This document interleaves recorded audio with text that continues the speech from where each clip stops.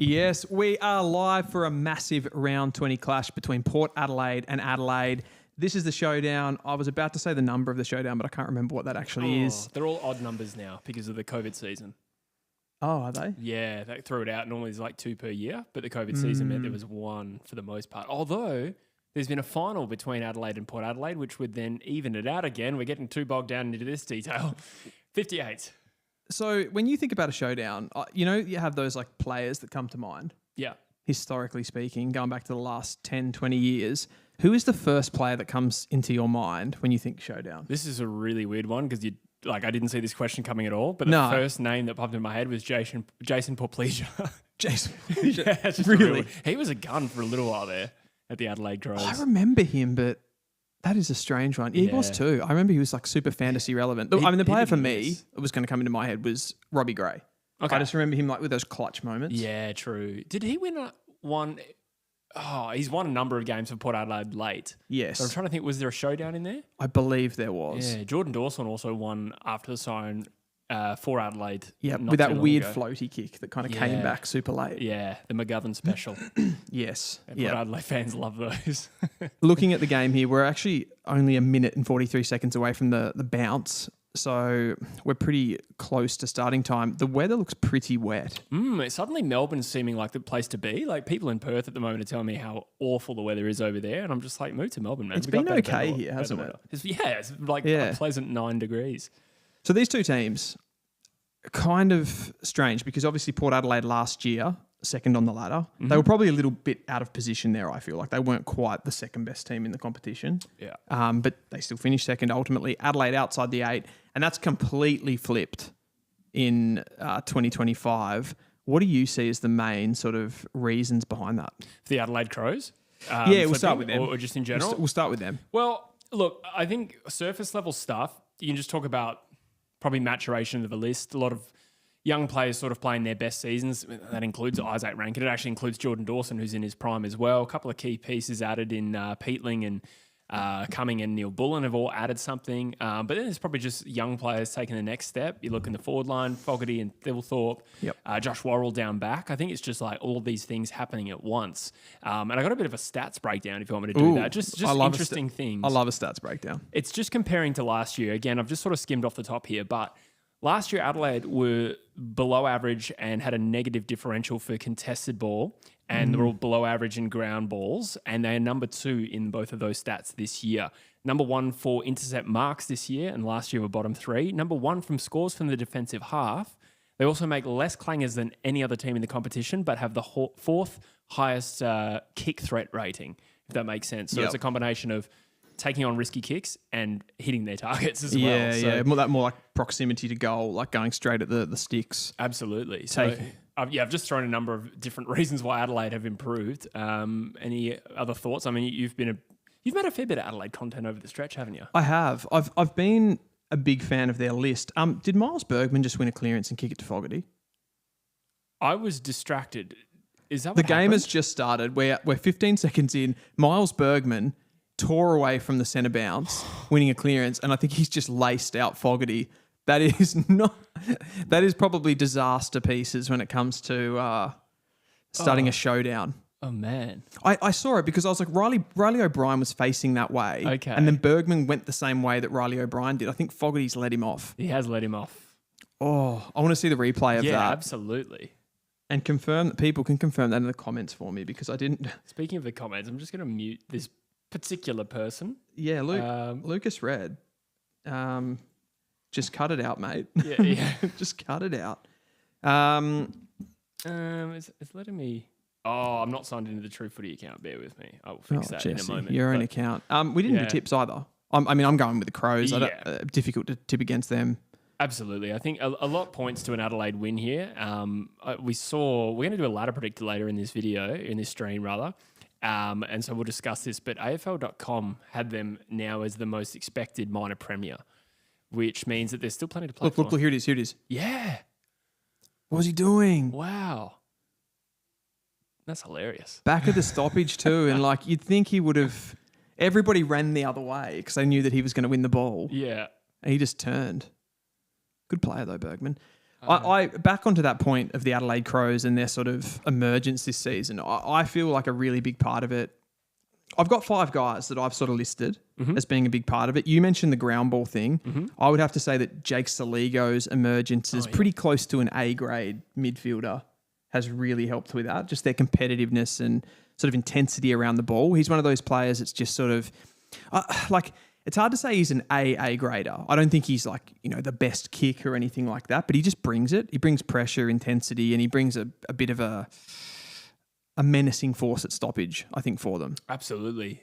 They used to have a bit of a workman-like midfield at Adelaide. They've kind of re-imaged that through a number of different ways, including Saligo, but there was a time it was Matt Crouch and Rory Laird sort of dominating the centre bounce attendances, and now you've got Jordan Dawson, you've got Rankin spending a decent amount in there. I don't know if does Rochelle spend much time at the coalface? He does. Or Rankin on cue has not quite kicked a goal. I'll actually attempt to tell you what their centre bounce numbers actually are. Thanks. But no, they're probably the best example of reinventing their midfield kind of on the run. Like you said, Crouch, Laird, not those guys that have a lot of cut through necessarily, can win the ball and probably retain it, but not actually give you a lot of scoring opportunity. Keys on the fly. Oh, missed. Early behinds. We got a few people in the comments here just sort of talking about the Derby. We will probably get to that. We'll sort of continue our momentum at the moment. But I do want to shout out JD Eagles, who dropped a $7.99 donation. Oh. Thank you so much, JD Eagles. Incredible. He says, Eagles were really embarrassing today and GWS third quarter was crazy. Crows by 15, I reckon. Enjoy the show. Thank you, mate. Appreciate that. Very much appreciated. And thanks to everyone that's getting in the comments, leaving stuff like that. It's good for the support. I do have the centre bounces of the Crows.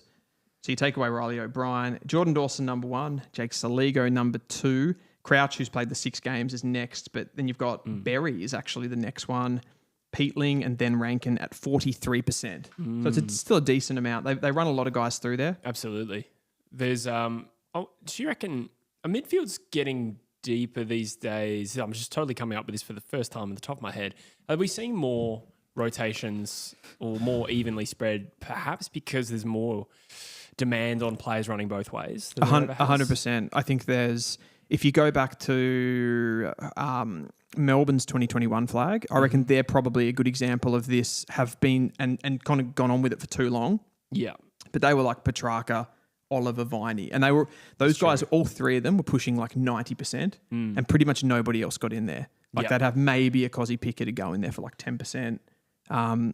Maybe a Neil Bullen or someone like that, just to kind of fill in some gaps. But now you do see kind of 5, 6, 7, and they always just want to get that balance right. Yeah. Those sort of offensive and defensive players. I feel like West Coast, who are a terrible example of the way to run a midfield, but just as a West Coast fan, I have noticed some games we have like 10 or 11 players run through there, like Brockman and Ryan. And it's hard to know with a team like West Coast if it's experimental or it's trying to actually insert a game style, right? It didn't occur to me that it might be a trend until you mentioned Adelaide there. I just thought it was us. No, it definitely is overall.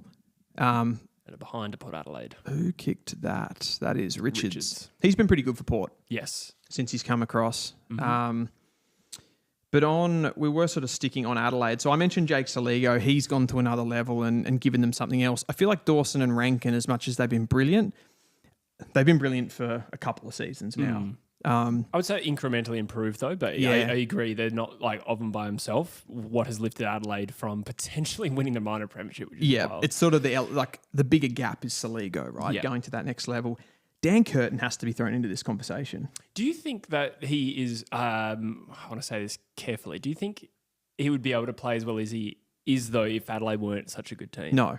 Yeah. No, definitely not. Yeah. So again, it's hard to quantify like how much of that improvement is he driving. Yeah. However, another like gun young player who has definitely taken a step this year. It's not coincidental that the 3 guys that are sort of in line for the rising star in Ashcroft, Reid, Thilthorpe, Curtin, they all play for teams that are doing really well. That's right. And Dempsey won it last year in a good team in Geelong. Exactly. Who won it the year before? Sheasel? Sheasel. Yeah, he's the exception. He's an exception. There's always an exception. But you overall, I reckon if you went through and put all of the contenders, like Jackson won as well, actually. Oh, sorry, you mean last year? Good team again, right? Yeah. In the premiers, so exactly. That's very true. a couple of the other guys that I've got, obviously Thilthorpe, he's kicked 41 goals so far. He probably was that impactful when he played last year, but he only played 7 or 8 games from memory. Okay. Yeah. So to have him for the entire season has been massive, and it's taken pressure off guys like Taylor Walker. They've if you actually look at their forward line overall, you've got Thilthorpe, Rochelle, Keys, and Rankin. All of those guys have kicked 25 plus goals. So Rochelle 25, Keys 28, Rankin 25. Out of those kind of, Rochelle's probably the most forward player out of those three. Keys is more that high forward, and then Rankin the one that kind of goes through the midfield. So heaps of impact out of those guys. Worrell. And one of the things that I said pre-season about the Crows, I was like, I don't know if their distributing defenders are going to be good enough. Like, they're going to swing Rory Laird back. I don't know if he's aggressive enough with the ball. They have Wayne Miller off half back as well. His body's always a bit of an issue. And I feel like they've been able to kind of reinvent Worrell as this sort of hybrid of like an intercept defender and distributing defender. And that's kind of helped push them to that next level. So he's been a big one. And probably the other one's just getting Alex Neil-Bullen. He's their 5th highest rated player. Wow. Yeah, he has had a great season, actually. Yeah. I did a video reviewing how all these recruits were going in their first season, and doing that, you sort of learn. And one of the biggest pushbacks I got was that Neil-Bullen wasn't like respected more in the video that I did. So then, interesting. Then my reaction is to then take note of him more. He just plays like, it's that position, isn't it? It's that high forward position. Yeah. That if you're not kicking a lot of goals, you do go a little bit unnoticed. You're probably getting 20 to 25 touches a game rather than those like top line midfielders. You're doing a lot of tackling. You're doing a lot of like defending the corridor and stuff like that. Yep. But yeah, he's just elevated them. And then you get like Peatling and Cumming. I don't think they've been as innovative for them, but they're definitely guys that have come in and improved the depth. Yeah, I do really rate Peatling, to be honest. Not as more of like an unheralded star, not necessarily a star of the competition, but one of those guys whose profile, a little bit like Switkowski, who is top of mind at the moment because Fremantle. I watched Fremantle just play. He's been annoyingly good lately, hasn't he? Yeah, well, he's been that way for a while. So he's just another one of those players that you're like, oh man, he's actually quite good. Absolutely. If you actually go through Adelaide right now, try to think who their worst player is, and I bet the one that you say is not going to be a bad player. Yeah. I was going to say, I don't have anyone in mind. I think the ones that people would say are like Mark Keane, but he's been awesome. Yeah, Mark Keane's pretty good, isn't he? Yeah. He's like, he's top for intercept marks for them. He can play tall and play small. Good athlete. I think he's the one that comes to mind because he looks funny on the ball, but they've just invented a really nice role for him. Yeah. Other ones that you're thinking about, probably guys like Berry's probably the first guy in. Yeah, so these are sort of like younger. Well, he is a sort of a younger guy who's not really expected to be one of their best players, just a fringe player. Exactly, Pedler. Yeah. Again, like not a pretty talented young player. Yeah, I think. Wasn't he a top 10 pick? I want to say 15, maybe 12 or 15, but yeah, ballpark. I got a feeling he was 10. I could be wrong. Maybe he was 11. I don't know. Let us know in the comments, guys. Somebody will definitely know that. Yeah. Looking for Adelaide conversation. Sam also says going to be tough ass without Jason Horne-Francis. I actually forgot that he wasn't playing until you mentioned that. Yes. Yeah, absolutely. Although, like looking at Port Adelaide's list, I feel like if you're going to take a player out of any area, the midfield's probably the place that they could afford to lose somebody and still be kind of competitive in that area. Fair. Yeah. The ball has lived in Adelaide's forward half. We've got 10 inside 50s to 2, and it is resembling a soccer score. It is 4 points to 1, about 7.5 minutes gone. Riley O'Brien re-signed for another 3 years. You surprised by that? No. I mean, was it... who's got that? That was... Chase Jones? No, it's Neil-Bullen. Yeah, Chase Jones. He's not playing, is he? Yeah. What am I talking about? He would have been one of their weakest players, but they've been able to phase him out. Yeah. He had a bit of a purple patch a couple of years ago, I thought, Chase Jones. Yeah. Sort of really started to come on. Just a pretty average player, though, isn't he? Leave those comments to you. Sorry. Yeah. Sorry. Alex Neil-Bullen, steamroller goal. I didn't really have a strong opinion on Chase Jones, to be honest. Yeah, I reckon he'll struggle to get back. Look at that, just a steamroller. Yeah. Walker was about a metre over the line, just tried to get on the end of that. It was mine. Such a smart player, though, Alex Neil-Bullen. Like, just to guide that. Is he Premiership player? Yeah. Yeah, he was in that grand final team, wasn't he? Yep. Yeah. When I think of Neil Bullen, this will be a thing that most people won't remember, but in the 2018 prelim when we played Melbourne at Optus, we had them rattled. We were playing so well and we kicked the first 10 or something. And Neil Bullen takes this uncontested mark and then plays on and runs out of bounds. And he takes the mark, he runs over the line, and then he plays on it. Yeah, and just kept going. Yeah. It's such a cruel thing for me to remember him by, but that's what I think of every time. I think because I've watched that game so many times. You're like, he can't be good. He did that. Yeah, no, he is a good player. Just an unfortunate memory. Someone's just said here, Thomas Atto said, this Adelaide team stinks of a heartbreaking prelim loss, and I can't explain why. I totally get what he's talking about. Yeah, do you think it's because they're the new kid on the block in that top four of contenders? And I have no data to back this up, but I feel like historically a lot of those teams that shoot up quickly don't quite get there all the way. But they're competitive. They're hard to beat all the way through. Yeah. But eventually it does come unstuck, and one of those like traditional teams ends up winning it. Yes, yeah, exactly. Like when the rest of the top four is Geelong, Collingwood, and the Brisbane Lions. Yep. I can understand where the logic is, but I certainly on some would level write them off. even last year, like with the Brisbane Lions, they obviously came from outside the top four, but once they won it, you went, well, that did make sense because they'd been pushing for years and years and years, and that was almost like an accumulation. Yeah, yeah, and that's true of Geelong and Collingwood, who those are the three last premiers, aren't they? So yep. So it was the 22 Collingwood made the prelim, and they were that heartbreaking prelim. They've got another one. It's Keysy. The high half forwards are going crazy. Really? Alex Neil-Bullen, Ben Keys. Really unlocking doors for them, isn't he? He is unlocking doors. I see what you've done there. Thank you. You should see him unload a barrel. This team is impressive. Yeah, they're just so potent. Yeah, I think they're up. What was another obscure stat I got from there? There's something to do with expected scores. Oh, they're number one, I think, in terms of outscoring their expected score.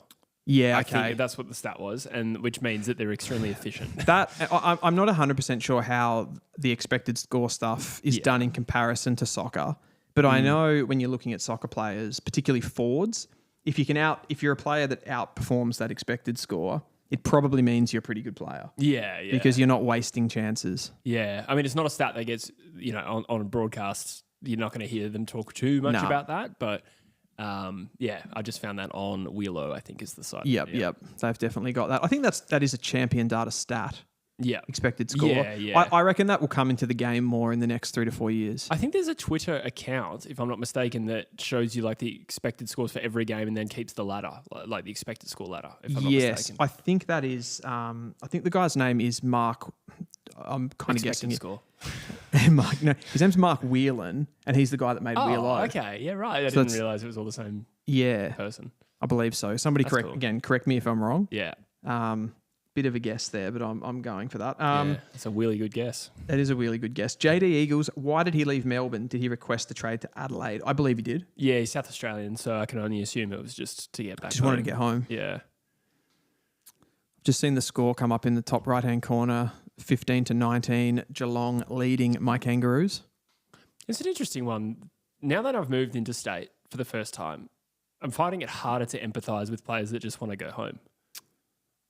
Interesting. Maybe it's just my personality. I suppose the difference is I'm 31 and a lot of these kids are 18 when they're forced to move. Yeah. But I think if you got drafted, particularly to somewhere like Melbourne, I don't know, I just kind of see it as an adventure and not totally. I've never had. I mean, there are really specific circumstances where I totally understand why people really have to get home. I think everybody can understand those things, but just wanting to be closer to friends and closer to home, I feel is a strange reason to want to be home. Because when you're 18 and you get drafted, you haven't even made the friends that'll be friends for the rest of your life usually. Exactly. You know what I mean, right? Exactly.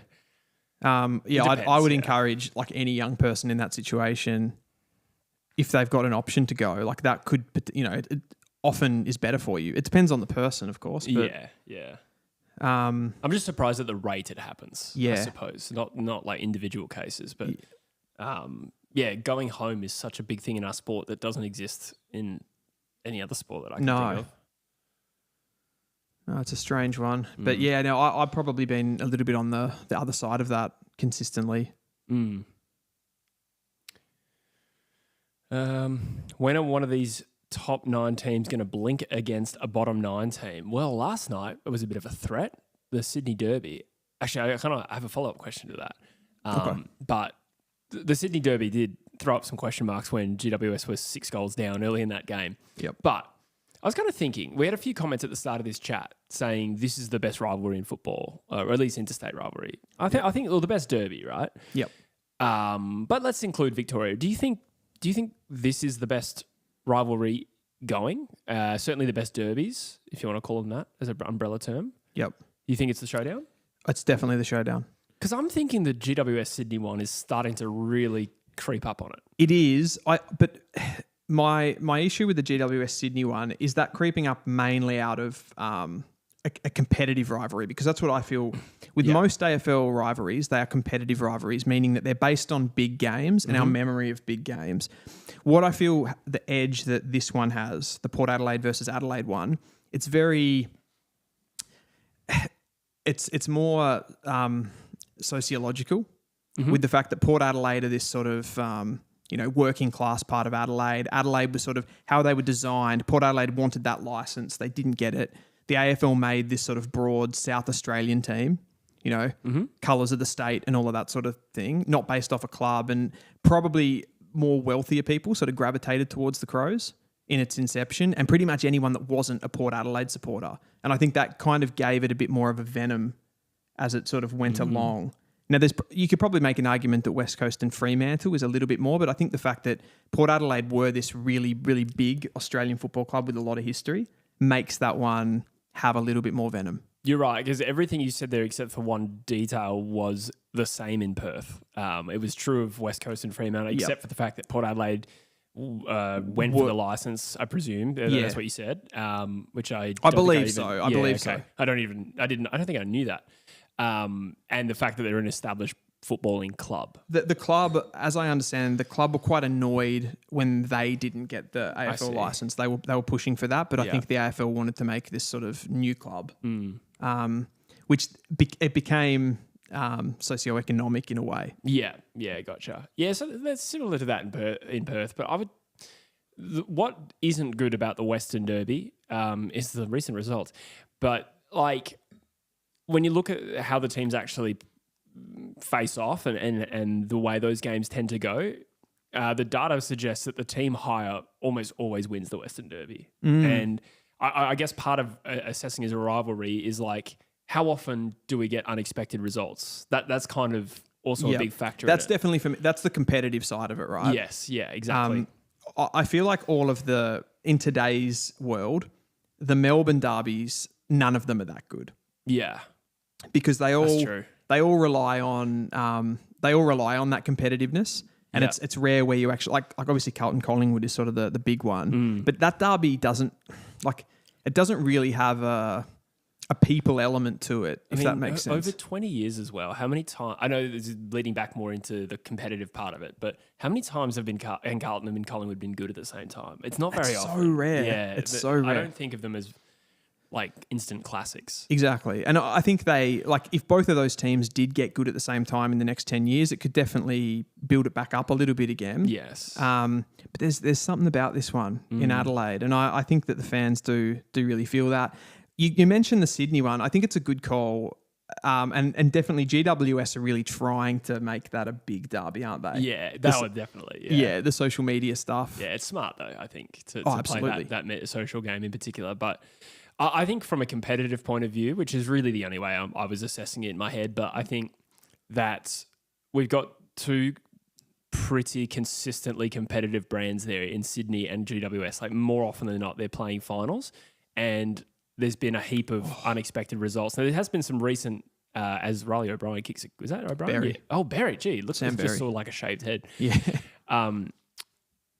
Recently, Sydney had some dominance. They actually won 5 in a row up until last night, wasn't it? Yeah.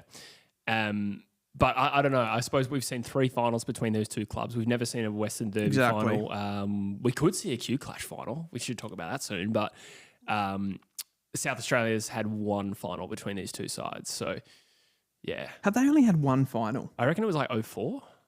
Wow. Yeah. But that I reckon that's a testament to the derby, because it feels like they always have big games. Adelaide and Port Adelaide. Yeah. Sorry? Yeah. Yeah. And we've got There's definitely some sting to it. Thomas Addo again says, I don't have any stats on this, but the Showdown seems to be way more competitive, even when one of the sides is a fair bit worse than the other. Yeah. I would agree with that. Yeah, I would agree with that. Anecdotally. Yeah, I mean, even earlier this year, Port Adelaide look at their season compared to Adelaide's, and that was a fairly good game from memory. And I think Adelaide won 3 in a row prior to that, where they were the underdog in all 3 games. Yeah. And I think that's the hate element. Yes, yeah. Do you ever remember there was, I've forgotten the name of the pub, but there was like in the Mark Rasciuto sort of era, there was a big fight at a pub. There was actually a bit of a brawl. Oh, yeah. I was a kid when this happened. So was I. So I can't specifically remember, but I think like moments like that show that part of it as well. Yeah. Port Adelaide obviously being that bit of a Collingwood-esque South Australian team. Yeah. If you're either with them wholeheartedly or you hate them. Yeah. I mean, West Coast is like that in the West as well. Do you feel like you take on the Port Adelaide character there? Oh, sorry. I thought you said Adelaide there. No, you're right.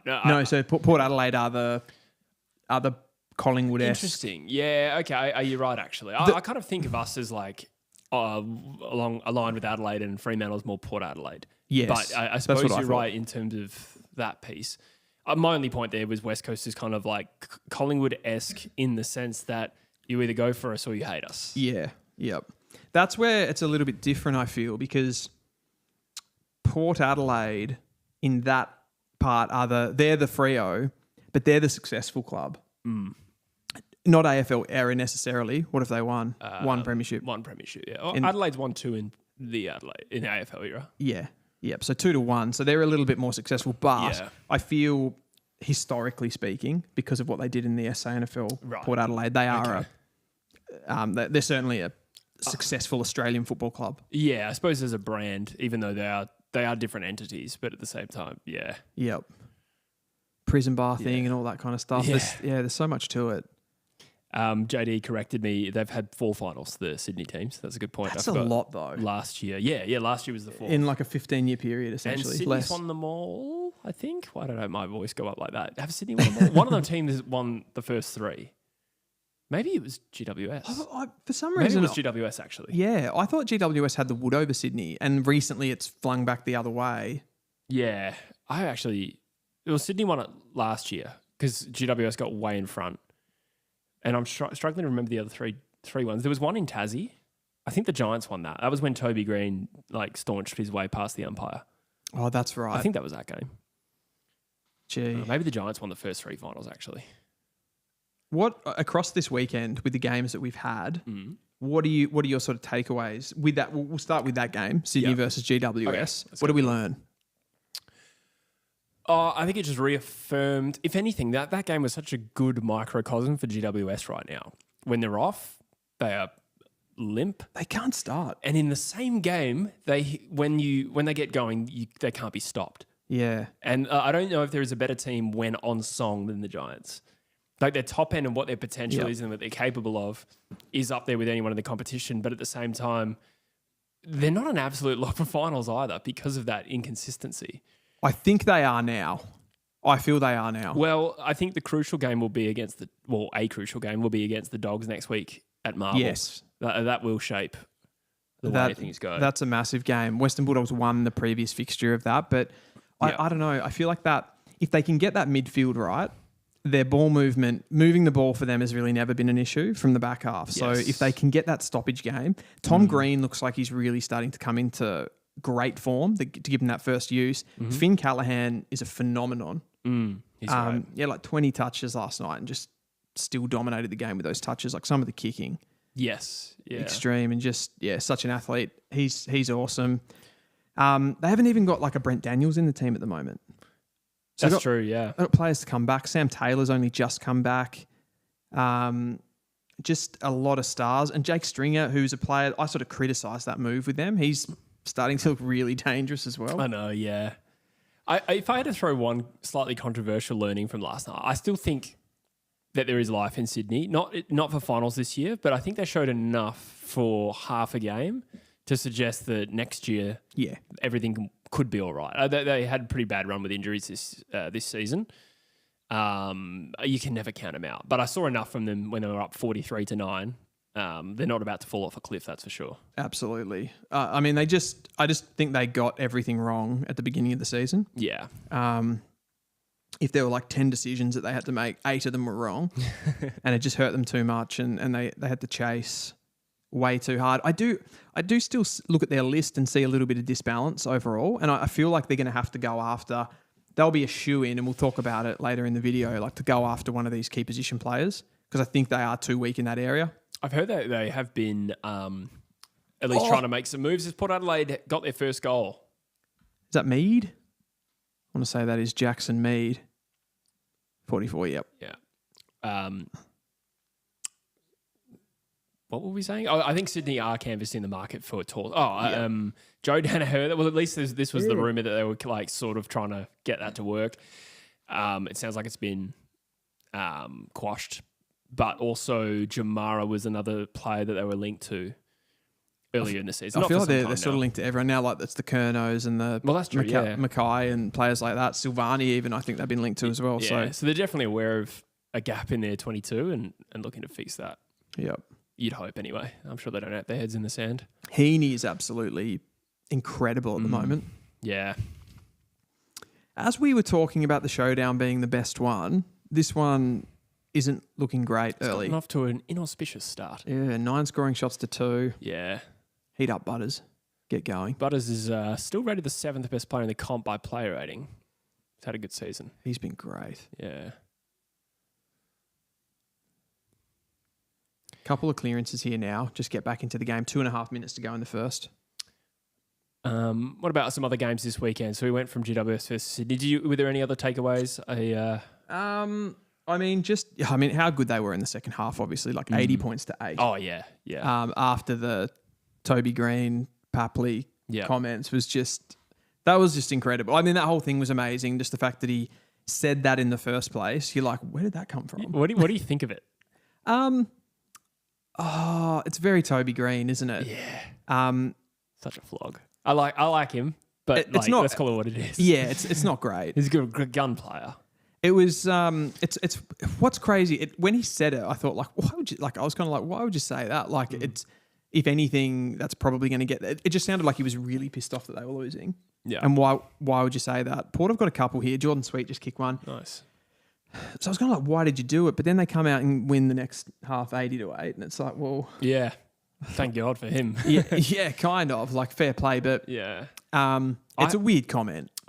Look, I don't think it's necessarily like over the line, and we need to drag him over the coals publicly for it. I just think it was actually a bad look for him. It gave the impression that he had Papley under his skin, and Papley is exactly the sort of guy who would get under anyone's skin. So I don't blame him for that. But I thought it showed weakness a little bit, to be honest. Yeah. Like it's not necessarily below the belt. I mean, they're professional athletes. They're sort of meant to be in shape. So to make a comment that a guy's out of shape, I don't think that's like body shaming and he should be cancelled or anything like that. But I just the criticism I made was like, oh, Toby Green is not confident right now. He did get a week for striking Isaac Heaney. Okay. Did you see that? No, I didn't see that. That was weird too. So Heaney was getting tackled on the ground, like kind of totally, didn't have any of his arms to sort of protect himself, and he just came in with a late elbow. Right, that sounds like Toby Green, to be honest. Yeah, it was just a very Toby Green game. Like the Giants were good. You'd be disappointed. I think you'd be disappointed with him overall. Like, he misses a week now in an important stretch of games. Is it the Dogs next week? Yeah, that's right. Yeah. So it's not ideal. But other than that, it's just realistically, like how good Finn Callaghan was to me was just the impressive part. And I think that the Giants can go deep in the final series. What about today, Gold Coast Brisbane?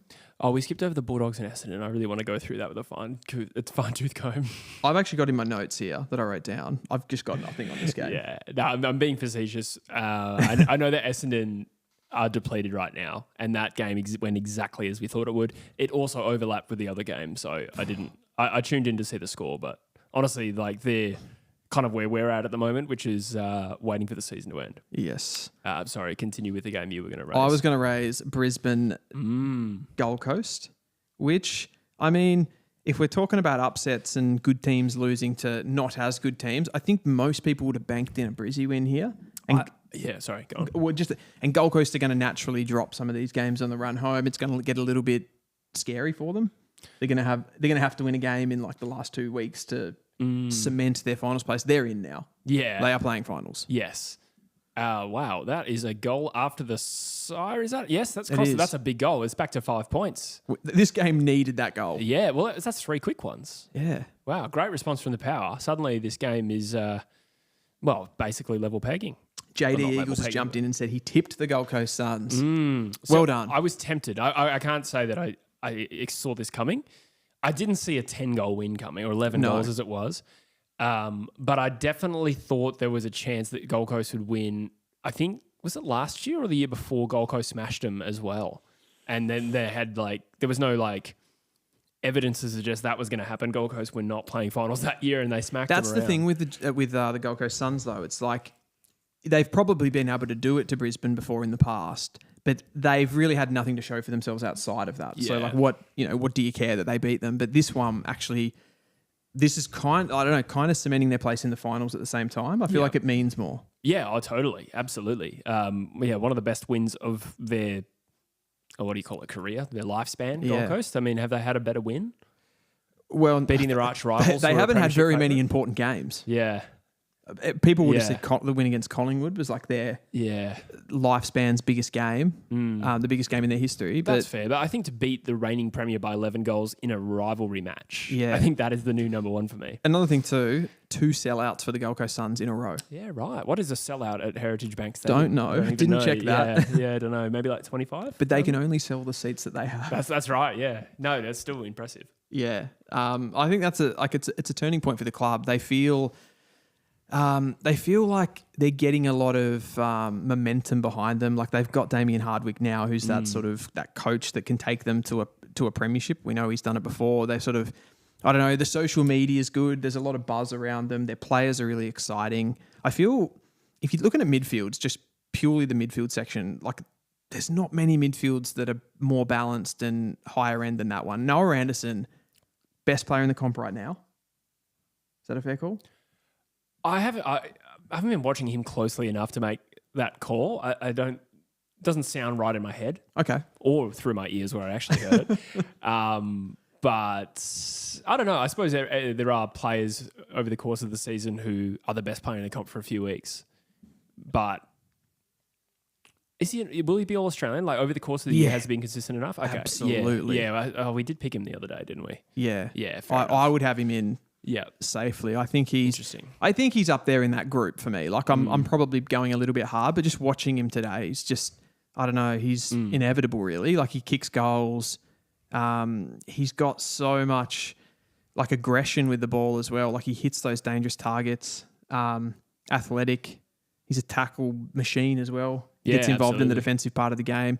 Just does a bit of everything, and the team's just looking so good around him. Yeah, I mean, no argument about how good he is. I know how good he is, but I just couldn't remember if he had a full consistent season because I was sort of like slow to start footy this year. I don't have his rating points in front of me, like across the entire season or anything like that, but I feel I've been talking about him. I've been, watching him in that front half of the year. He was really good as well. Him and Rao, just as that 1-2 punch. Like it's Rao did he hit 40 today? He was on like 36. Close. I think he went 30. I think he was 37. Yeah, gotcha.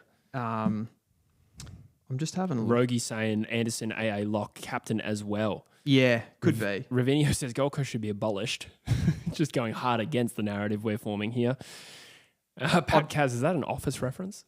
Continue, sorry. What was the Office reference? The enemy of my enemy is my friend. I know that's like a saying, but it is. It made me think is of that the Napoleon? I don't know.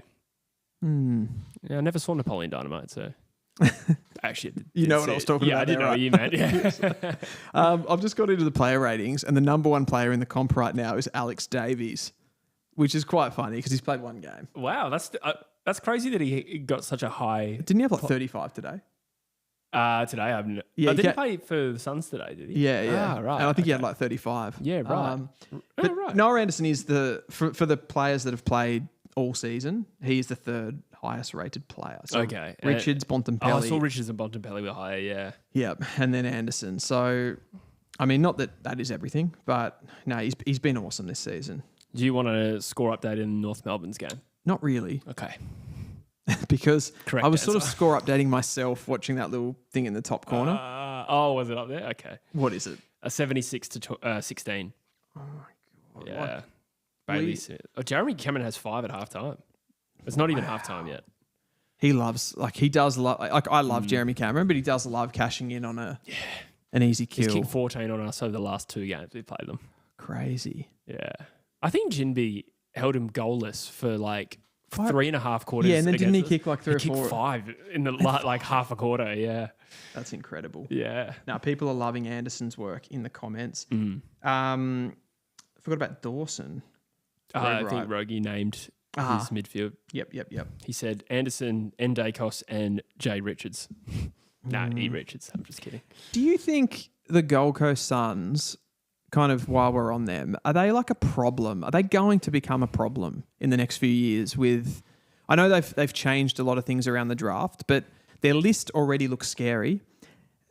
As it's shaping up now in the draft, with me sort of following that on the side, obviously, as I do, they're probably close to having picks 1 and 2 based on talent in this upcoming draft. So they're going to get another couple of guys in, which is not going to hurt them massively with draft capital because of how they can manipulate that. Is it like, what do we have to do with the draft? That's a great question because I won't bring this back to West Coast and the priority pick, but this is my thought train from that conversation was somebody pointed out like Gold Coast are going to have 2 to 3 first round picks, and one of them is one of the best players in the draft. In fact, did Toomey have Zeke Ewell in number 1? He had Zeke Ewell in number 1. He did, which I haven't done a reaction to that yet. I had a pretty busy week, but I want to do a rankings myself and then sort of go over that as well. But look forward to that. I like that he had Zeke Ewell in number 1. I think he's going to come back in the second half of the year and show what he can do. If you did remove kind of, you get that recency bias where you see players and you're like, okay, he's going to overtake him now, but he probably is the best player. And I was close to bringing Dylan Patterson into the conversation of pick 1 or pick 2 as well. So they've essentially got, of the 5, they've got 2 of the top 5 picks. Exactly. At a minimum. And then Brisbane have at least one other Annabelle. I was thinking, because like, if this was a completely open pool draft, I'd probably want West Coast to go Ewell and Annabelle.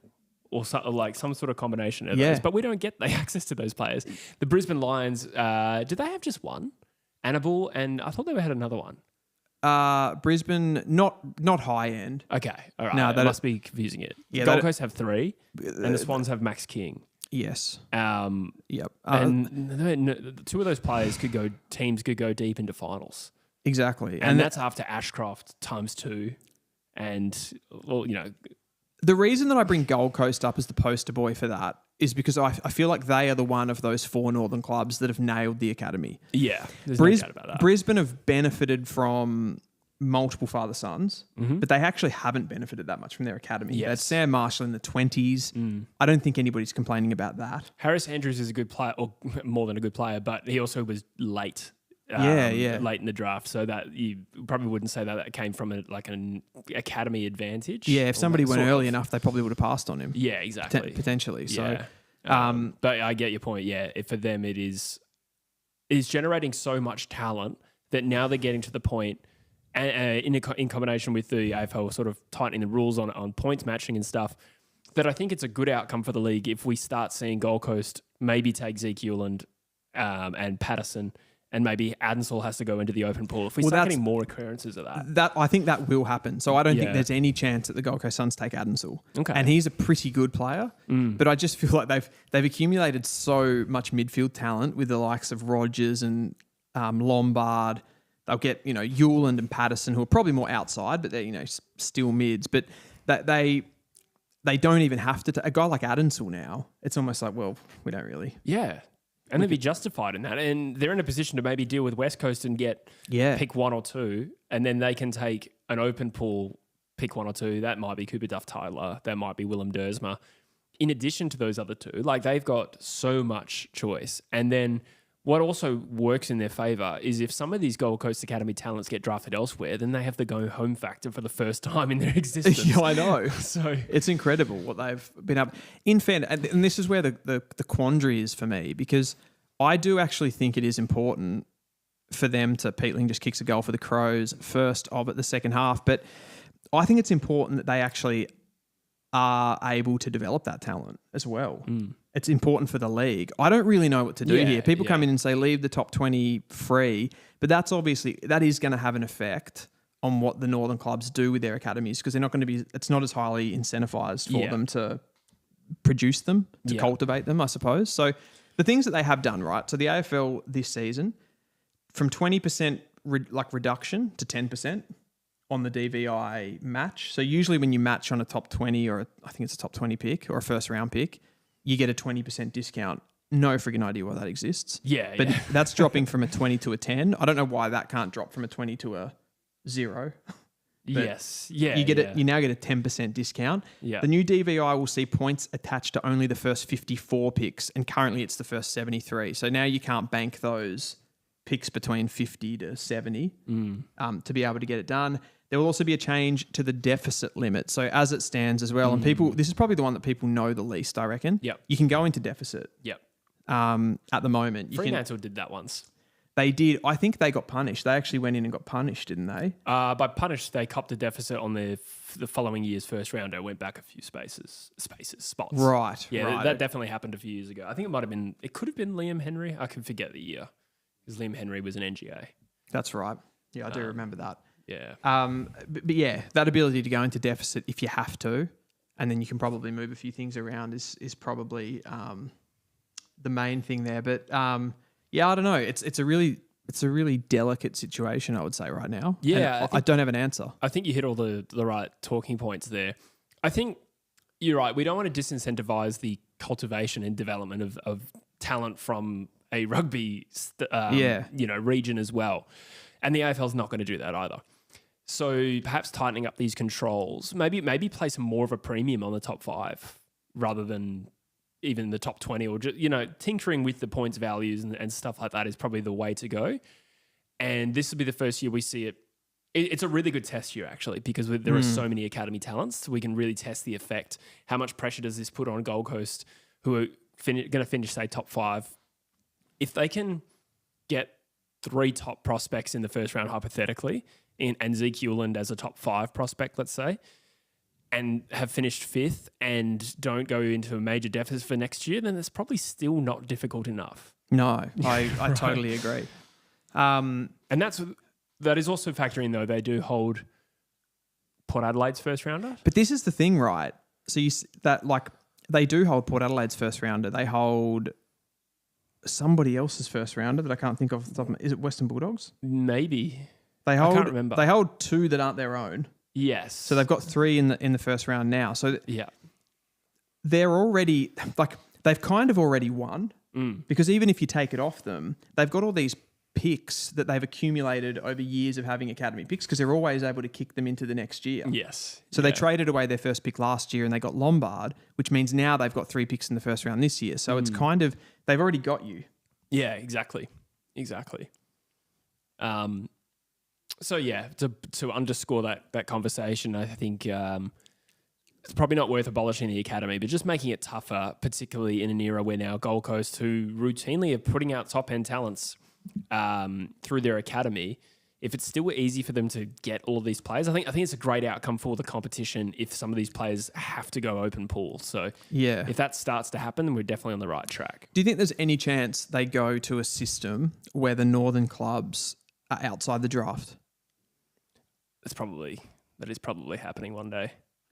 Yeah, so as it stands, those clubs can also access the top talent, right? Yes. Oh, that's a great goal from great Phil. goal. Yep. Yeah, great goal. On the non-preferred too. Yeah, wow. Opened up the hips there nicely. Yeah, in the wet. And then kicked a goal. What were we saying?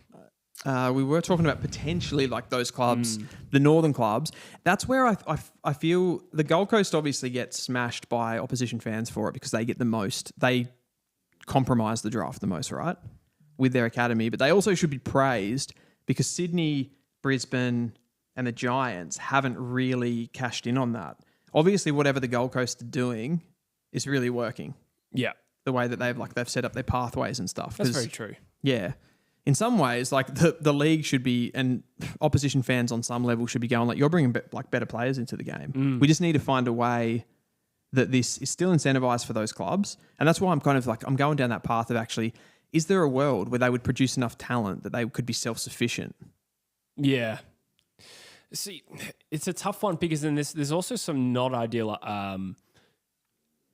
elements to this situation as well. So there is such a glut of young talent coming through at Gold Coast. We can expect the natural controls of the AFL to take hold at some point. Yep. Firstly, like salary cap. They're probably going to start having to deal and make some tough decisions on former academy players. Someone like an Alex Davies is someone who could and has been reported to be open to moving clubs, for instance. But he was a first round draft pick, right? Yep. But is it actually just been harmful for his development that he cannot break into that side?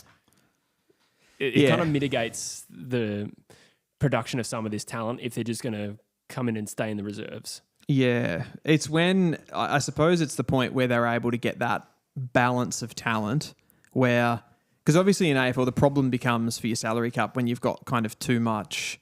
If you've got like too good of players in your depth in any one area, then you've sort of got like a disbalance on your list where if they can kind of accumulate it over different positions, that's where they'll get everyone. But exactly right. Yeah, like the salary cap, that should level it out a little bit, shouldn't it? Yeah, and I think we'll start to see that soon. I mean, the salary cap's about to go up, but they have then recruited Daniel Rioli. They've recruited John Noble. Not that Noble's necessarily on heaps of money, but I presume.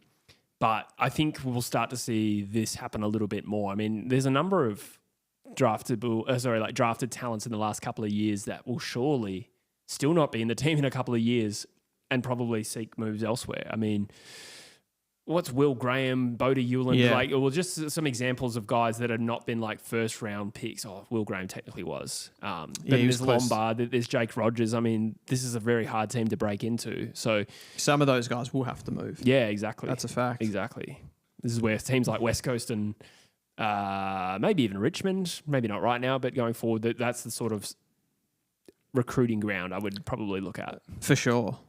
Targeting their depth will be a massive part of it. I guess the lucky thing for Gold Coast is they sort of get like multiple bites at the cherry because they just figure out which ones of those guys are the top liners. Yeah. They don't play the other ones and then everyone kind of gets their dregs. Yes. You're right though. I think eventually the AFL, they'll get to a point and it'll be when Gold Coast success comes. It always works like this. It's always they react to and like what they see as an over amount of success, like they did with Geelong with the father-son stuff back in the day. I think, Hawthorn as well had a little bit of that with rules that they changed, like priority picks changed for that reason as well. So, yeah, it'll be once Gold Coast start winning. Yes. Interesting side note here. I read that the AFL draft is actually not legally enforceable because it's restraint of trade. So it's not illegal, but if the AFL Players Association wanted to kick up a stink about it, I believe they would win. And I think this is what happened in rugby. Yes. Yeah, I'm with you. So because you force people to go to a certain place. Yeah. Exactly, yeah. So my thinking is maybe one day, this is why the AFL is so amenable to the Players Association. Like, they tend to get what they want. Yep. I do sort of foresee one day the draft is probably going to be a thing of the past. Really? Well, I think we're starting to move that way with these academies. Maybe that's not their intention. I think the intention of the academies is to develop talent in areas where otherwise they would not without the academies. But I think the focus is then going to turn to clubs developing a lot of their own talent.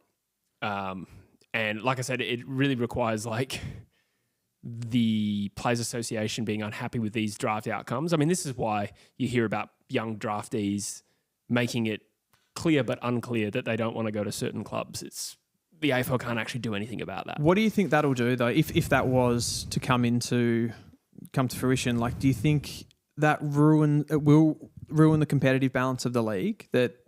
Because obviously there's more of a manipulation factor of like wealthier clubs being able to make better talent. There's the zone as it stands anyway. Like currently, it's kind of off zoning. So there's like obviously there's better regions. That's always been an issue with zoning in the AFL when they've done that certain clubs get kind of better talent areas to pick from. Yeah, still a thing in the waffle in particular. Right. Okay. Yeah. Interesting. So it's I don't know. It'll definitely. It's a disaster. Yeah. It'll change the landscape. Like, I don't know how they're going to do that. Whether maybe it's nothing to do. Maybe when they do it, it won't be anything to do with zoning, and it'll just be free for all. But you would think the clubs with more resources will be able to dominate those things. They'd have to, and we're going really far down this tangent, but like they'd have to like cap what people are teams. I keep saying that teams invest into their academies and supplement those clubs who are struggling to get much out of it. That's probably one way it would go. Yeah. But hopefully we never get there.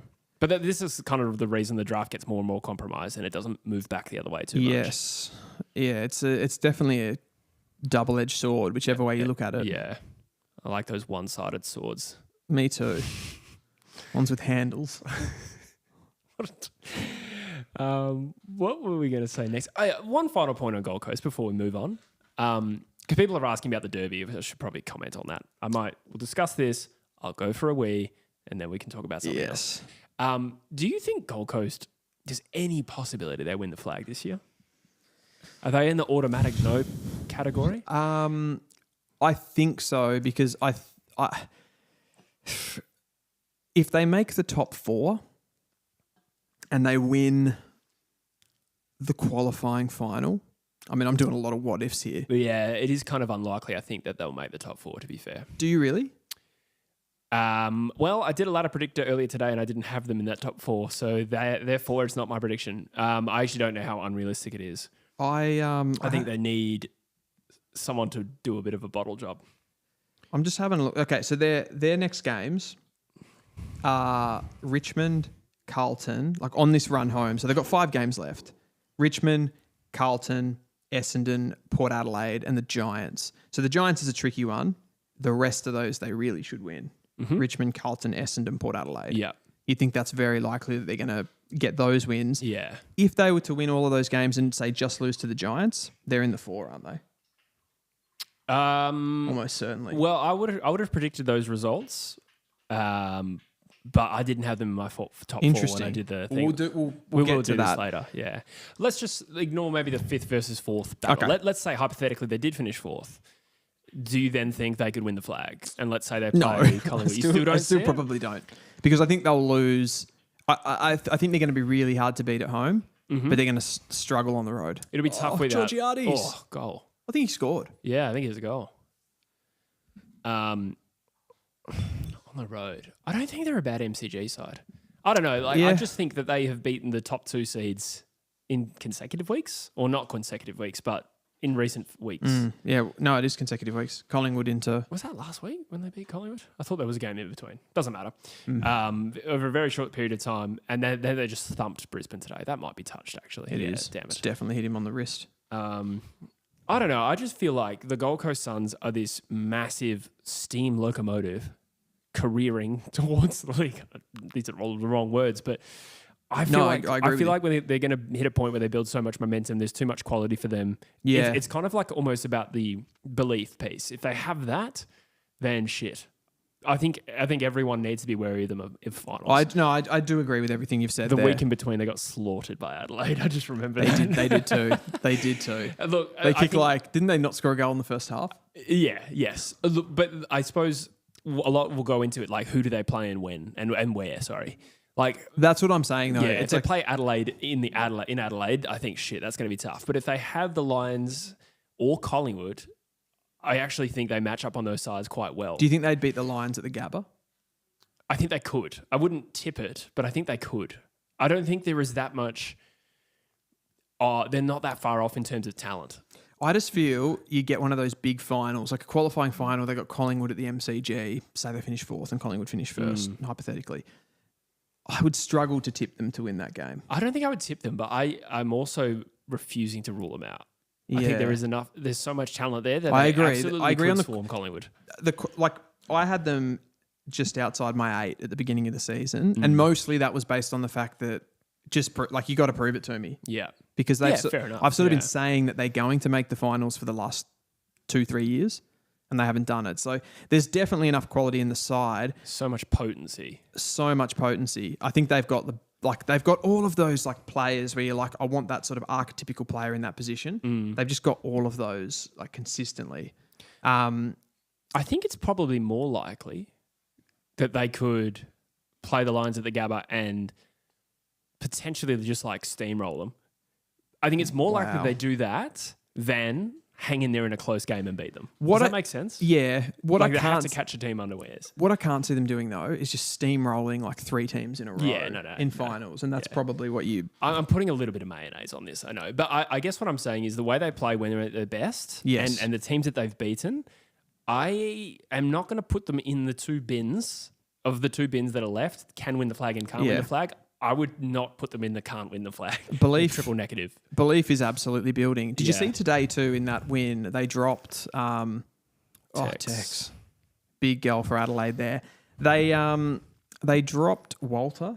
Yeah. And played Farah or Farah. Farah, yeah. Jai Farah? Yeah. More of like a medium type. Interesting just on that. So like they might be sort of moving away from that 3 tall sort of setup like King, Reed, and Walter. Yeah. Which is interesting. I think that makes them even more dangerous. I know. Potentially. Who can win the flag and who can't? Let's go through the obvious ones. Collingwood, Brisbane, Geelong, I think. You have to say they can. You just have to say they can. Do you think that Adelaide can? Yeah. I think Adelaide can. Yeah, absolutely. Who are the next couple? So the next for me... Yeah. Outside those obvious 3, the next most likely... Adelaide would be 4. For me, they wouldn't, but they still can. The next one for me would be the Giants. More than Adelaide? Yep. Okay, gotcha. Yep, for me. Yeah. Okay, so that's 5 teams who can win the flag. Let's just make it binary, can or can't. Yep. Is there anyone else? You'd be looking at Fremantle, the Western Bulldogs and Gold Coast. Western Bulldogs. And Hawthorn. Next for me would be Hawthorn. But so the Hawthorn, I actually wanted to have this discussion about Hawthorn because based on what I've seen from them this season, I would say no, but they do have a couple of wild cards. Will Day's back into the side. He'll start to build a bit of momentum if he can stay fit. Huge. And also Cal Shadir and Mitch Lewis made that forward line look incredibly better. Just based on that performance. Incredibly better. Not a good phrase. Was definitely hoping something better came out of my mouth. Incredibly better. It looked better, didn't it? Like just on Dylan Moore coming back into a little bit of form as well. I just think there's something there if they could sort of put it all together. The midfield's a question mark for sure. But Will Day's so good, man. Yeah. So I agree with those 5. I think Gold Coast are still in that bracket for me for 6 of teams who can win the flag. The 3 that I don't think can win the flag. That are in that 9. Yeah. The remaining 3 teams. I don't think Fremantle can win the flag, to be honest. I don't think they can either. I'm not quite convinced yet. I think they were great against Collingwood. That last quarter was sensational, but like that took so much willpower to defend Collingwood in that third quarter. It was 54 inside 50s to 24. I just don't think they get away with that in September. So I agree. I agree with you. The question then is like, what is it about their list or the way that they play that makes you think that? That they can't? Yeah. Other than when they played Collingwood, they conceded a lot of inside 50s. I don't think... Well, I guess another way that I think of it is what do these teams look like at their best? And I'd say that Collingwood against Fremantle game was Fremantle's best win of the year, no doubt. Yeah. But it probably, if you roll the dice 10 times, I don't think they win that game more often than not because of the fact that they were defended really well. And to be fair, I wouldn't say Collingwood should have won.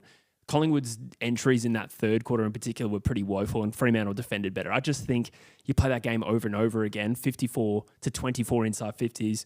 Fremantle don't win that game over and over again with a limited supply. So I don't think Fremantle's best is up there with any of the teams I mentioned. I feel exactly the same way with Freo.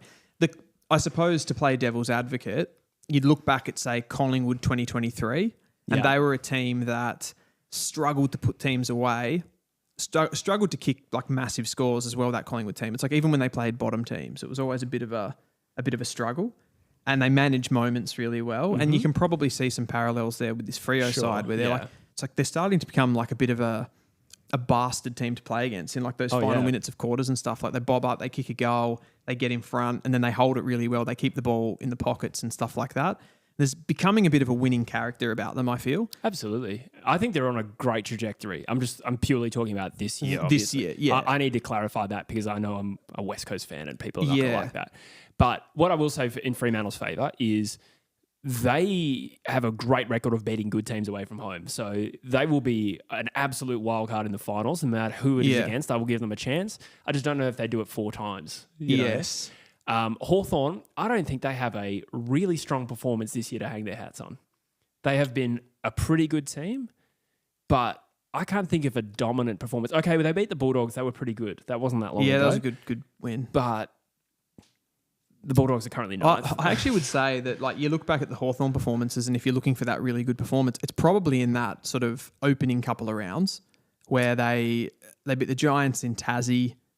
After being like 5 goals down. I suppose that's true. Yeah, that's a long time ago. They've ground out some pretty good wins. Yeah. On the same token, like they could end up being the side that misses the finals. That's too. very true. Yeah. It's so interestingly poised, but I do like the Freo conversation for me is that they don't have the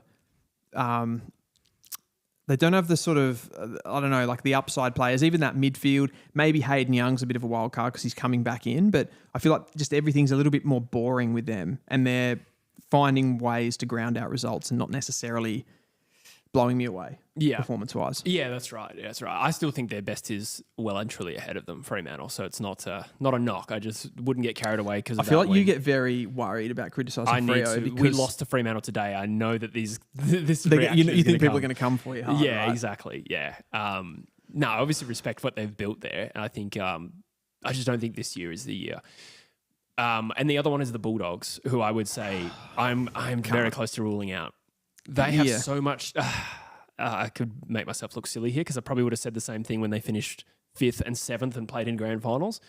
But for me, it's too many shots at clubs rated in the top 8 and failing every time for me to then say, oh, in September it could be different. No, I'm totally in agreement with you there. There's too many. When you look at all of those top teams, you know when I asked you the question before and I said, who is Adelaide's worst player, like their weakest link sort of player?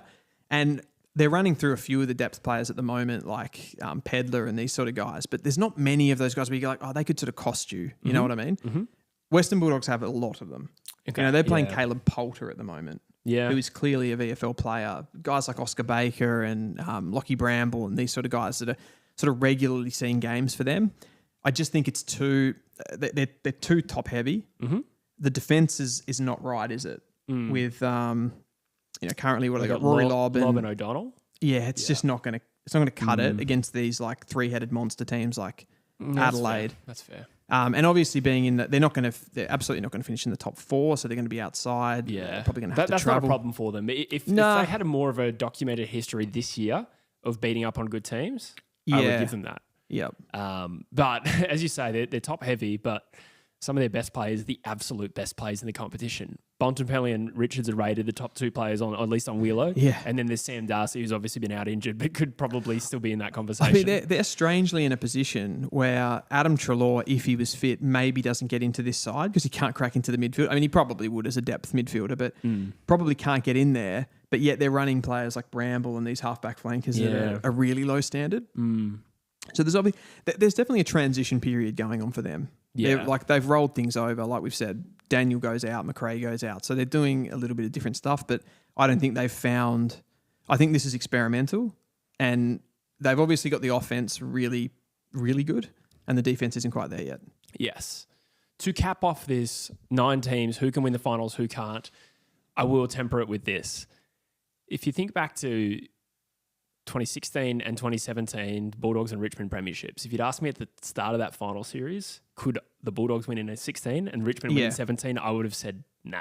Yeah. Certainly the Bulldogs. I mean, everyone was surprised by that. But Richmond is an example that champion teams can be born in final series. So that 100%.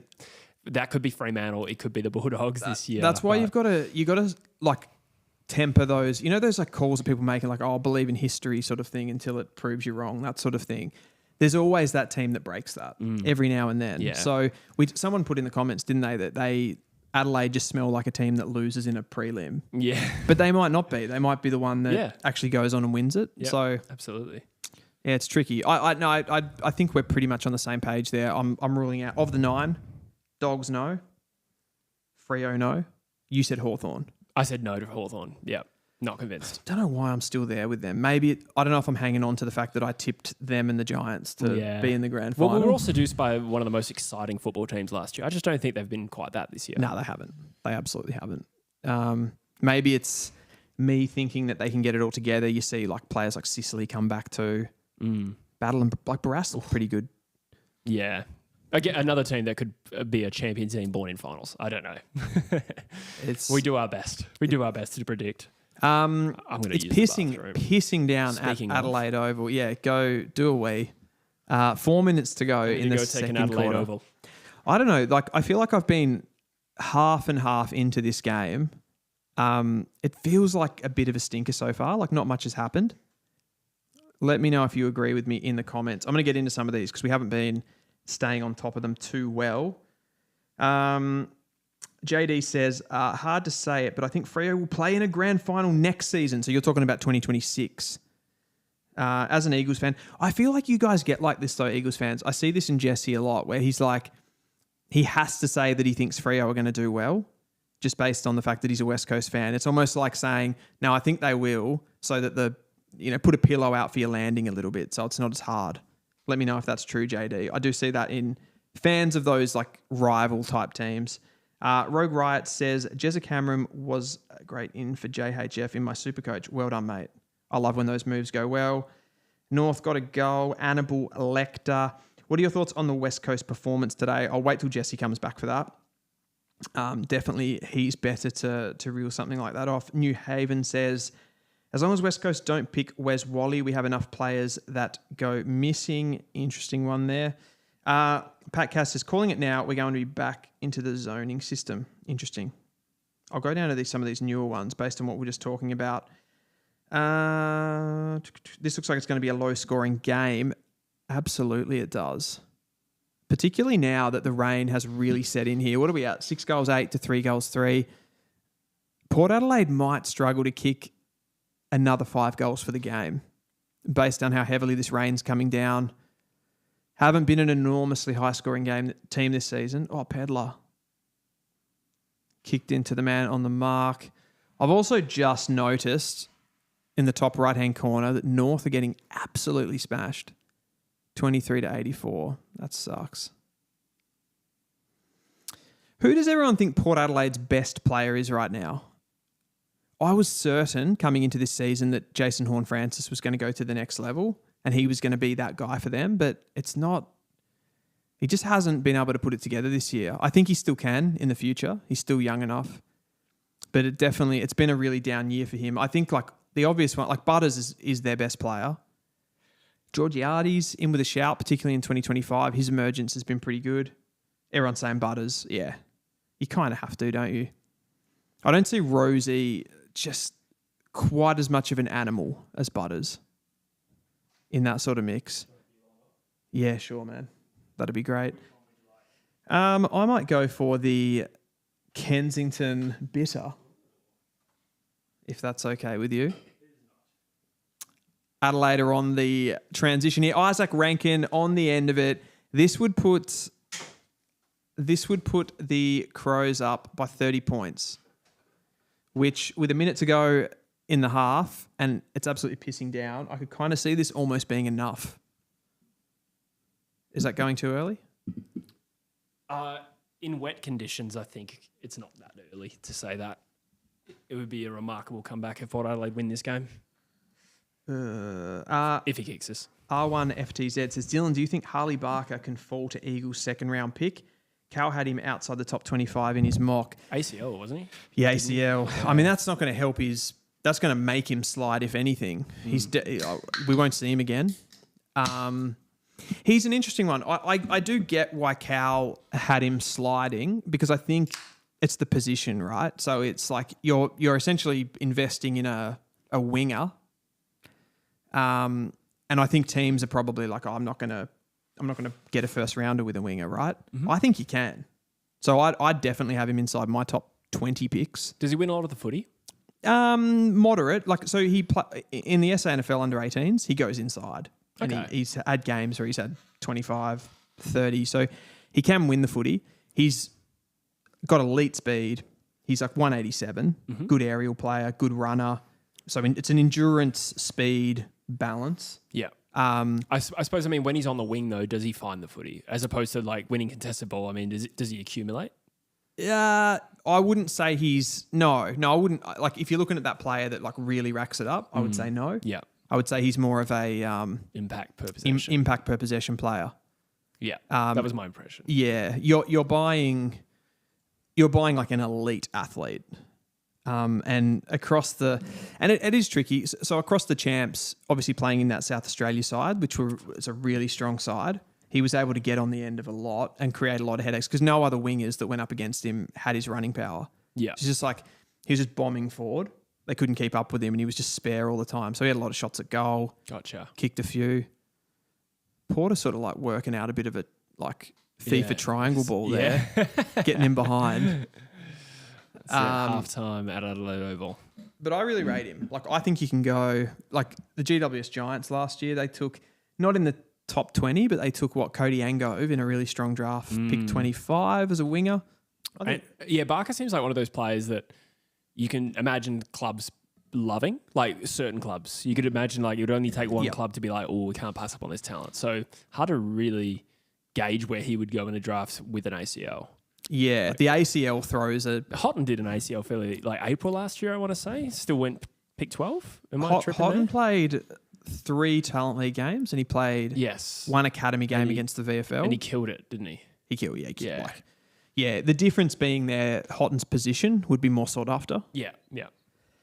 But yeah, like, so what did he slid to pick 14 in a really strong draft. So I'd say like in this draft, that 14 is probably more like, if he was in this draft, I reckon he'd still be top 5. You know what I mean? Yeah. After doing that, just based on his quality. So it is an interesting one. We do have some comments coming through. JD Eagles is very active. He's gone with Adelaide. Have moved up to the first on the live ladder. Adelaide are first. Wow. Oh, well, Collingwood would play tomorrow. They true. do. Yeah. They do. We will do a ladder predictor towards the back end of this stream at some point, if you guys want to stick around for that, where we will go through these things. Should I just take a couple of minutes to talk about the Derby? Because I'm aware that some people have been asking for it and we've kind of ignored it. That hasn't been on purpose. We've just had a lot of momentum. I accidentally read a comment and then I'm like, I'm not equipped to do this. Oh, okay. Yeah, that's cool. Having said all that, I don't actually have that much to say about Western Derby 61. It kind of played out more or less how people were expecting it. I mean, I thought people saying that it was going to be a car crash are valid. I mean, it wasn't a very watchable game. I didn't quite have the fears it was going to be like 100 points. I don't think that's quite... Well, I mean, as bad as things have been for us this year, we haven't really been belted for a while. Even the Richmond game, that was only 8 goals. That's not real belting. Not by our standards. No, you know what I mean? Like, that hasn't really been the tale of this year for us. No. And equally, Fremantle don't put sides away. So about 49 points is all right. I think that had they kicked straighter, it could have been worse.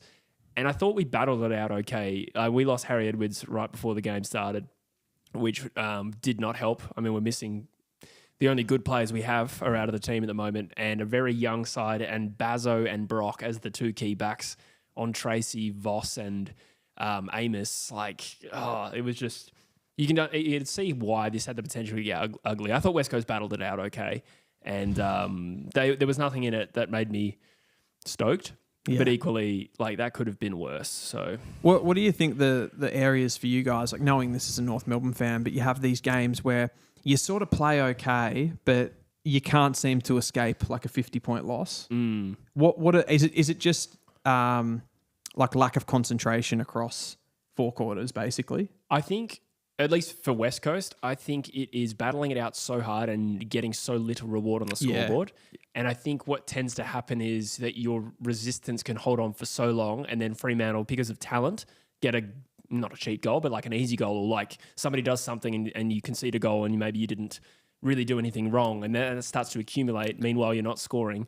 This is why heads drop. It's probably not fitness as much as it is psychological. Oh, yeah, absolutely. I think that at 3/4 time, I still thought there was potential for it to be like 70 by the end of the game. Ended up only being 49, which was a bit of a relief. So second quarter was the good one. We won the second quarter. Won the second quarter, yeah. Yeah. We weren't outstanding. We were kind of just staving them off. They were missing a few shots, but we were still hanging in there quite well, and we were very efficient with our opportunities for once. We kicked 5 goals before we scored a behind, and we ended up on like, shit. The final score was 70? Yeah, you're in the 70s. So we kicked like 11-4. 120s, yeah. Yeah, I reckon we kicked like 11-4 or something like that. So for once we were accurate, and thank God we were. I thought Harley Reid was pretty good in this game. Maybe, again, I think he's probably a bit of a like emblematic of where West Coast are at, where he's not really staying in the game for long enough, but I think his endeavour's really good and had some moments, kicked a couple of goals. Yeah, he's just he's such a beast, isn't he? What do you think?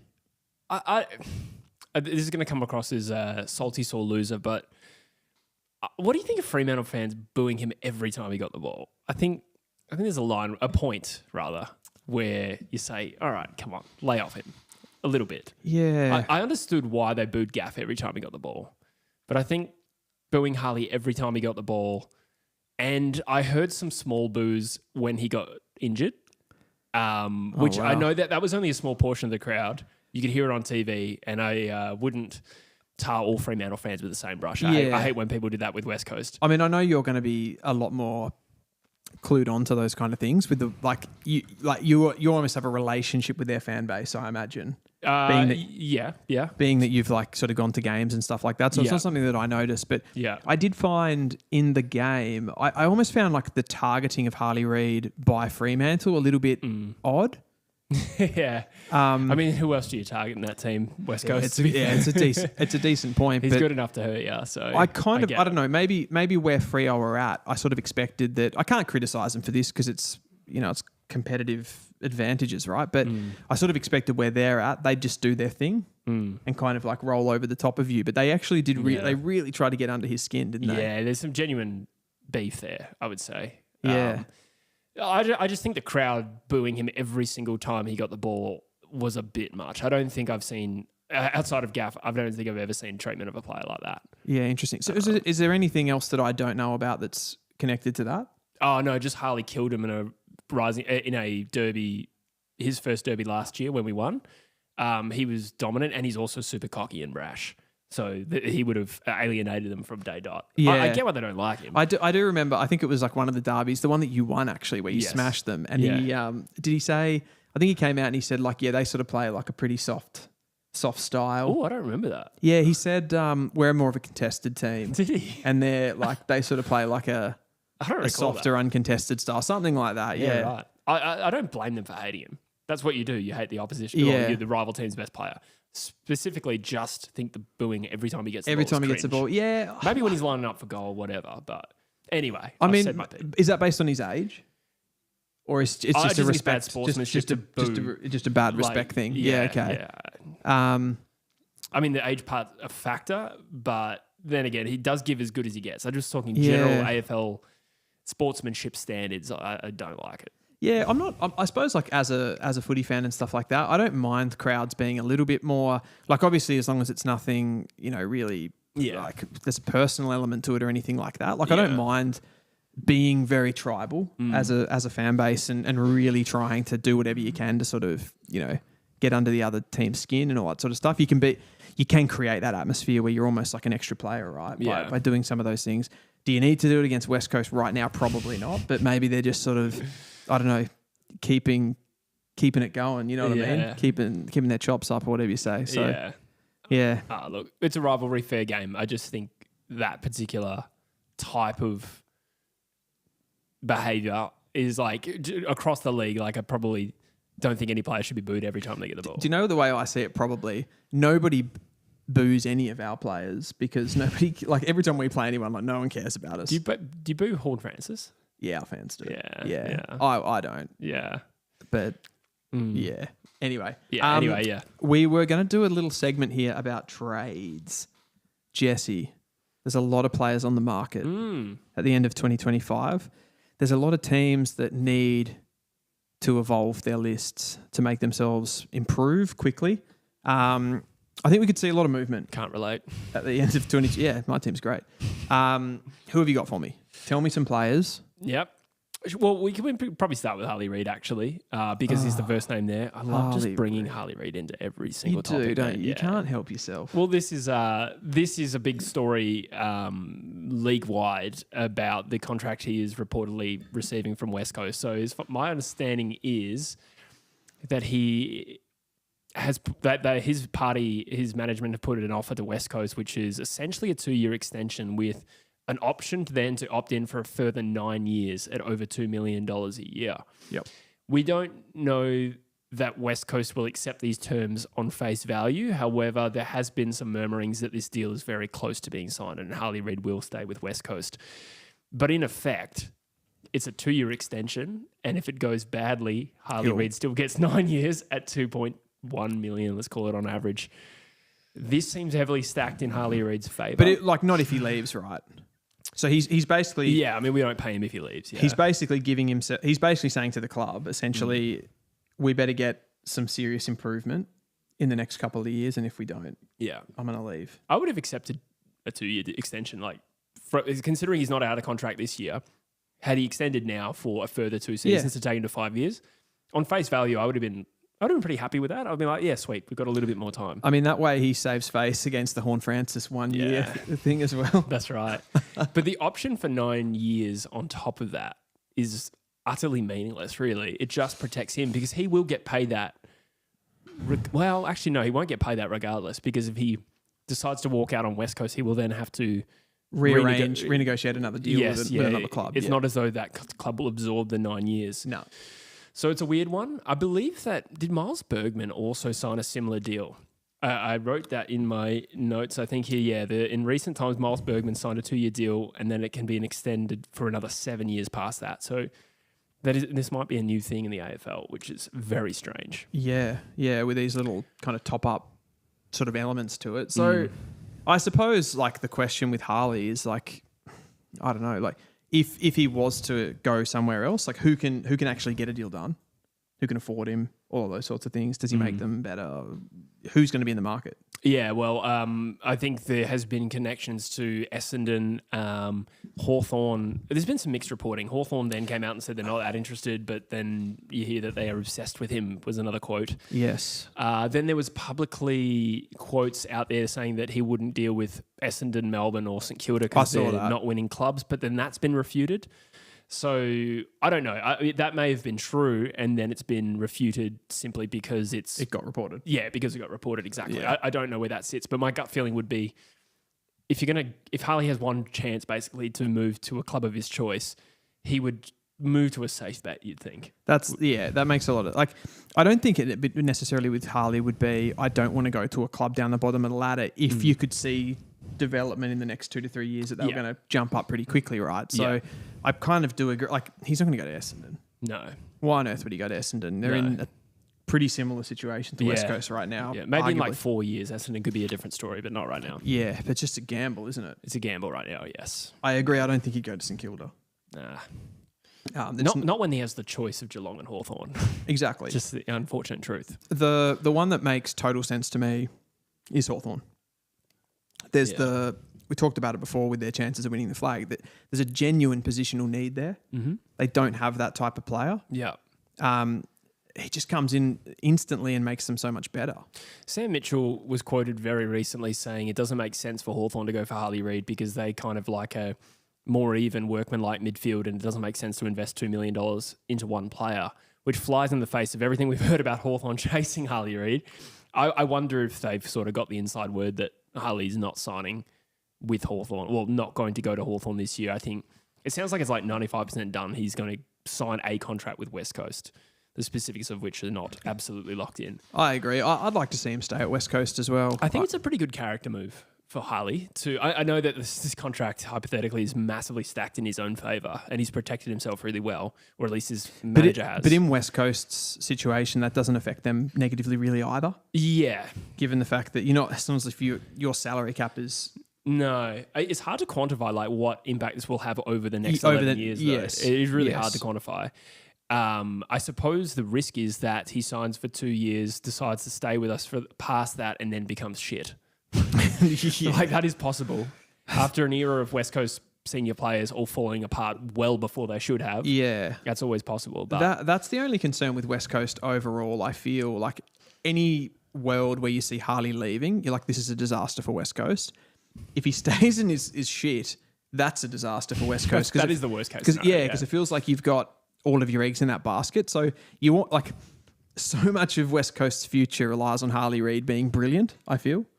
And that is problematic. And I think that's why there's been so many calls for you guys to sort of double picks and stuff like that. So you don't have kind of so much capital. I kind of get that phrase from Sam Mitchell, whether it's true and like you said, whether he just said it and, you know, maybe they are signing Harley Reid and he just said it anyway.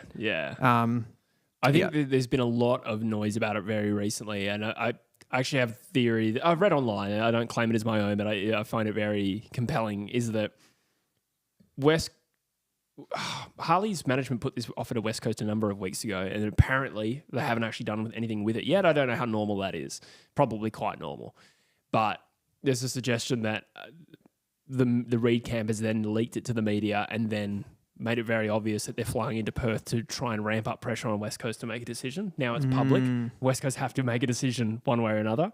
And obviously the deal is massively it's a great deal for Harley Reid, let's put it that way. Yeah. So I don't know. I do think a deal gets signed. I don't think West Coast would turn their nose up at Harley Reid, to be honest. You're just not in a position to, are you? No, there's just no way that you can do that. So but I do praise Harley Reid for his commitment to what appears to be a sinking ship that is also on fire right now. Yeah, that's a character move. He could just leave, right? Yeah, exactly. And even if it was to take less money than you get at West Coast, I think it's good that he's going to say. So I think we're both sort of on the page there. Yeah. Nasai Wanganeen-Miller.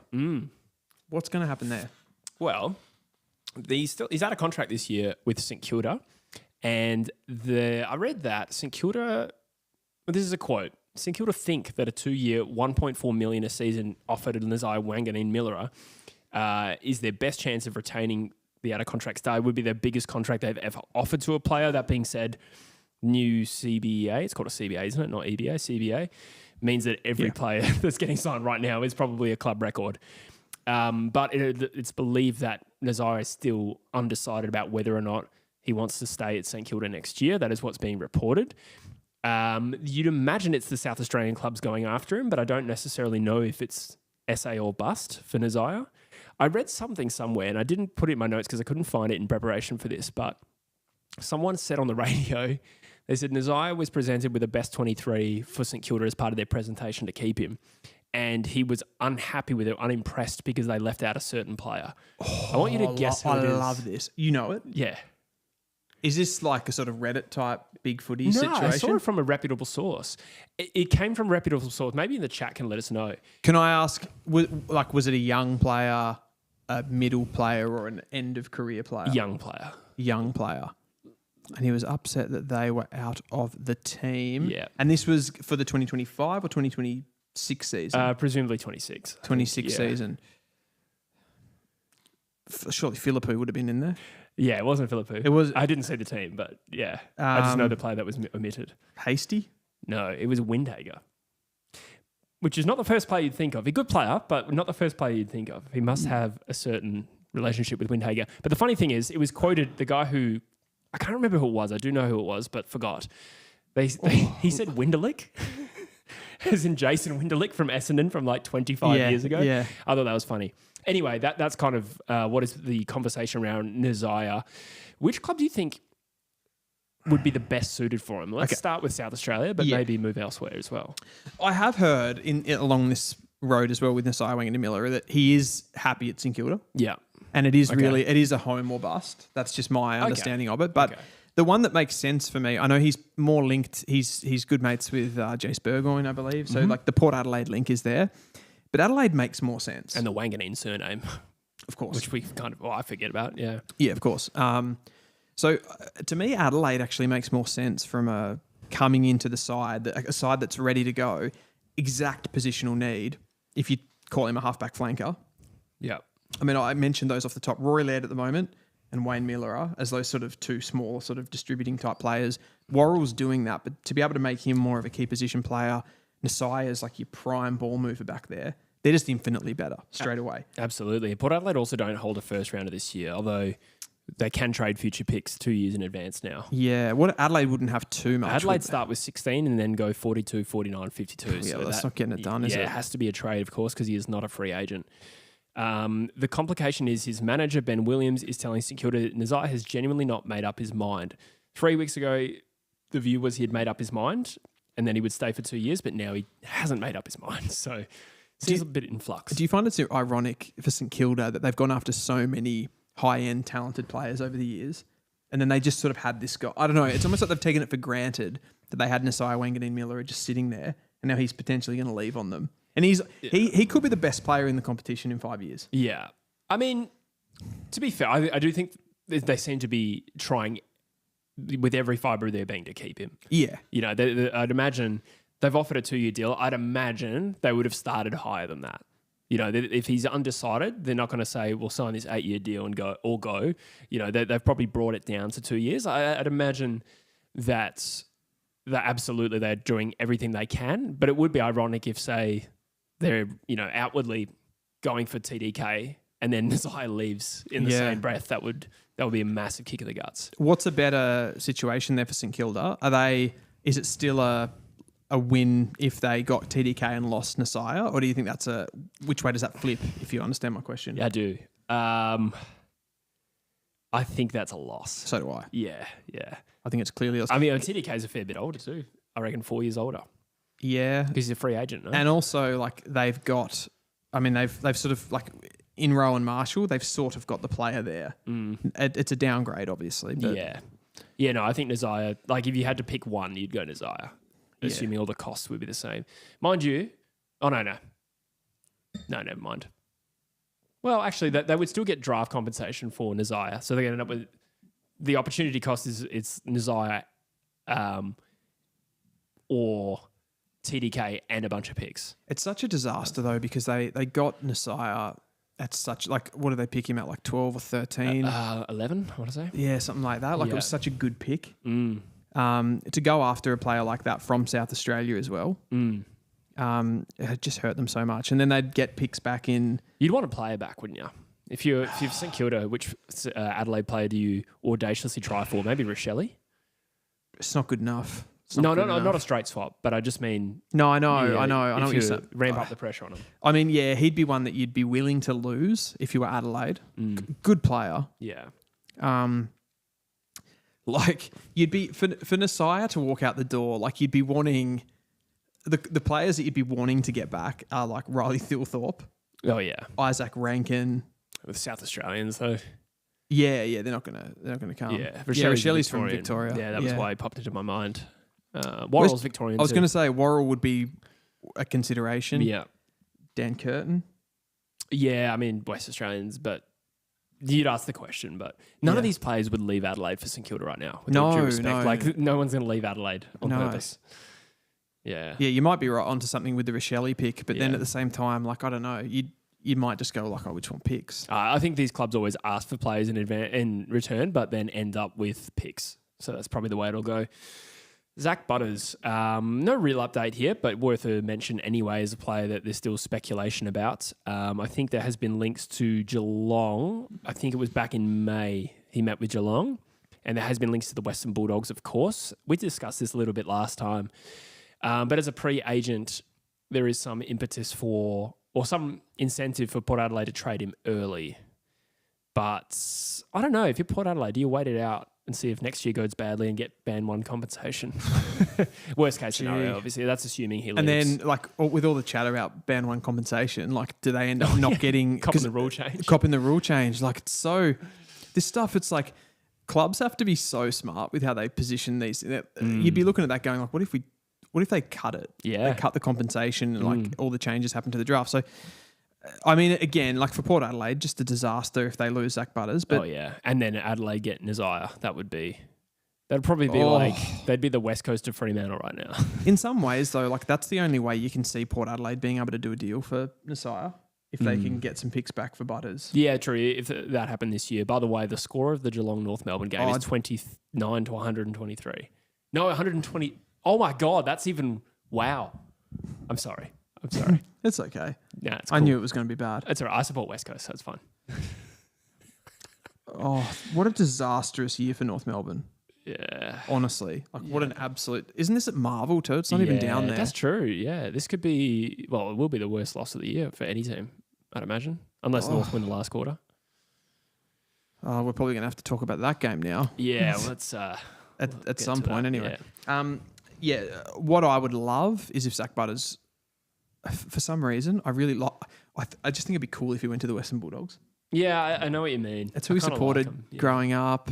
He looks like a Western Bulldogs player. Really? Yeah.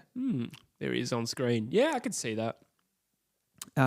He'd probably in a different role, but like a good sort of Libba replacement as far as like the leadership. Yeah.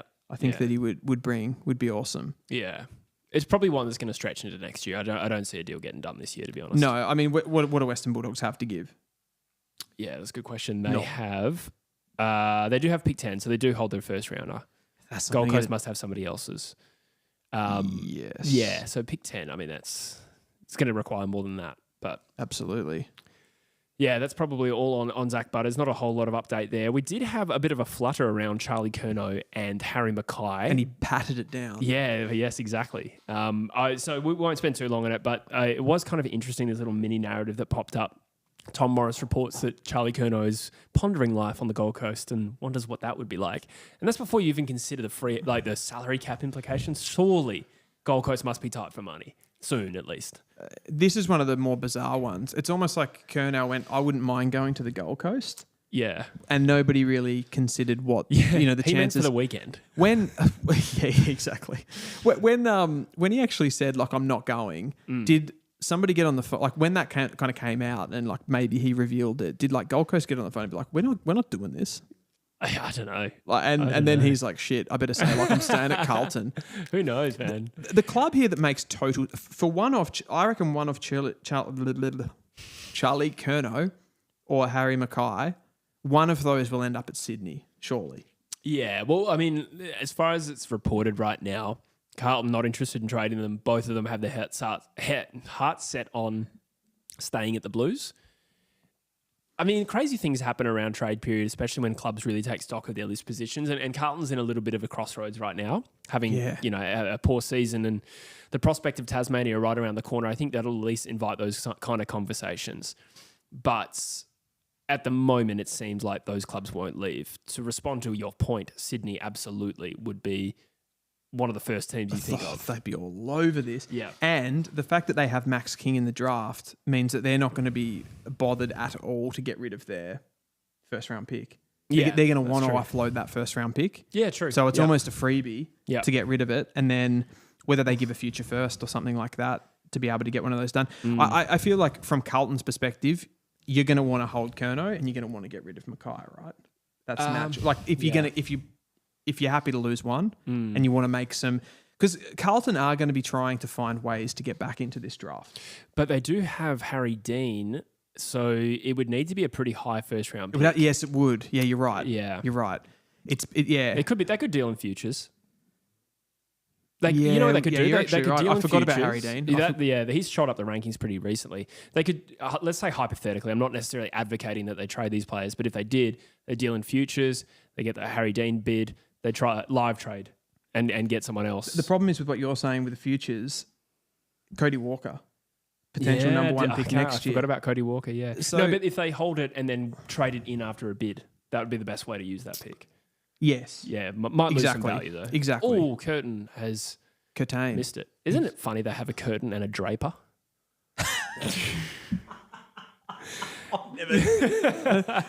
Is that funny? Yeah, it is. It's amazing. They just need to draft David Blind. That's a guy that played for Man United. David Blind? Oh, Blind. Yeah. Blind, the Dutch guy? Yeah. What was his name? David Blind? No, not Something David. Blind. David Blind. It was something cooler than that. Yeah. Daily Blind. Oh, okay. Yeah, right. Yeah. Anyway, Yeah. there's Joe Barry on screen. Good player. Where were we? So I would suggest. Yeah, but you're right though. Harry Dean coming into top 10, top 15, first round conversation changes that a little bit, and they've got a lot coming up. Actually, I mean, they've got with the fact that they got into last year's draft, getting Jagger Smith. He'll come back from the knee next season, improve that midfield. Cody Walker will come in next year. So they've got a lot of levers to pull with their list, I feel, over the next couple of years. They do have some NGAs. I don't think anything, majorly needle moving. They'll actually have 4 father-sons on the list potentially in 2 years' time with the 2 Campriolis and then the 2 we just discussed there. A bit of a glut of father-sons for Carlton on the horizon. But speaking of Carlton father-sons, Dylan, as I make a seamless segue into the next player, Jack Silvani. This has popped up in the last few days. This is another avenue for Carlton to potentially get something in terms of draft picks on their list. Silvani has a 4-year deal on the table from Carlton.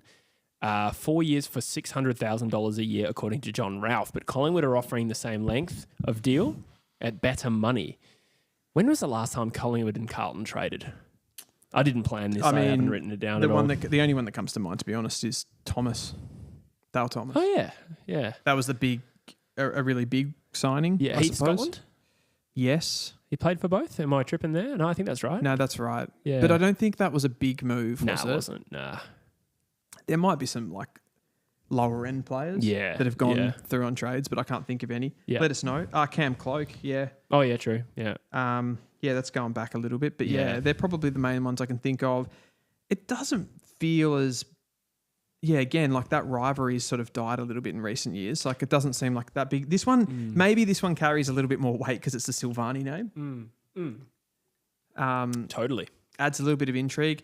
I mean, I think it's, like Carlton, like a disastrous player to lose for me. Just is like such a versatile, tall swingman that can play at either end, like heart and soul type player as well. I just think they can, to lose him purely for the fact that they need a salary cap dump essentially. Like they don't have enough to pay him, right? So yeah, presumably it's just a bad move. They just got too much money tied up in those top end players. That's true. There's some heavy contracts. I know it doesn't. When I say that, like he's clearly not like one of the best players in the comp or anything like that. But it's just an annoying player to lose. And they won't get compensated.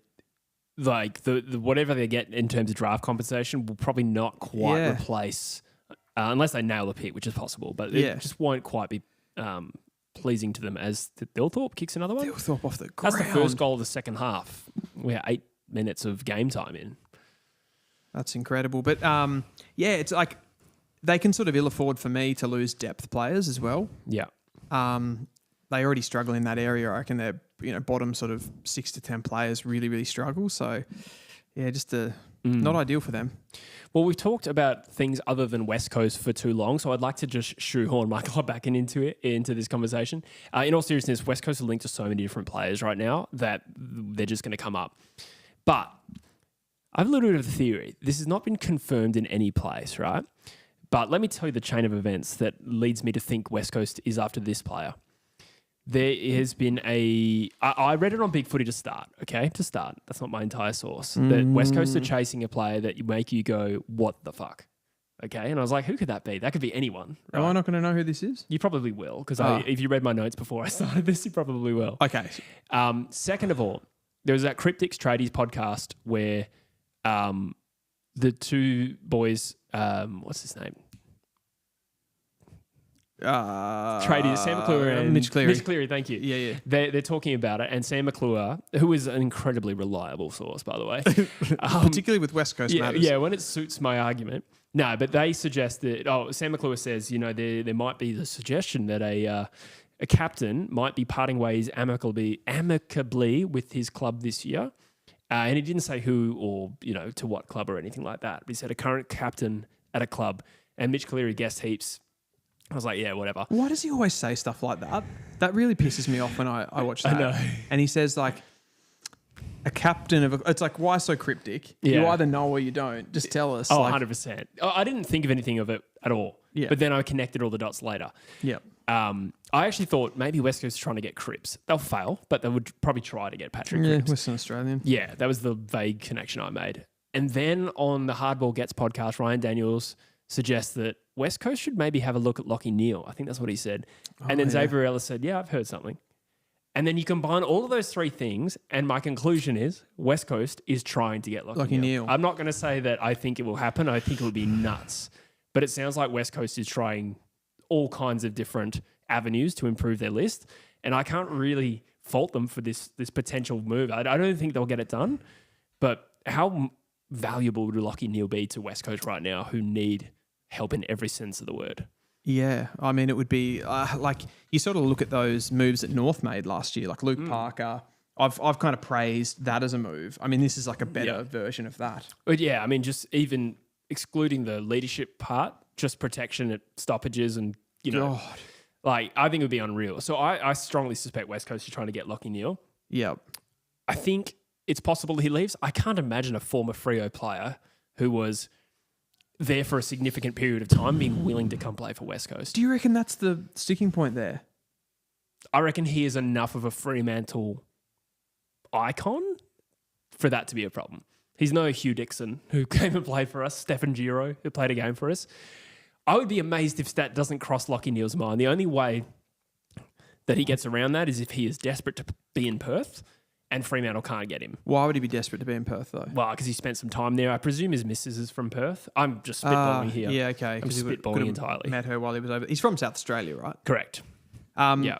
I mean, it would be amazing for West Coast. The thing is, what, like, other than an enormous amount of money, what's in it for him? The only possible thing that would help, like I said, is if for some reason he wants to get back to Perth. He spent 6 years there. Maybe there's something bringing him back there. Yeah. The money and the longer term contracts, I'd imagine. This is completely anecdotal, but he sort of strikes me as the sort of guy that potentially would be, weirdly, like I think he's a loyal person, but he's a fairly pragmatic person. Mm-hmm. And he feels like the sort of guy that if an offer came and it sort of worked for him, he would consider taking it. Yeah, I mean, I suppose he did walk out on Freo once. Yeah. So which ties into the fact that maybe he's not necessarily devoutly loyal. Do you remember the reason that he wanted to get to, because he specifically wanted to get to Brisbane from memory with that deal? What was the... Not really. I thought it was kind of just about a strong presentation from a club that was on the up. And to be fair, had done nothing up to that point. They made the top two that year, but not to that point. They were still no good. I'm not aware of any other connection other than that. The difficulty in seeing it happen fundamentally is I think he's a guy that's like heavily driven by success. Yes, go on. And what's your point, Dylan? I think like potentially it does, like there are a lot of like ticks, but where does he think Brisbane are going? And it's like it'd be hard to walk away from, so in a way he'd be sort of doing a Lance Franklin where you kind of like you've won a premiership, great, but like do you want more? Okay, so the key part of this is there's probably, well, at least if you rely on the words said by Sam McClure, which you should not, but the suggestion is that Brisbane would be open to it as well because it suits all parties. They have some midfield talent coming through. I was just about to say before you said that. So it might not be in his best interest to stay at Brisbane. I'm not saying he needs to be West Coast, but if he wants to extend his career by a few years, I wouldn't say he's about to get forced out of Brisbane. That's ridiculous. He's not going to get forced out of Brisbane. He is 32. But he's 32 and so the ticks here are it's probably his final chance to get a big contract. Exactly. He's not going to get that again. Yeah. So like that would be the final thing there. You'd give him 3 years at least. Brisbane are at that point with their leadership, like those kind of key players, like they don't like his leadership quality in that team. They wouldn't lose much from losing him. Yeah. Based on how good everything else is. You know what I mean? It's like diminishing returns. Yeah. No, agreed. So I don't know, just something to keep your eye on there. That's interesting. Yeah, it's just a bit of a tidbit. You said like I read I didn't read that. I'm glad because you seem surprised. Yeah. You're an incredible actor otherwise. Another player that is West Australian linked, but we do have more that are not, so relax. Juddy? Yeah, Judd McPhee. So this one has popped up in recent times. There is from reports, there's nothing to suggest that he is actively wanting to leave Melbourne. However, he has put contract talks on hold. That in itself is not always a concern. Some players do that habitually. There's some players that do that at the end of their contract every time. But what we do know is out of contract from Western Australia, not Perth, but Geraldton, if I'm not mistaken. So not necessarily a huge link to the city of Perth. But I've read a couple of things that West Coast has put a very lucrative offer in front of Judd McVie, and that Fremantle are also interested, and that Fremantle are slightly more likely of the two, albeit you'd imagine West Coast's offer is bigger. How hard should Melbourne try to keep Judd McVie? They should, in my opinion, they should try incredibly hard because I think he's an absolute star. Yeah. I think the question around, like, he's one of those players, makes really good decisions, super poised on the ball. Great defender too. That's what I was going to say next. I was going to say, like, he actually doesn't lack that sort of, I don't know, like, it's like a defensive character thing. You know, like some players just have those like fundamentals and they really want to tackle and stuff like that. He's like one of those guys. Yep. The question I was going to throw back to you is, what do you see him as long-term as a player? Like, what is his final form? Yeah. He's sort of a medium defender / like offensive guy, like a bit of a distributor as well. Yeah. At the moment, but he doesn't find like heaps of the football. Like, he hasn't had too many of those games where he's had like massive numbers or anything like that. No. He's played a bit of midfield. Could you see him? There's similarities a lot to Brady Hoff here, who has just made that transition. So I think McVie's a little bit of a better player on the ball though. He's got like more upside. Yeah. In my opinion. Possibly. I've seen a lot more of Hoff, who I would describe as tidy and efficient without being super damaging with the ball in his hands. Yeah, that's probably that's sort of how I would describe McVie as well. Yeah. So I don't know how they compare, like, literally attribute for attribute, but Hoff is another player who started as a small defender and became extremely good at it, unheralded. And underrated outside of West Coast, and then has moved up the ground and went from a low possession player to someone who's starting to get a bit more of the footy. So McVie could be that sort of player, but I think if you're West Coast and looking at this potential deal to trade him in, we'd be bloody happy with just a really good defender, and maybe not a low possession one, but somebody who can hurt you back the other way.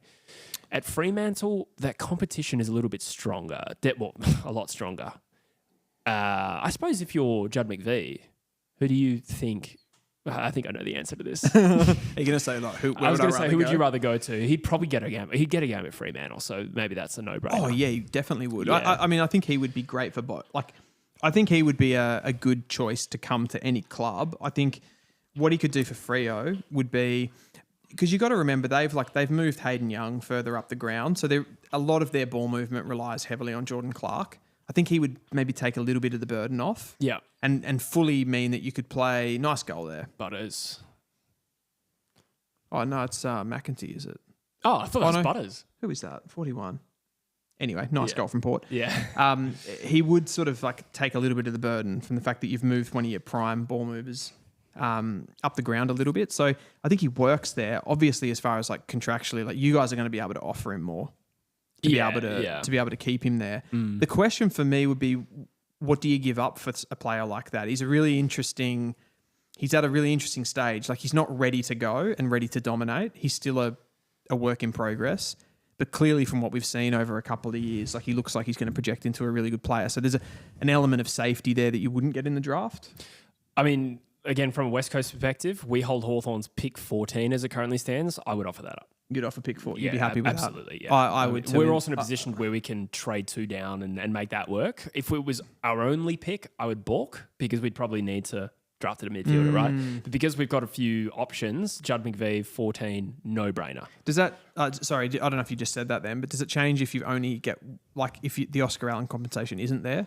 Does it change? Well, no, because we'd still hold 1. You'd still get... 18. I would still offer that. I would still be interested, yeah. I mean, you weigh up the probability of getting a better player than Judd McVie at pick 14. Yeah, not likely. I mean, you'd probably go a different position if you're West Coast, having drafted Bo Allen last year, but I still think you got a good player in Judd McVie. So I've made this from a West Coast perspective. But I think Melbourne has, and I want to talk about Melbourne a little bit more in depth later in this video, but that's a big one for them to keep. I reckon, Judd McVie. Melbourne strike me as a club that are fairly difficult to deal with. I mean, good for them, to be fair. Like, they always take a really hard stance on their players, if you've noticed. Like, Cozzy Pickett, I don't know, 3 or 4 first-rounders. You know what I mean? Like, they're one of those kind of teams. I think 14 would absolutely get it done, though. Yeah, I hope so. I mean, he's out of contract in this scenario, so absolutely. I need to pee again because this part of the video has Gone on a little longer than I We've expected. talked about it. I mean, the Showdown is falling apart in front of our eyes. Mind you, it cuts it back to 47 points. I was about to say it's Showdown 58, and I was hoping that the margin was 58 points, but it really isn't. It's close, though, if you add 11. Mitch Georgiades, one of the best forwards in the comp right now. I'll jump into the comments as you... No, you're all good, mate. Lockie Neal to West Coast is how you put the heat back in the derby. Laugh my ass off. Yeah, I mean, that would be actually really, really awesome, wouldn't it? To watch those two, watch Lockie Neal go up against his old team. I like this, though. Like, I'm actually interested to hear what people have to say about this. I reckon Lockie Neal to West Coast, that would be... If they could get that deal done, bring him in and then get the draftees around, like that's starting to... I can start to see a little bit of light at the end of the tunnel from a midfield perspective, at least for West Coast. I reckon that's a really good move. I know Liam Baker has been good for us. West Coast made a mistake last trade giving up pick 3 for Liam Baker and Matt Owies. So I assume you are talking here about JD. I assume you're talking about bringing in Judd McVie for like a first round pick. I think you can't really use last year's Baker trade necessarily to like say why you shouldn't do something in the future, I think. But yeah, I agree with you. Like I think Baker's a fantastic player, but you would have... I feel like West Coast could have got out of that deal in a lot better situation. Like players typically in the past, like of Baker's quality, have sort of gone... I feel like they've gone for more like a late first rounder, early second round type pick, and you just had to give up a little bit. He's a quality player, but you had to give up a little bit too much for him in a particularly strong draft. But this draft coming up, like pick 14 for a player like Judd McVie, I think that kind of works. This draft's not particularly deep. You're going to be taking a few shots on players that have upside, but you don't really know how they're going to go at AFL level, so it's a bit more of a risk. Matt Owies was going to be a free agent. Yeah, he was involved in that deal too. Like it was just a strange one, wasn't it? Hard to know exactly what they were doing there. Saints Lover says, do you think Zach O'Keefe gets drafted? Interesting question. I think he'd be late or a rookie if he did. Without having the sort of, top 50, 60 players in front of me, I'd probably have to say no at this stage, but there's a huge back end of the season to go. Yeah, cheers, mate. There's a big back end of the season to go with Coates League and stuff like that, so he could have a big end of the season. I'd say no at this stage, but a potential with rookies and stuff like that. Clubs could be keen. We've got Brandon Cavallaro. Harley and Lockie in the midfield would be fire. I agree. I didn't know that this was a thing, the Lockie Neal trade. I'd never heard of this before you brought it up. I mean, it's pretty unlikely, but there's just some noise that West Coast are trying. But West Coast have tried for a lot of players lately. So it's a big if. I actually reckon, I think this would be fantastic for you guys. I would lap it up. We've talked about with this draft and the idea that West Coast go after like a Dyson Sharp because of the fact that he would sort of fit in better for what you're doing. This is the sort of player that would fix that and you wouldn't have to go down that path. I mean, it would help short term, but it would give someone like a Clay Hall time to maybe build into being that replacement. Yep. There's also Elliot Yeo who could come back. So like if we got 15 games out of Yeo and 20 out of Lockie Neal, that helps a lot. Ooh, is there any... Missed. Keys missed, did he? Is there any chance with Elliot Yeo that the club actually kind of says, like with the injuries and stuff, like there's a bit of a mutual parting of ways? He's got 2 years left. He's got 2 years left, So I would say no. Yeah. But I mean, the most recent one was just impact injury, which makes it awkward. 107 points in the North Melbourne game. A little bit of a fight back. Yeah, I was going to say. Double their score. It's actually looking okay. That's embarrassing. Yeah. This season is worst case. What are the biggest losses this year? Did the Bulldogs beat Essendon? They beat them by 92 this week. Did they beat them by 100 last time? No, it's all 90s. Yeah? I'm pretty sure. Do you mean the most recent one? Yeah. No, they've played twice this year. Yeah. Not that long ago, I feel like the Bulldogs and Essendon. I feel like that was close to 100. So it was the one on Friday was 93. The previous one, I think, was 91. Okay. Richmond also copped a couple of big losses. I'm not sure if they beat 100. Lost by more than 100. I think West Coast has lost one by 87. I don't think anyone's lost into the hunt in like a three digit this year. Yeah, I think the highest is 90s. What did Hawthorn beat North by? Was that like 85? Yeah, it Okay. wasn't over 90. Yeah. That had a little fight back, I feel, at the end as well. Yeah, okay. Gotcha. But yeah, Lockie Neal, how old? 32, yeah. Yeah, 30, my age. 2 years of age. Same school year. Hmm. Fun fact. R1FTZ says, dream draft if Eagles split.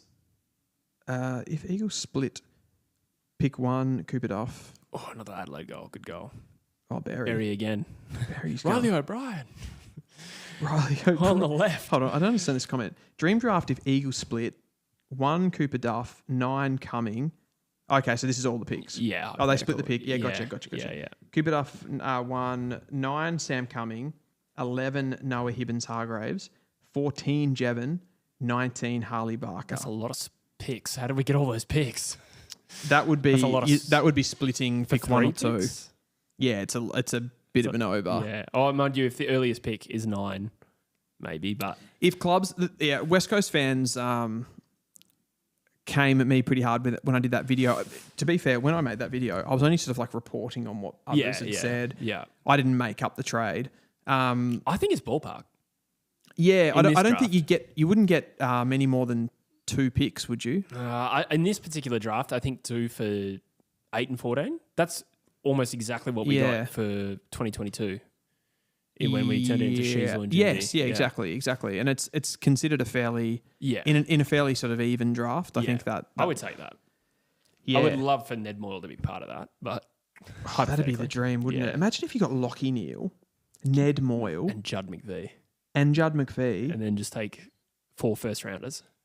and then you took, Oh no, we probably couldn't because we traded for McVie. but you'd still have that top pick. Yeah, we'd still have 3 top 20 picks, including pick 1 presumably. So I really think in this draft, if like there's one thing that I could say about this draft, where it's tracking, I reckon Jevon Philippou is going to end up in the top 5. Like I reckon, Yeah, I I don't don't reckon mind you that. get Jevon Philippou at pick 14. yeah. Noah Hibbins Hargraves is a real interesting one. I know West Coast fans hate players that don't find the footy. Oh yeah, you start to create a bias against what you have. And like that doesn't work. Yeah, exactly. Yeah, exactly. Yeah. And when you sort of like also like when you're trying to rank players in an open pool against different positions and all of those sorts of things, you have to you almost have to remove that a little bit. Yeah. I mean, if you tried to construct a top 50 of the AFL, think about how many different opinions we'd have, right? Oh. So the draft is the exact same thing. If anything, there's less exposure. Way less. So, so of course it is tough, but Because Hibbins Hargraves, he's probably the most technically gifted player in the draft.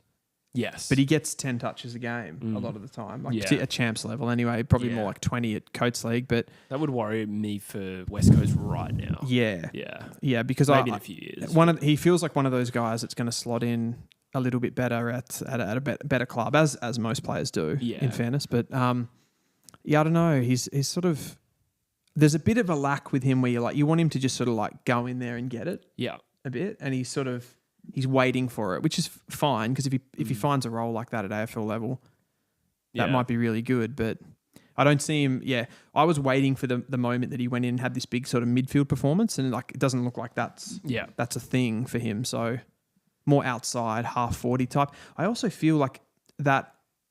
Where is that sort of medium forward in the AFL at the moment? You know, the guy that's like 185 centimeters but doesn't play midfield. So you've got that sort of, Bailey Humphrey type player. Curtis? Does Curtis play midfield?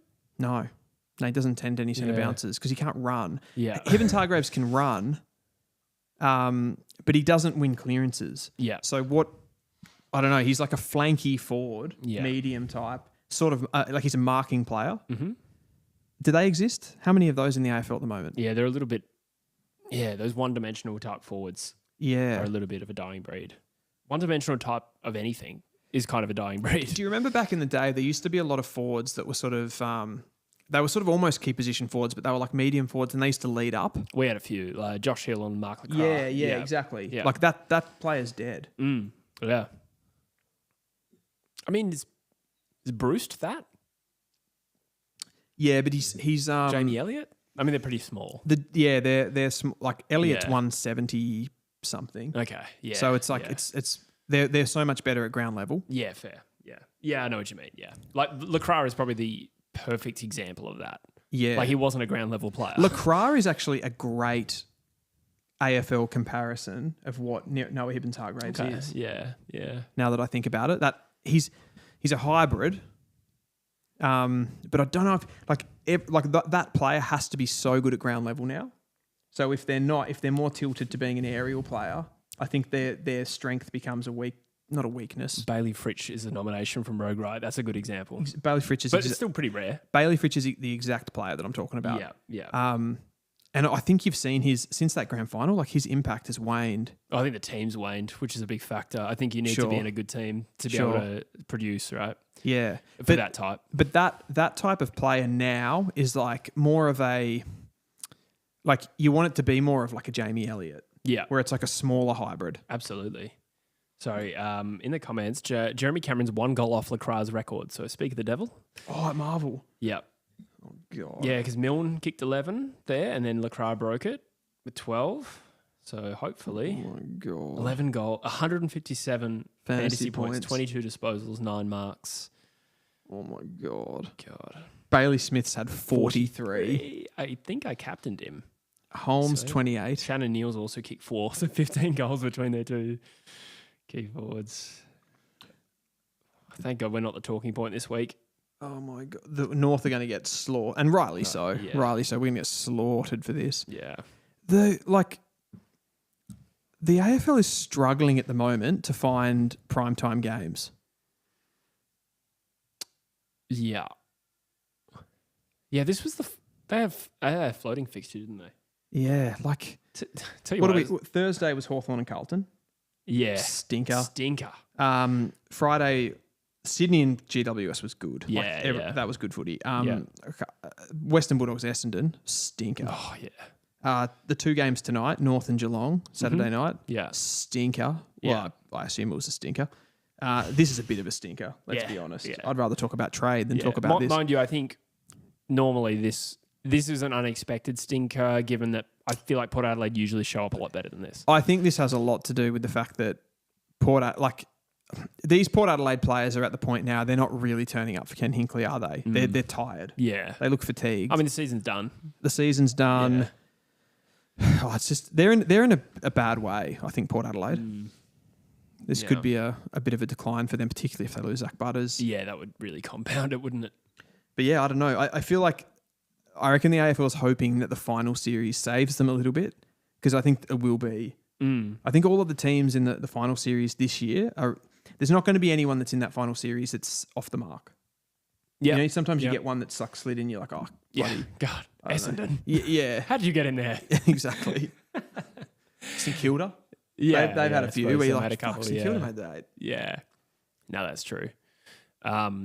We do have one, or Rogie says next week there is some good primetime games. I haven't looked it up, but we are also at this point going to do Collingwood Brisbane, unless it's not available. But that would be an interesting one. 2 teams sort of limping into that fixture.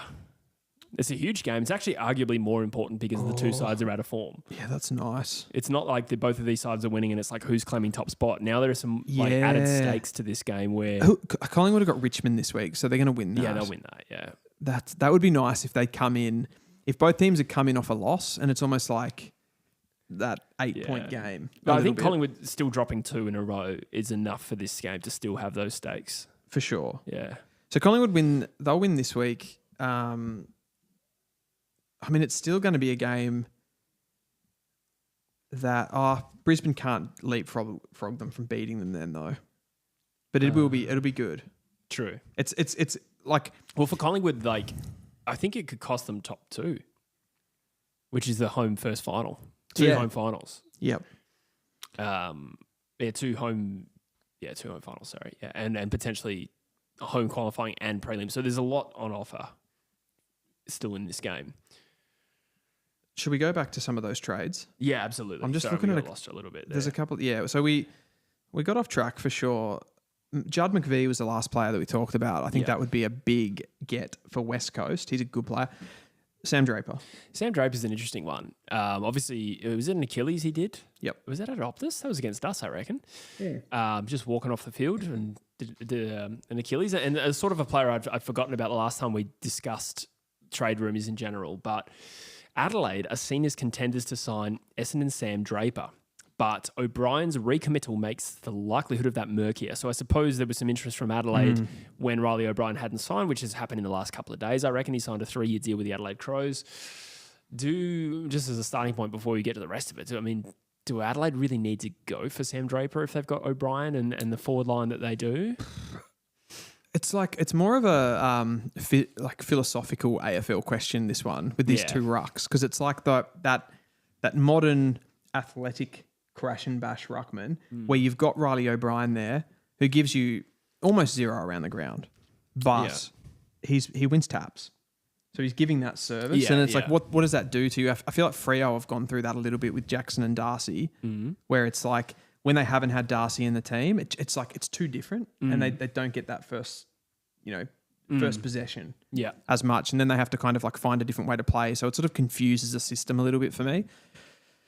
I don't know if the O'Brien signing necessarily means that this one's off the table, though. I don't know if that's the thing that I would put against it, because... Does he fit into the team, though, as a second ruck and a forward, Draper? No. Tex... Definitely not. I don't know what Tex's situation is. But is there a chance that Riley O'Brien's been re-signed to not play? I can't imagine that he would have signed a deal if that was the case, and I'd reckon Adelaide would have been... I'm guessing Adelaide would have been somewhat transparent and said, we're not sure. And if Adelaide said to him, we're not sure, I reckon he would have looked elsewhere. Is my gut feel on that.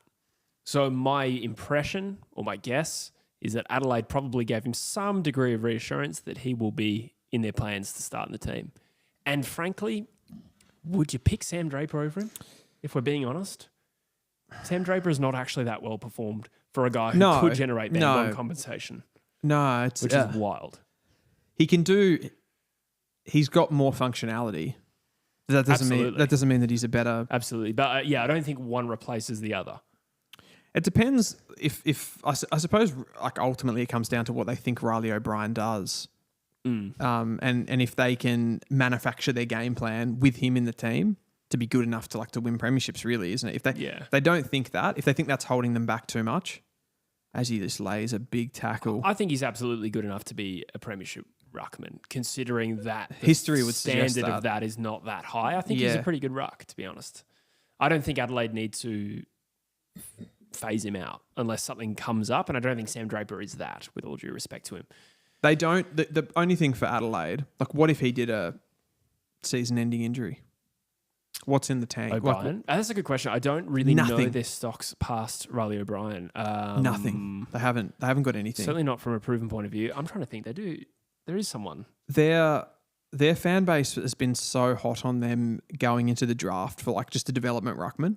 Not even to move the needle. Just a ruckman that comes in that they can put behind him, because they don't have a lot at all. I mean, they liked Taylor Goad, I reckon, didn't they? They loved Taylor Goad when North took him. And they were a bit, not perplexed because they didn't have picks, but... They sort of hoped, I think, that last year they would have traded back in for Dodson. Oh, yeah, that's right. He went late, didn't he? He went really late. And once he'd slid, there was a bit of could they actually get back into this draft late? Yes. Do a deal with someone. They didn't. St Kilda took him. So he's actually killing it. Is he? Side note, in the forgot he existed in the VFL, yeah. St Kilda he went to, didn't he? Saints, yeah. So he's has been playing for Sandringham. Yeah. Yeah, so we've laboured on Adelaide, but to be honest, it seems like Brisbane are in the market for Draper as well to boost their own ruck stocks, which is currently headed by McInerney and Fort, and St Kilda are offering big money to Carlton for free agent Tom Taccone, which implies that if they fail to get him, could they be on the market for a Sam Draper?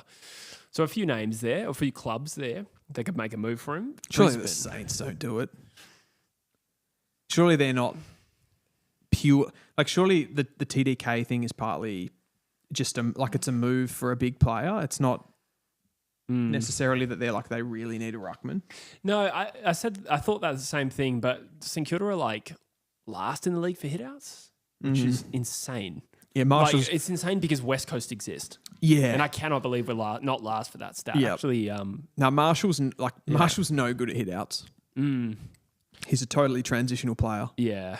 And he's gone off the boil with that this year. Yeah. So he's not the same player that he was. So they do. There's some appetite there, yeah. So I mean, there's a scenario here where TDK and Draper go to St Kilda, and mind you, they're not actually linked specifically. The article just mentions another club in the market for rucks. So I guess it's really about Brisbane. But did Brisbane bring in Draper in addition to Oscar Allen when they've still got McInerney and Fort, and Fort is the premiership ruckman? It still seems odd to me. I mean, we're really talking about not a pure ruckman, but a ruck forward. Yeah, I don't know about it. I don't know. It depends how much you think those sort of modern type of ruckman, like TDK, like Draper, those bash and crash guys. It kind of depends how highly you think they're necessary and will be necessary over the next 5 years, I think. Any interest from North for you personally? For a player like Draper? Yeah. Nah, none at all. None at all? Nah, we've got... Finbar Maley. Great tackle. Well, we've got Sherry number one. Yeah, but it'd be a second ruck. No, Draper, we've got Goad. Yeah, of course. Yeah. So I think he's... I mean, we've got Coleman Jones, who plays ruck as well. Is he still a chance to be a good player?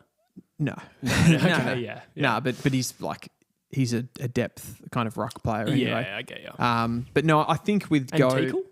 Yeah, and Teakle's there too. Yeah, Teakle's there too. So he's okay. Yeah, okay. But yeah, I wouldn't have thought would be crazy to me that we'd be going after a ruckman in free agency. I think it would free be agency though. It's a free swing, really. Yeah, I guess so.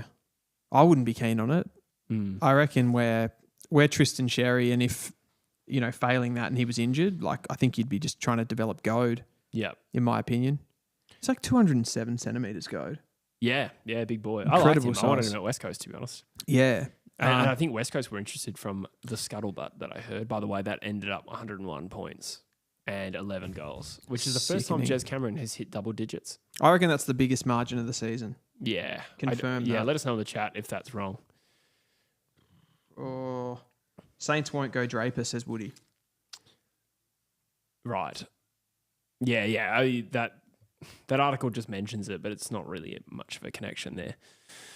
Okay, so Essendon's offer to Sam Draper includes a trigger for a fifth year that would match the length of Brisbane's deal. Adelaide has ramped up its bid to retain... Oh, yeah, that's just old information there. So look, not a lot going on there, but there seems to be some suggestion that he would go. I mean, if you're Draper, you're probably keen to get to Brisbane.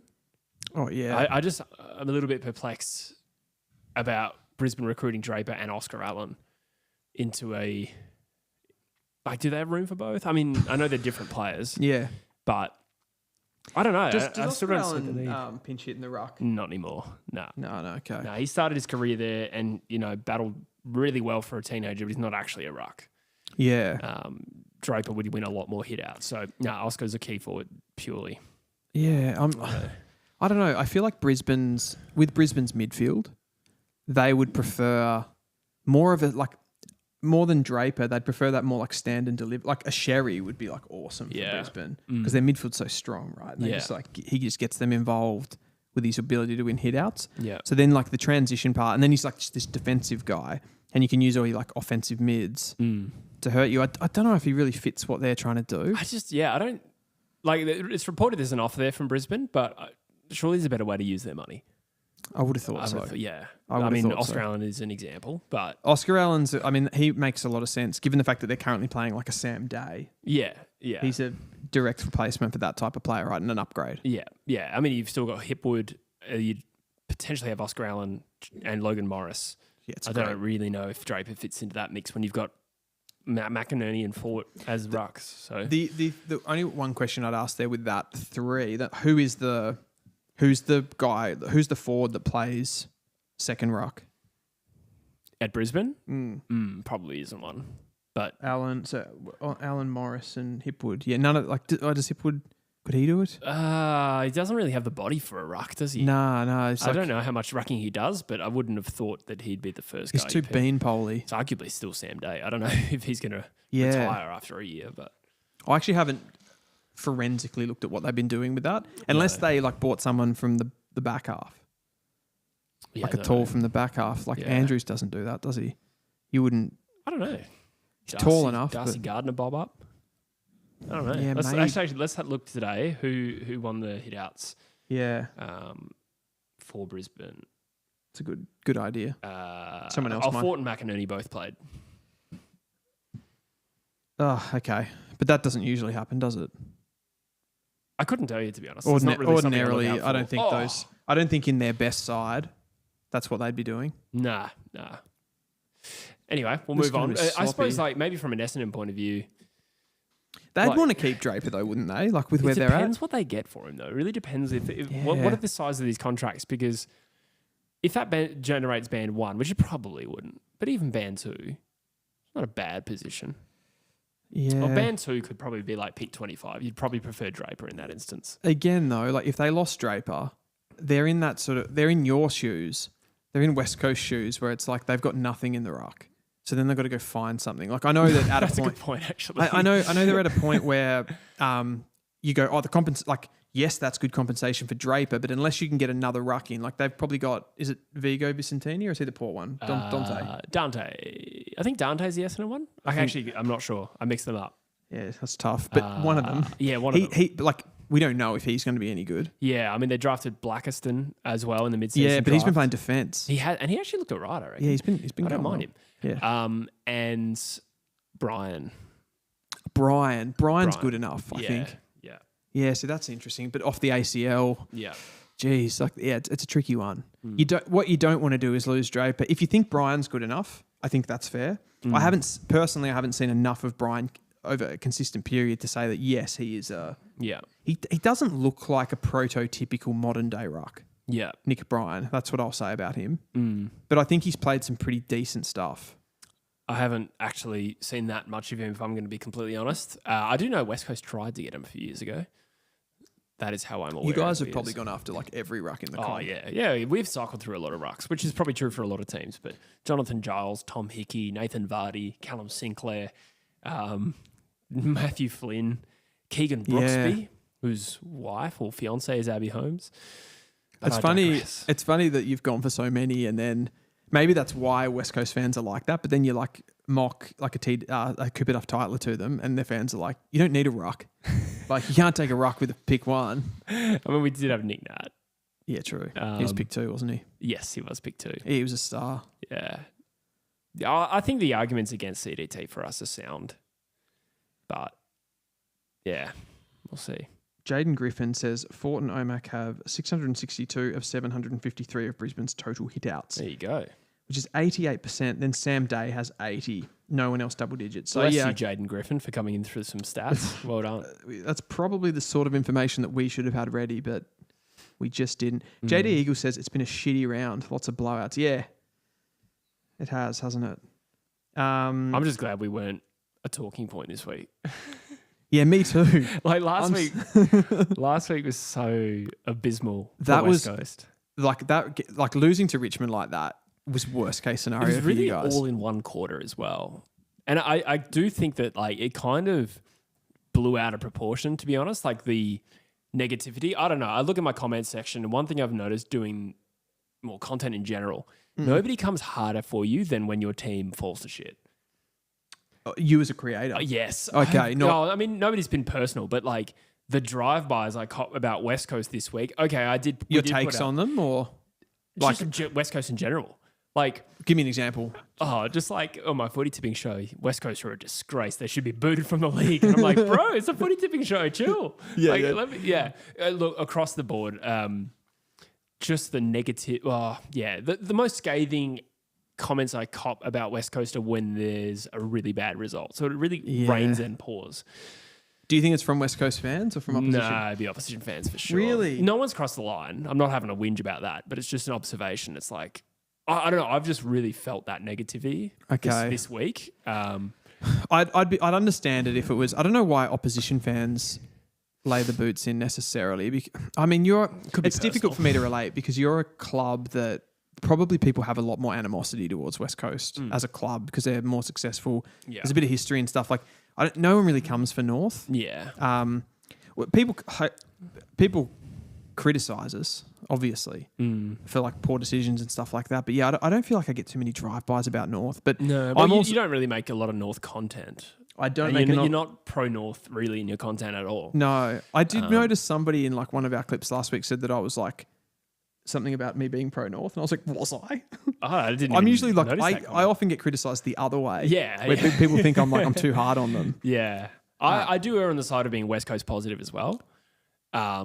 I don't think I'm biased, but I usually see the bright side of a lot of situations with West Coast. Yeah. And therefore, I probably draw that criticism a little bit more as well. Okay. So then it comes sort of back your way. But I don't know. I just, generally speaking, over 8 years, it's like whenever we cop an awful loss, I just get it in my comment section. Yeah. Again, no one's crossed the line. I'm not really having a genuine whinge, but sometimes like the sheer volume of them. Does it ever get... Do you ever like you're watching a game and you're kind of like, oh, like I've got to make content about this, and the game is just like Today was a bit like that. Just because, yeah. More so than the Richmond one, or was it because it's a Freo one as well? I think it's the Fremantle element. Yeah. Because I generally attract more of those comments from Fremantle fans. A large percentage of which are really like Fremantle fans engaging with True Footy and True Eagle are fine. Yep. And like I said, I'm not actually talking about too many people who've actually crossed the line, but yeah, like you do cop a few drive-bys along the way. Yeah. And the review that I do tomorrow, I actually don't really know what I'm going to say yet. It's one of those classic games where I'm like, yeah, that went kind of exactly how everyone thought it was going to go, and a couple of senior players played well, but I don't know what else to say. Yeah, it's hard. Kelly was our second best player. I noticed Kelly. Yeah, he was good from the parts that I watched. I thought Baker was your best player. Agreed. Yeah. That was about it though. Yeah, and Harley did some things, but yes, yeah, it wasn't terrible, and it wasn't good. Yeah, it wasn't encouraging, and it wasn't. That just gets depressing, doesn't either. it? It's tough. Yeah, honestly, it was with these kinds of games, you just kind of like grit your teeth and hope that it doesn't get too bad. I mean, think of the Port Adelaide fans right now having to do content about this one. That's a good point, yeah. Because this is stinky from I'm them. mates with the pair. Yeah, he's great. Anthony, yeah, good fella. Yeah. He'll be loving this. He'll be loving this. Yeah. What are they? It's arguably worse being in his position where there you go. Most Showdown goals. Robbie Gray, there you second go. to Taylor Walker. And no pleasure. No pleasure. Robbed. Westhoff number 4 is surprising. Poor pleasure. He was that medium forward. Oh he was. Yeah. Because it was like him and Lacroix were around the same era. Yeah. And they used to they get a little bit in the midfield. Yeah. Sort of fantasy relevant type players. Yes. Yeah. Yeah. Interesting. Westhoff number 4 is a bit of a surprise. You're like, I don't know, you just think of like Treadray, like as someone who might be in that list. You would have thought so, wouldn't you? Westhoff was a good player though, he actually wasn't he? was, yeah. I don't disagree. Definitely underrated. Dan Curtin, I think, has gone like full inside at the moment. Yeah, right. And looks really good. Unless that might be Michelini, actually. I might have just confused them. I wonder if his dad's name was Rod.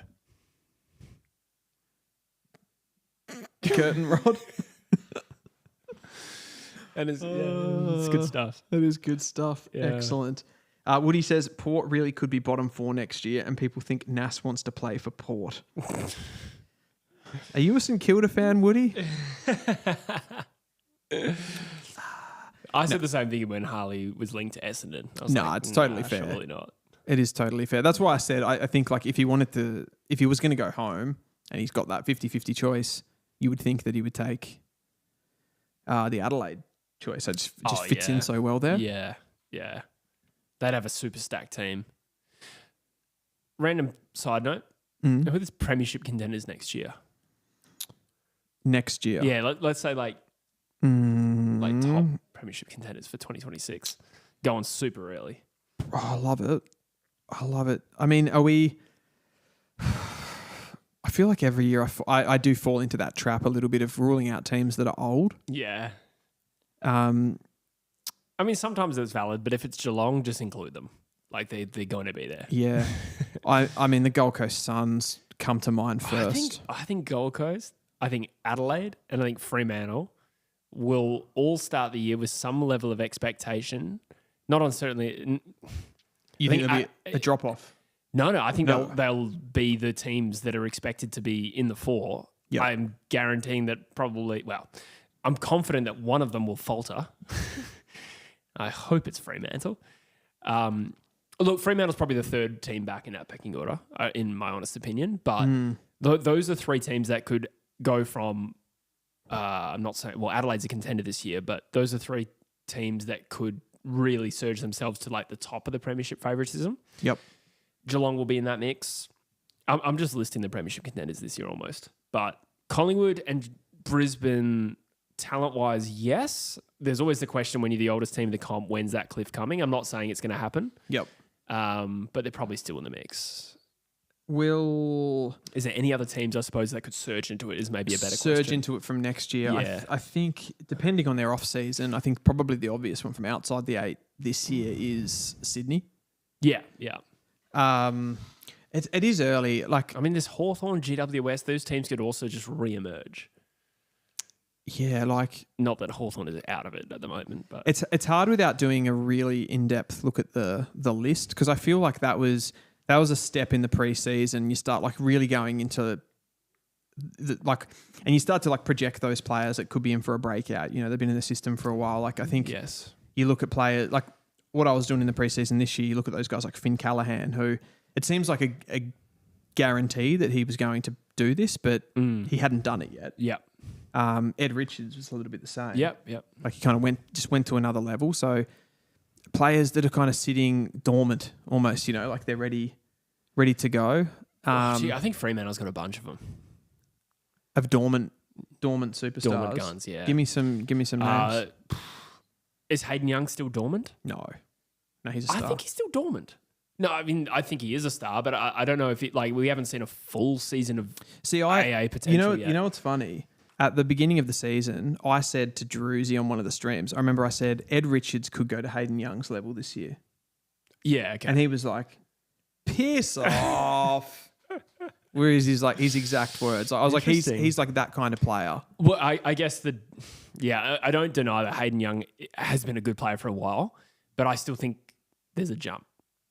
You reckon he's got like more of a jump? Yeah. I mean, he's never won an All-Australian. Is he 24? 24, I reckon. Yeah. True. Josh Tracy. Yeah, those are two pretty big ones. I think the jump's maybe a bit smaller for them though. They feel closer. The same thing with Jackson. But I suppose they've got a lot of those types who will make potentially decent jumps without being monumental. Yeah. There's a lot of them. Does it happen in 2026? I'm not sure, but it's coming. It's Isaac. Do you have any more? Like the one that comes to mind for me that could make a big jump, less of already a star, is Nathan O'Driscoll. West Coast. No, Nathan. Really? You're an O'Driscoll fan? I'm an O'Driscoll fan. Yeah, right. Big time. You're not? Interesting. It's not that I have strong views on him. You know what he does do? He delivers in the big moments. Yeah. I think that is a very hard to quantify but underappreciated skill. Totally. Like he does have that about him. I don't know. Does he butcher the ball a bit? Maybe I've just seen fragments. He can do, but I think his kicking is good. Okay. I think he can fail to execute. He's very he's got a lot of penetration to his game. Yeah. Like speed. Just a little rough around the edges. Maybe that's what I think of O'Driscoll.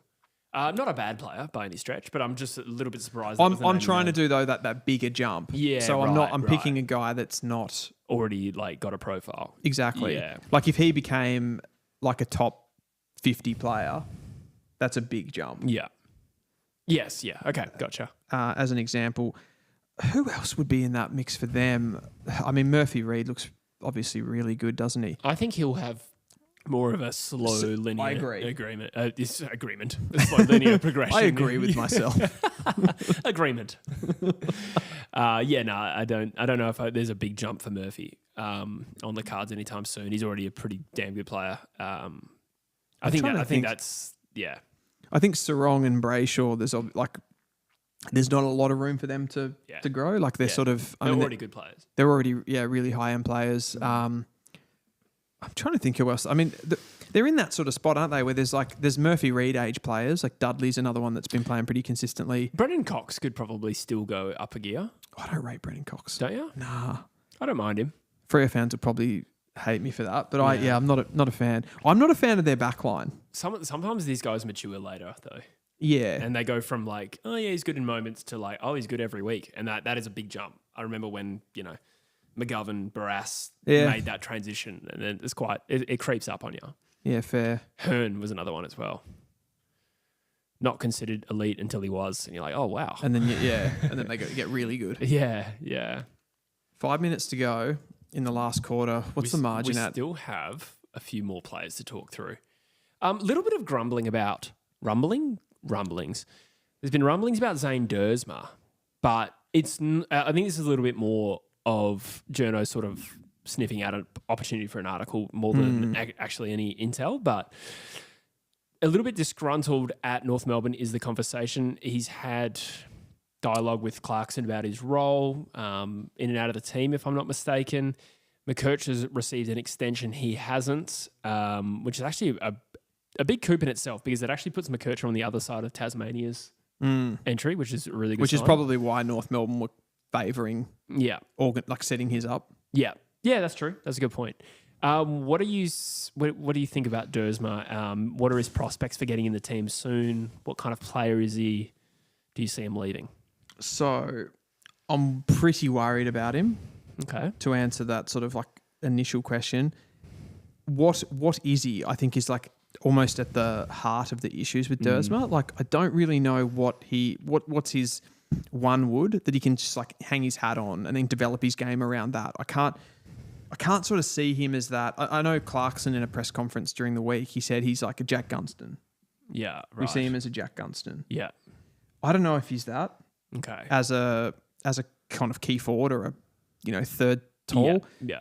I don't think he's a midfielder. I think I've seen enough of him at the moment to suggest that he's not a midfielder. He's played in the VFL in recent weeks as an intercepting defender. Yes. I don't think that's going to suit him particularly well, but I sort of get it as far as just trying to give him some,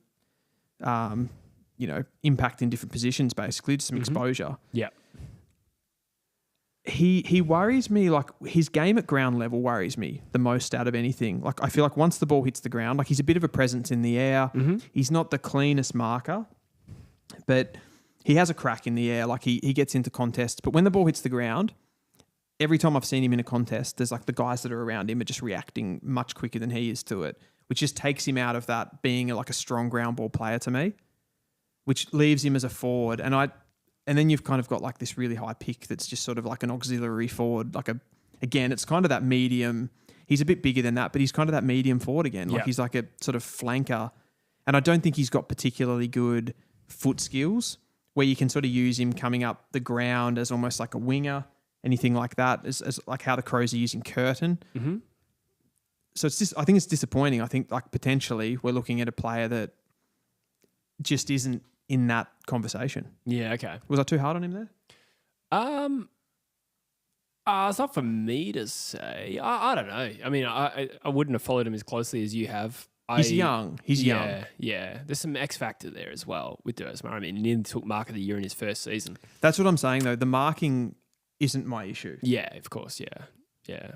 I suppose like this is what people are saying about Willem as well in this upcoming draft. But I think you've said to me off air, you maybe see a few more strings to Willem's bow that Zane doesn't have. Yep, definitely. Yeah. Definitely. Was it the ground ball game? Yep. Yeah. He's definitely better at the ground ball game. Yeah. Could Willem be a midfielder? Because lots of people are saying he's played in every position and excelled in all of them, but he can play in the midfield at this level, the level that he's okay. playing at. Yeah. So that's not a question. I'm a little bit worried about his physicality. Yeah, right. Yeah. When he plays midfield. A very good aerial player. Very good aerial player. So you kind of, best case scenario, I feel like best case scenario, you're probably getting like somewhat of a, what's a good example? Like a Will Day / Nasiah Wanganeen Miller. Yeah. That's like that sounds ridiculously high end. That's best case. But at the same time, if he can't hold down one of those roles, like if he can't be that big bodied midfielder and doesn't have the physicality, you're going to get more of a, I guess like a Xavier Dersma. Yeah. Which is probably more just that outside winger type player. Yeah. I mean, you're kind of echoing my concerns a little bit with West Coast taking a pick that high. We'll move on from Zane. I suppose you'd imagine Essendon is probably on a bit of a tear to try and align the trio. I was going to say, That there could is a happen. world where they traded for Zane, Yeah, and draft Willem. Yeah. I think that's on the cards. I think he could be available potentially for Essendon, is my personal gut feeling. You think he'll slide? Sorry. Well, I mean, it's not that far he has to slide. They're in No. the bottom four now. So he has to slide past West Coast, and then And I Richmond. suppose Richmond is the one who could take him, but I think it's possible at this early juncture. Yep. This will make it 93 points, by the way. Wow, that's got That's out. yeah. We've been wrapped up in much more interesting conversation than this. So is there a world where both of these games could go over 100? There is absolutely a world. It's called Planet Earth, baby. It's called Planet Earth. The fog. This really takes the heat off West Coast. Oh. A couple other trade options here. Alex Davies, we talked about earlier as one of those players that's an academy player that has been spat out of the system, gone to the Gold Coast, can't get a game because they are stacked with talent. That he played AFL today, didn't he? He Averages 23 disposals, 6.5 clearances a game at VFL level, 5.5 tackles. I'm going to, again, link everything to West Coast. Absolutely a player that I think West Coast should be looking at, but I'd imagine there'd be a lot of clubs canvassing him. I want to say there was a Collingwood connection last year, but either way, I think Yeah, there clubs, was. There absolutely was. Okay. I remember that. Clubs came for him last year. He turned his back on them to stay loyal to the Gold Coast Suns. There's a suggestion that now that might be changing, probably with the way Gold Coast has come on this year. He's playing well. He still can't get to the team. Not like they're going to have a midfield retirement anytime soon. Do you think his them bringing him back into the team is potentially like playing a bit of the long game where they're like putting him in the shop window? Yeah, like, maybe. You know, I mean, probably the Yeah. opportunity has to come up. I'm not saying they're like manufacturing that situation, but like going, let's have a bit of a look at him, and then we can get some currency on his head at least. Like he comes into the AFL, like he got. Yeah, what do you have today? I better check. I think he had 33 or something. Like it was good numbers. Yeah. He had 30 disposals and 10 tackles. Yeah, and that's the exact sort of player he is. Like Yeah. he's a bit of a dog. You know what I mean? Like he just gets in there, really physical. Like Ball, no. I haven't watched him recently enough to kind of like have a look at what his kicking is like and whether he sort of can be one of those. Like that is a nice goal. 99 points. No, it's marked on the line by Keys. Sorry. 99 points. This would be the Minute biggest to go. showdown win, I think, as somebody said. Oh my God. Yeah. The bottom 9 have all thrown in the towel so hard. Yeah. West Coast is still trying. Why do you say these things? West Coast is still trying. This is us trying. Oh my God. No, I agree you're trying. But it probably does bring up those conversations around like having a little bit more jeopardy in those games at the bottom. Like it gets so boring. Yeah. When you have these teams that just have nothing to play for. Mm. I don't know, maybe like Which teams have something to play for this year, you reckon? the top 9. Yeah, okay, but sorry, let's isolate the bottom 9. Who still has something to prove? I think West Coast still has something to prove. I don't think they can check out. Like this has been a diabolical season. You're one of the few teams down that bottom end. I think there's probably an argument. I don't know if the players and the club are connected enough to feel this, but there's definitely there's pressure on North Melbourne to win. Sure. So I would agree that North and West Coast still engaged. Yep. Richmond appear engaged, but they can probably relax and nobody would judge them. Essendon 100% can chill. Absolutely. Like they're just so. I mean, they don't want any 100-point losses, but the teams like Essendon in that realm of the ladder, Essendon and St Kilda, I think they're almost like fighting each other because they're like the picks are going to matter. True. Like the player that they could potentially get around that number. I wonder if St Kilda though still want to protect their ladder position a bit though. I think there's a little bit more. I mean, Essendon have been ravaged by injury, and St Kilda probably still will want to prove, no, we're not as shit as all these guys around us. Ignore the ladder position. I mean, maybe I'm projecting onto them, but I feel like St Kilda probably still have some pride to play for. It depends though how you actually what you mean and how you quantify that, because I feel it's very vague. the players want to like I would never suggest that the players would go out and be like, I'm not gonna. I just don't really give a shit today. Yeah. But are you aroused enough to actually really go at it? You know what I mean? Gross. I think. I don't know why I said aroused. Well, I think it comes down to like if you're a team that is slightly underachieved, you want to take this 98 points. 98. You want to take this opportunity at the end of the season to prove numerically that you are at least around the mark or improved on what people thought you were going to do. Yep. If you are a team that has massively failed on expectations, you've checked out. So West Coast, North Melbourne already want to prove that they are better than what their win-loss tally says at the moment. Richmond have kind of exceeded They've exceeded it anyway. Essendon ruined by injury. St Kilda, I think, are still mindful of the way they end up on the ladder. Sure, draft picks do come into it as well, but I think St Kilda have probably underachieved for their own expectations. Melbourne's a tough one, probably underachieved by their own expectations, but Port Adelaide, a team that finished top 2, probably checked out at this point. Yeah. Like, if you've missed the mark by so much. I think clubs like Melbourne, just to go back on your point there, like clubs like Melbourne and Carlton, I feel like they've just hit a realisation that they're not good enough. Yeah. It's not really about checking out or anything like that. It's just, I don't know, what are we playing for? Where is this going? We weren't good enough we expected to play finals this season. Yeah. That didn't happen, so we're kind of nowhere. Yeah, agreed. But I think the flow on is that the players would disconnect a little bit. Yeah. Potentially. Yeah, for sure. Yeah. Absolutely. Whereas Port Adelaide in this game, and some untimely injuries, in particular Horn Francis. The difficult thing, though, with that, as far as from a spectator's point of view and like watching the games, you've got these teams, like you said, that are playing for something even though they're down the bottom of the ladder, and they would be feeling that. But as a fan, I don't think you feel that with all of those teams, because as soon as they do have a tricky game and like they get off to a bad start, they can just throw in the towel. Because as much as they do want to play for that pride, they're not going to really, like, there's not really that, like, up until today for Sydney, for example, like Sydney could make finals and you felt it. But as soon as they can't make finals, I feel like their games, you will check out of them as a neutral a little bit more. Yeah, for sure. For sure. I am busting once again. You have the bladder of a mule and I have the bladder of an ant. I don't. I actually don't. I was actually going to say... You just pitched yourself 5 times. Yeah, it's my house. I can do what I want. Exactly. My house, my rules. I actually am pretty close. You go. You've probably earned. Actually, no, screw it. I need to pee. Yeah, go. Absolutely go. As soon as I was about to offer it, I needed to pee even harder. We have 55 on the stream. I'm sure there's... Don't say stream. Don't say stream? Oh! So many jokes. So many jokes. What do we got here? Picking the best of a bad bunch, I guess. JD Eagle says, I think the GWS and Sydney game has been the best of the round. Clearly. I mean, what else has there been? All of the rest of the games have all been blowouts. And that wasn't even a particularly close game, but it felt close given the start that Sydney had. Kind of all of the theatre in that game as well. I don't know. It was a blockbustery game. I think it felt like a final to me.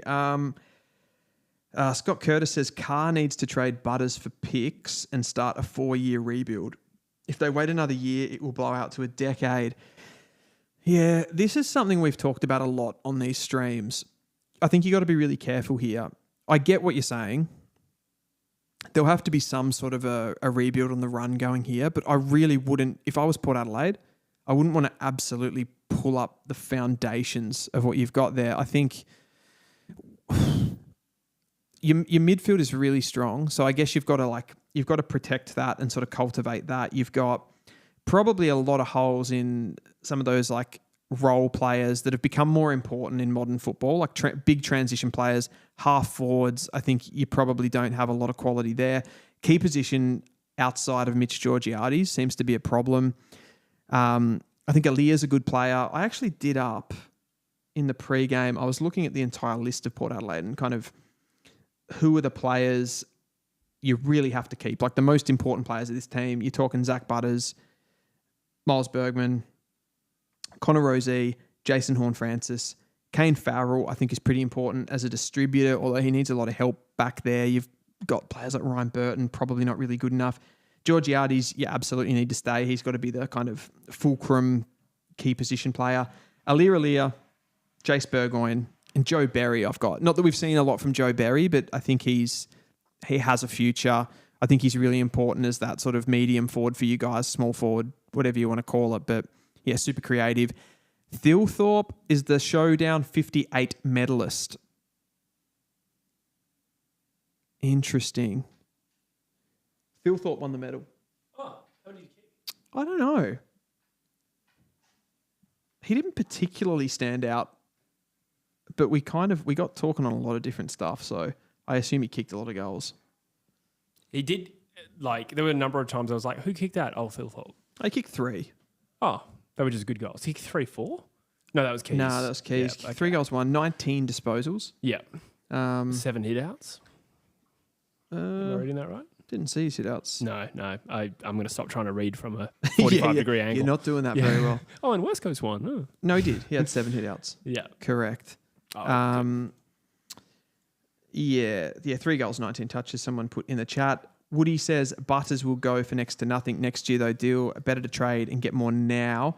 But is that true with free agency? I mean, I guess because you're going to get your ladder position. You need to trade him now. Yeah. Though, I think. Oh, I mean, next year. I mean, they run the risk of, dare I say it, not being that bad next year. Like, what if they're 10th next year? And then that's pick. And then you get 10. pick 10 for Butters, which is kind of a disaster. Yeah. But who can do look a at them deal? Celebrating. That means a lot to them. Or is it celebrating Thilthorpe? Oh, no, that's the trophy. That's the trophy celebration. Yeah, right. I mean, they have just become a really, really bloody good team. Yeah. Yeah. And they're a team that's done it tough as well. A club that's done it tough. That was a horrendous few years for them PR-wise. There's some similarities to my club and their club. So hopefully this is the blueprint of how to get out of this mess That's how you get out of it. Yeah. You could, honestly... By having good players. Oh, yeah, okay. exactly. All right. Let's try that. But there are a lot of parallels in the sense that they attract players. Yeah. They've been able to consistently attract players coming home and stuff like that, which you guys also have that. Yeah. So hopefully we can cash in on that when Fremantle not realise, but hit the point where they can't recruit any more players. Yeah. Like we hit that point and they started getting all the WA homesick players. So hopefully the cycle will swing. I'm going to make my bathroom move. Yeah, absolutely. Take over. Yeah. Frio Way says 3 goals, 19 touches. Wouldn't say a standout. No, it seemed fairly even, although you did, as you point out, Saligo 35 and 2. Hayden Young being subbed out at 3/4 time today and winning the medal, I think was the right decision to award him the medal, but pretty impressive. Why did I move to Melbourne? I kind of always had the plan to move to Melbourne and adjust to a city with a bit more happening for people my age for a start. I also came back from England with just 2 suitcases as all of my assets. So it seemed like a good opportunity. Druzy was over here. He encouraged me to come over. So all those little factors. Is it better than Perth? It really depends what you like. If you like good weather and beaches, you're not going to love Melbourne. But I actually don't mind the cold. I've actually enjoyed the weather here. I don't mind getting the puffer jacket out. There's been a lot of sunny, cold days. I don't mind that. Is it better than Perth? Again, yeah, there's a lot more going on, but some people don't value that. Raed Mazray says, so good to be on top of the ladder. Yes, I'd imagine that changes tomorrow, but Adelaide could finish the season on top of the ladder. Who do you want in the draft, says R1 FTZ, if we split with Gold Coast? I think it would be the best young midfielder in the comp. I don't know if we could make that claim that early. They'd be too young and unproven, but Cumming would be almost my number one target, if that makes sense. Like, he's the player I most want to end up with at the appropriate pick. I'm not sure if West Coast would go for Philippou. We didn't go for his brother, so I don't know if we would do the same. That's really flimsy logic, but I just don't know if we'd be attracted to that high upside but high risk and personality quirky kind of guy. Could be wrong. Druzy's been in Europe, says the Frio Way. But don't worry, still as obnoxious as you remember him. I just heard Jevon Philippou. Yeah. I was asked about who I want for West Coast. Who did you say? Lindsay. Oh, I said Cumming was my number one priority at the moment. Yeah, I'd agree with that. And then also the draft, Lindsay probably. Oh, come on. No, Sam Cumming, definitely. But a combination of like Cumming, Lindsay, and I don't know, pretty open-minded. It's amazing that stuff just goes over my head. Yeah. And then it takes me like a few seconds. Yeah, you looked at me like a deer in headlights and I was like, I'm going to have to explain this. And then the draft. Okay. Yeah. Cumming's my priority at the moment, but to get back to the question. Oh, terrible. God. Woody, that got me. Yeah, me too. Liverpool 1-3 AC Milan on free bet gone wrong. Oh. Soz. Was this pre-season friendly? I guess so. Yeah. I guess so. Check Liverpool doing bits in the off-season. I know. Okay, we're going to do the ladder predictor. Yeah, let's do it. Do we want to finish any of those other, or like briefly go over those other players? We were at Alex Davies. Yeah, let's go a little bit into Melbourne. I wanted to talk about Jake Lever in particular. This story has popped up a little bit, but also just an interesting look at Melbourne, I suppose. But Jake Lever was dropped. Tom Morris reports he was so angry when he got dropped, he felt he was blindsided, and as a result, he was disrespected. Other clubs believe now this is a watch now in this year's trade period. Rival clubs are aware of how frustrated he was and how angry he was. They're just keeping an eye on it. So nothing to suggest he's banging down the door to get out. He's also contracted for another 3 seasons after this one. I think that was a legit story too, right? Like he actually was... He was pissed off about that. It doesn't necessarily mean he's going to leave, obviously, but that was a thing. No, but you can see the conditions are there for a player like at the back end of his career out of a club that's kind of neither here nor there. Yeah. I say that, it makes it sound really negative, but they're actually, if you look at it from a different perspective, not in a bad position. We'll get to that. But... there is potential there for Jake Lever to maybe look around and for it to be mutually beneficial. Sure. What clubs do you reckon would go for a Jake Lever? You'd think top end of the ladder, and you'd think for guys looking to reassure their backline, maybe Sydney? Yeah, absolutely. Sydney. I mean, any of these key position players that are on the market, Sydney are going to be... Yeah. What's a phrase to say that you really want them? Up to their eyeballs in it. I think the Spanish say El Hungro. Exactly. So, they'll be keen.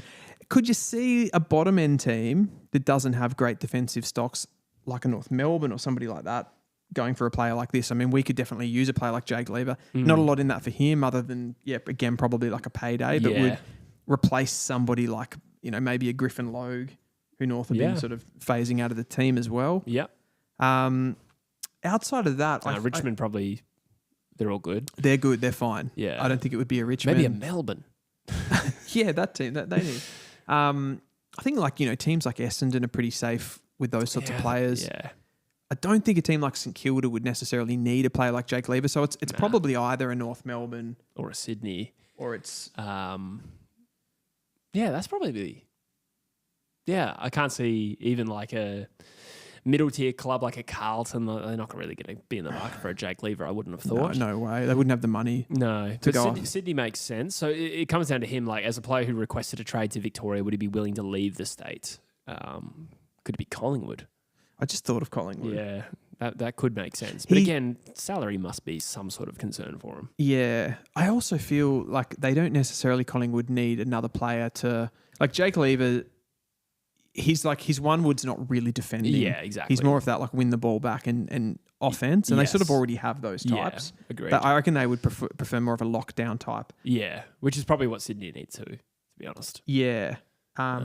Interestingly, like you kind of look at a team that like maybe at the start of the year would have been more keen to bring in a player like Lever. You'd be thinking Adelaide. Yeah. Which is where he came from in the first place. Yeah. Yeah. It's funny how many players like left Adelaide that you forget played for Adelaide. Crazy. Charlie Cameron, Mitch McGovern, Jake Lever. Those are the 3 that left after the grand final. Jack Gunston. Oh, Gunny. Yeah, you kind of forget that he's, came from Adelaide. Do you remember Nathan Bock? Yeah. Back in the day, went to the Gold Coast, didn't he? Yeah. I feel like there's even more. It might even be the same off-season. Oh, Phil Davis? Maybe. Yeah, Phil Davis. That's true. Yep. Like good players too. Yeah. Yeah, for a quality team, particularly like 10 years ago, Adelaide shed a lot of talent, but still stayed good. Yeah. Like all those players we mentioned. Oh, mind you, some of them left at the back end of that, but I feel like there was more than that as well. Bernie Vince. He wasn't a bad player. Went to Melbourne. No, good midfielder for sure. Kind of was like, some ways like that was a similar trade that North did for Parker and these types of players. Like to kind of, they got Lewis and Vince and these sort of experienced midfielders to sort of guide a little bit. Yeah. And before that, there was Chris Dawes. There was Shannon Burns. They went to Melbourne. Correct. Yeah, I don't know if there was much success in that from memory. On the topic of Melbourne, however, I think they're in an interesting spot list position-wise. We have a lot of top-end players at the back end of their career, maybe not part of their next window. We also have a pretty solid nucleus of young talent, I would say, although not... Like, it could still use fleshing out. And I saw Melbourne's comments today. We haven't, I'm trying to find out who this was from. I just copied and pasted the quote itself. We haven't done a lot of trading in recent times, but we want to add to our list and continue to evolve, blah, blah, blah. Part of that is making sure we've got a team that can go out there and be competitive all the time. We think all our mature age recruits have got 3 or 4 years in front of them. We've also gone to the draft in the last 3 or 4 years. So we think right now we've got a group that can transition quite quickly. So to me, this isn't about loading up to win a premiership anytime soon. This is about getting some established players so that they don't become West Coast, which I don't think is on the cards anyway. But it's just interesting. Like in the last couple of years, they've traded. Well, they've had multiple first-round selections: Langford and Lindsay last year. Before that, it was Windsor. And Tholstrup. Yep. And sometime before that, there was a really strong draft in 19 where they have Pickett and Rivers. Obviously, Jackson left. Bowie, Judd McVie was the latest selection. I want to say maybe even a rookie selection. They've drafted really well. They have, yes. Yeah. So I don't know. It just calls, like, if you're looking at Melbourne's list position, what do you do as their list manager right now? I think, like, not living in that world of regret too much, but you kind of go back to end of last season where I feel teams would have paid up quite a bit of capital for a Petrarca, for an Oliver, that they're not necessarily going to be as keen to do now. I don't think you're paying up much for either one of those two players. No. Petrarca's 29. Oliver, a year younger than that. Like even in last year's draft, which was a really strong one, like North were pretty keen on a Jack Viney, like a player like that. Okay. Even I don't know what they would have got for that. Was he a free agent? He would have been over. He would have been a free agent. So they might not have got much for him anyway. But yeah, that's true. Yeah, I don't know. I feel like they could have done a little bit in that space, like one of Petrarca and Oliver. I don't think that would have hurt their on-field performances too much to lose one of those guys. And I suppose there's the benefit of hindsight. We know now that their season didn't amount to anything, but perhaps internally they felt like they could at least play finals. It is hindsight. I mean, I feel I don't know what you tipped them, but I feel like their expectations were higher than what I had them, for example. Like I thought they were going to be bottom 4, bottom 5. I think I said the same thing, but I did say that I thought they were better than that and they had the potential to be better than that, but I also highlighted they have the capacity to blow up. And I wouldn't say they've blown up this year, but they started so poorly and never really got their season going. Yeah. I mean, just, I don't know. I feel like they're one of those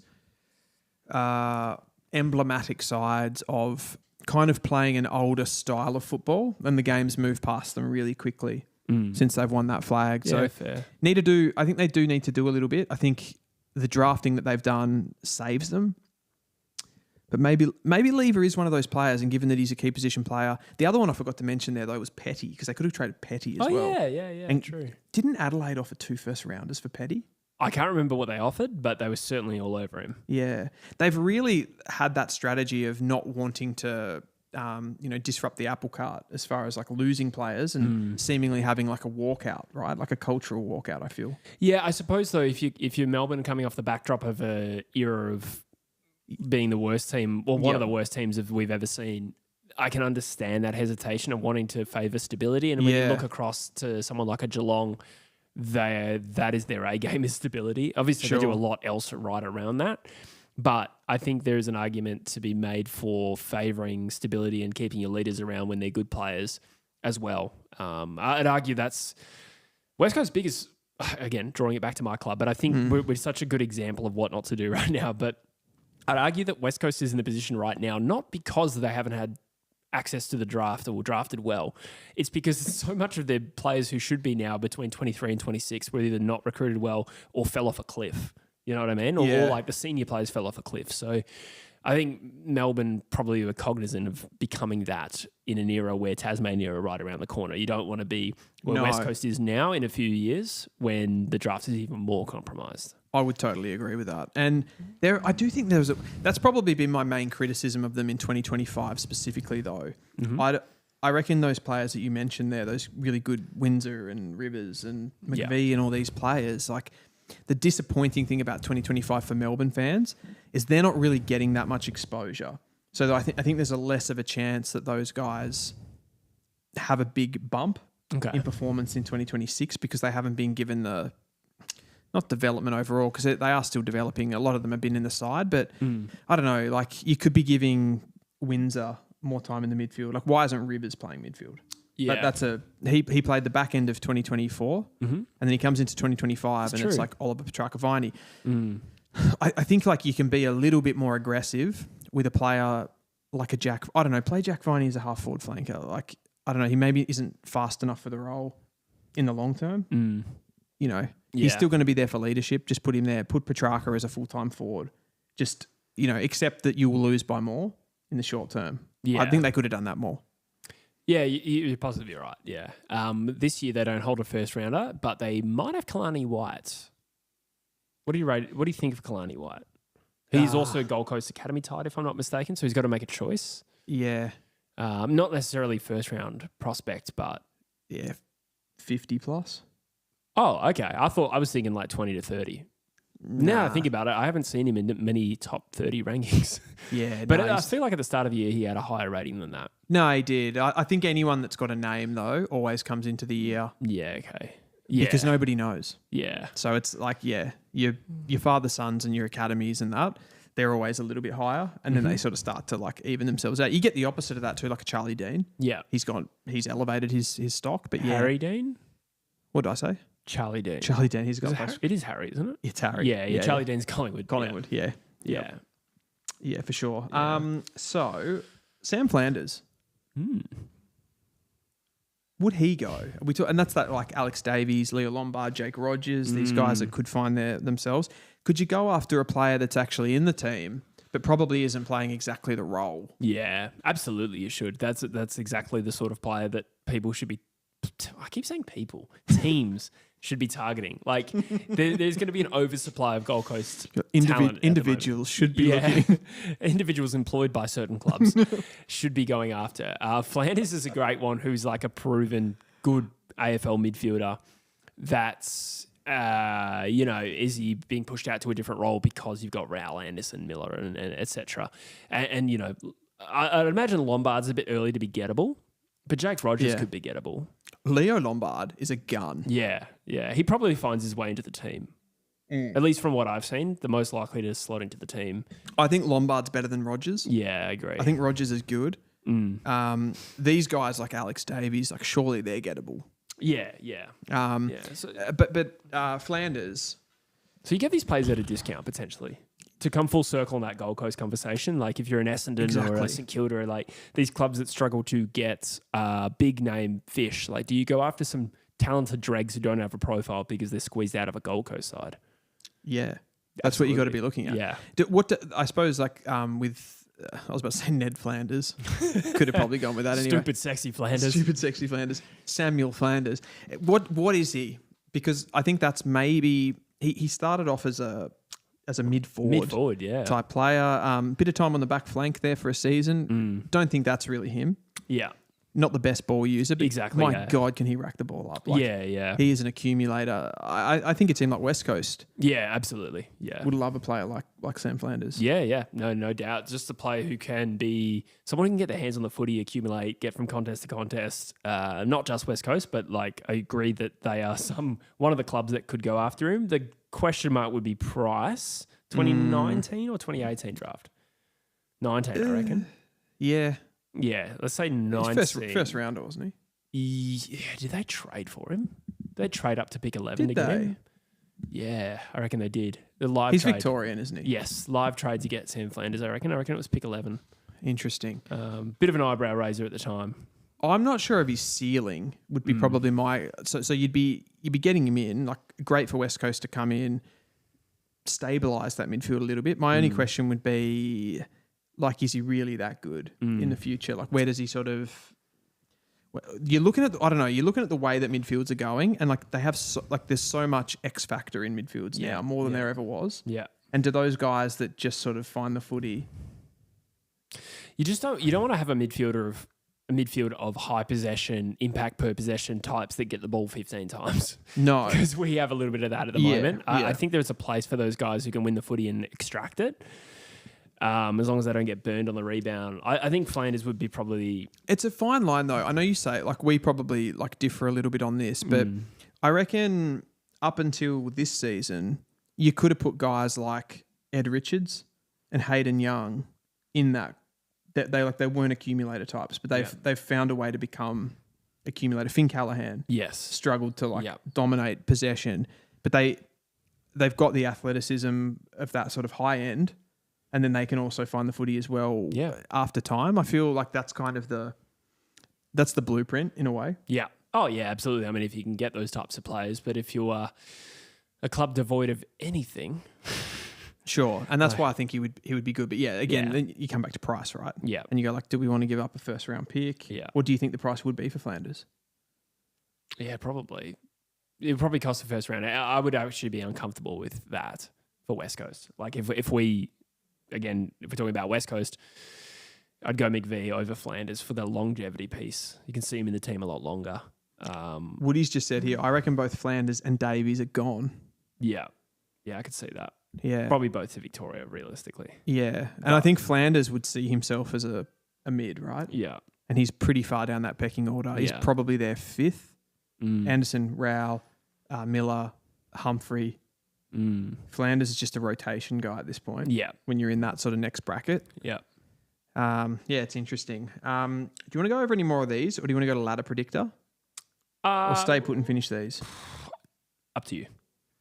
Let's do this. All right.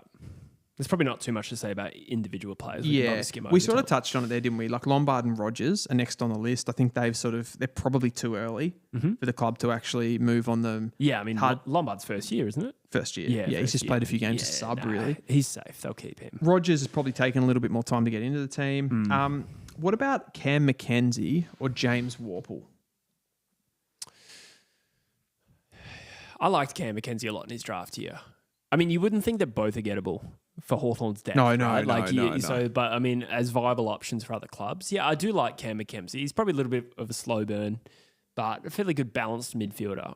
I could absolutely see him at another club. I am not aware of how much time he's getting at Hawthorn off the top of my head, midfield-wise. Well, he's been out of the team. Yeah. Not even... That's true, yeah, he got dropped. At a point, it was sort of he was out of position, and it's kind of merged into like, is he actually good enough to be in the team? Josh Ward's gone ahead of him. Yeah, yeah. Which was somebody that I didn't think that would happen. Is Ward a year older? Yeah, I think so. Yeah, they were both top 10 picks for Hawthorn's midfield. A year apart, yeah. Yeah. So it's interesting. I think he's a high-quality player, albeit he hasn't really... You'd be getting him for a discounted price at this point. Exactly, which makes him attractive there, I think. Yes. Yeah. What are some other clubs that need midfield reinforcements? I mean, Richmond's probably still in this conversation. Richmond, I reckon this Gold Coast depth conversation, Richmond are going to be all over that. They need to pillage it, yeah. They need to pillage it. A player like Cam McKenzie would be good. I think a club like St Kilda, this wouldn't be the worst thing for them. Yeah, NGA tied to them as well. He was too, wasn't he? Yeah. So there is a link there. Yeah. Yeah, St Kilda's a great shout.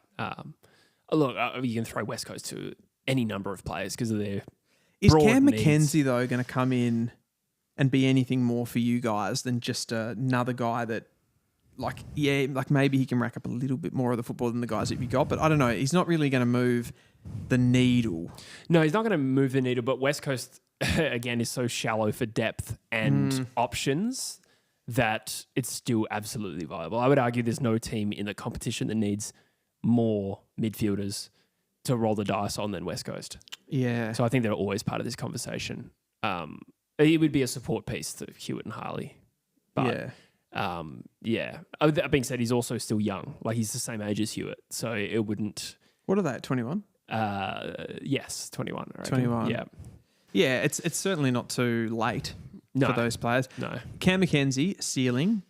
I think, this is going to sound outrageous again. Every time you do this and you go, like, what's the best case scenario? It always sounds a bit outrageous. Like, they probably thought that he could have been like a Noah Anderson type.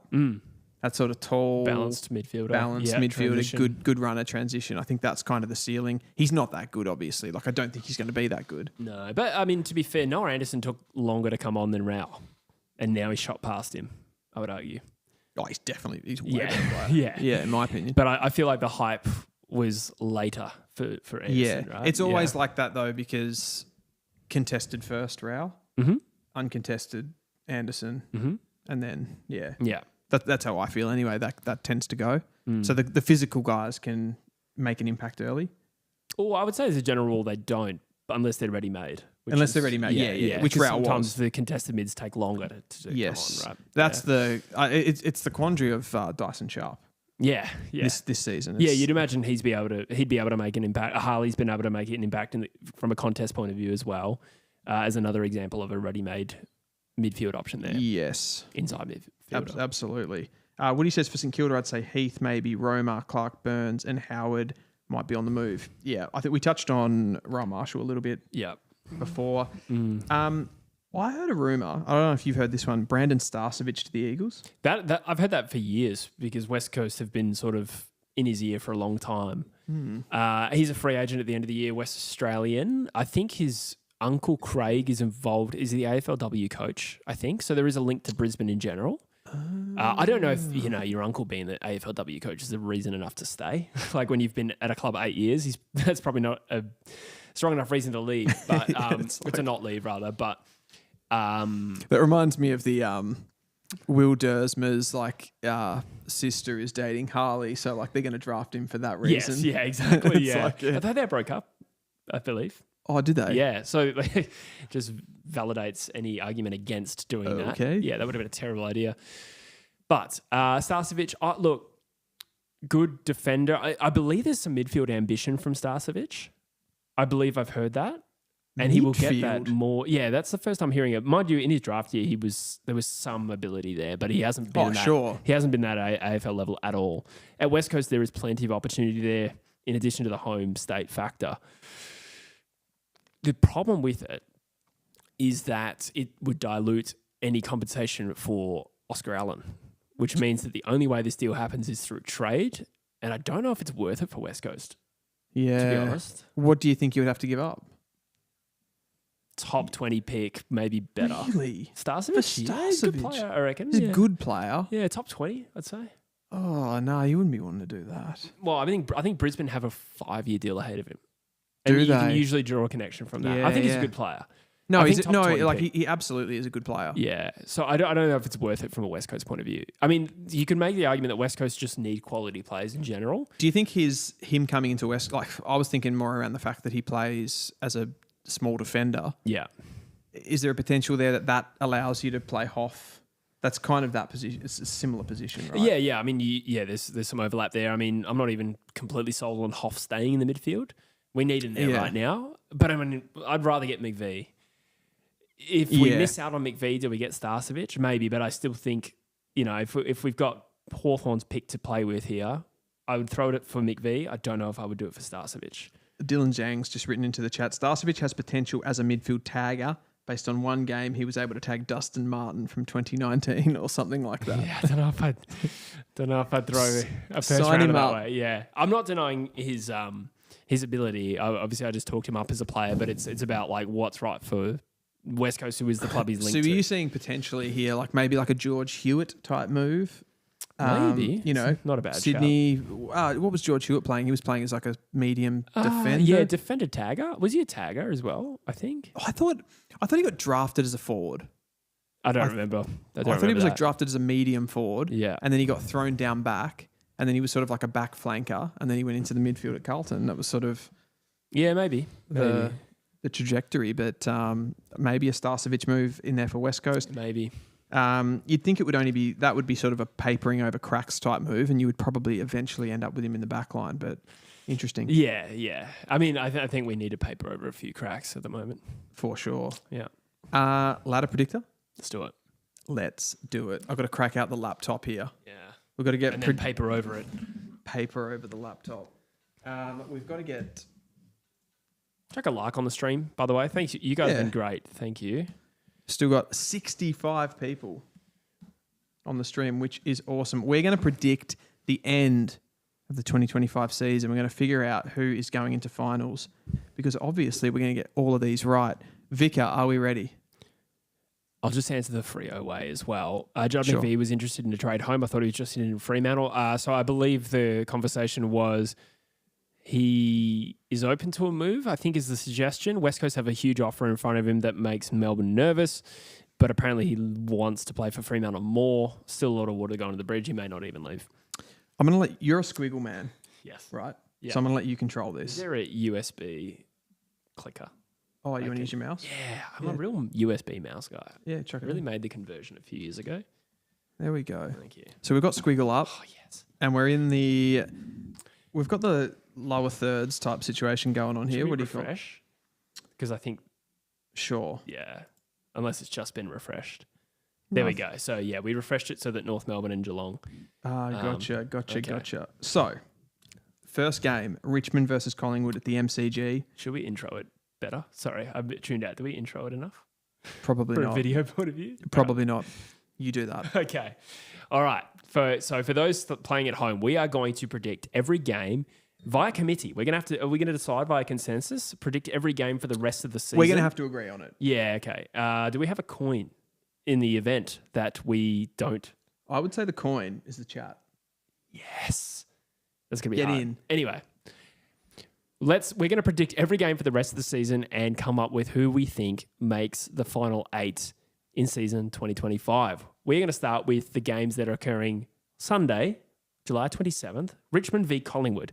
Now, let's really dig deep and analyse the nuts out of this one. That's not a saying.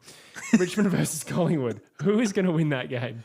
Richmond versus... I mean, you can't really mount a case. If we spend too long on these games, we'll end up here forever. Absolutely. Are we going to do the margin? Let's go ballpark, like 40 points. That's probably conservative. I think that's conservative, but I think that's fair. It is. Let's go 40.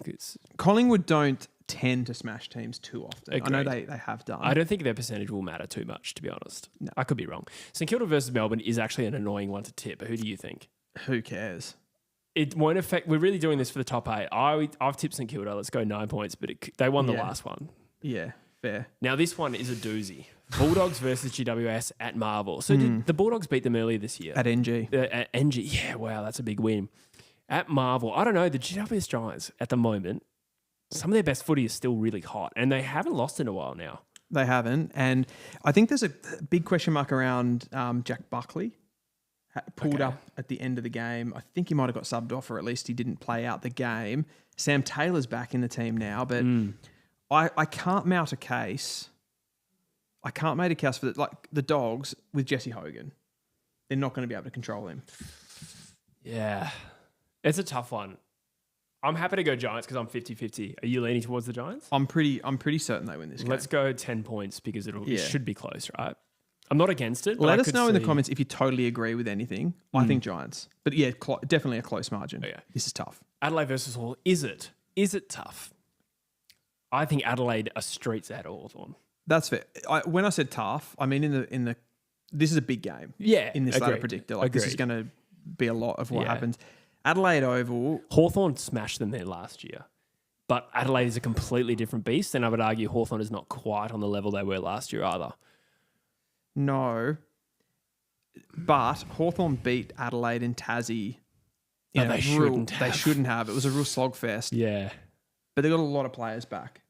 Yeah, from that game, Will Day comes into the side. He's going to trouble Adelaide. Yeah, a lot. South Australian too. He goes back. Yeah. I don't know if there's any data suggests South Australian players play better at Adelaide Oval. They do. Trust me. Mitch Lewis, Cal Shadir. Yeah, okay. I feel like there's more that weren't in that game. Was Dylan Moore out for that game too? Oh, I couldn't tell you who was out for someone that game. Like that. Yeah. I agree with you. I think we have to go Adelaide. Yeah. But this one's big, and this could go either way. Yeah, Hawthorn probably need to win one of these games against big clubs, which they've got a few of, to make finals. So let's just say 12 points. Widescreen TV says Crows by 10 goals. I don't know.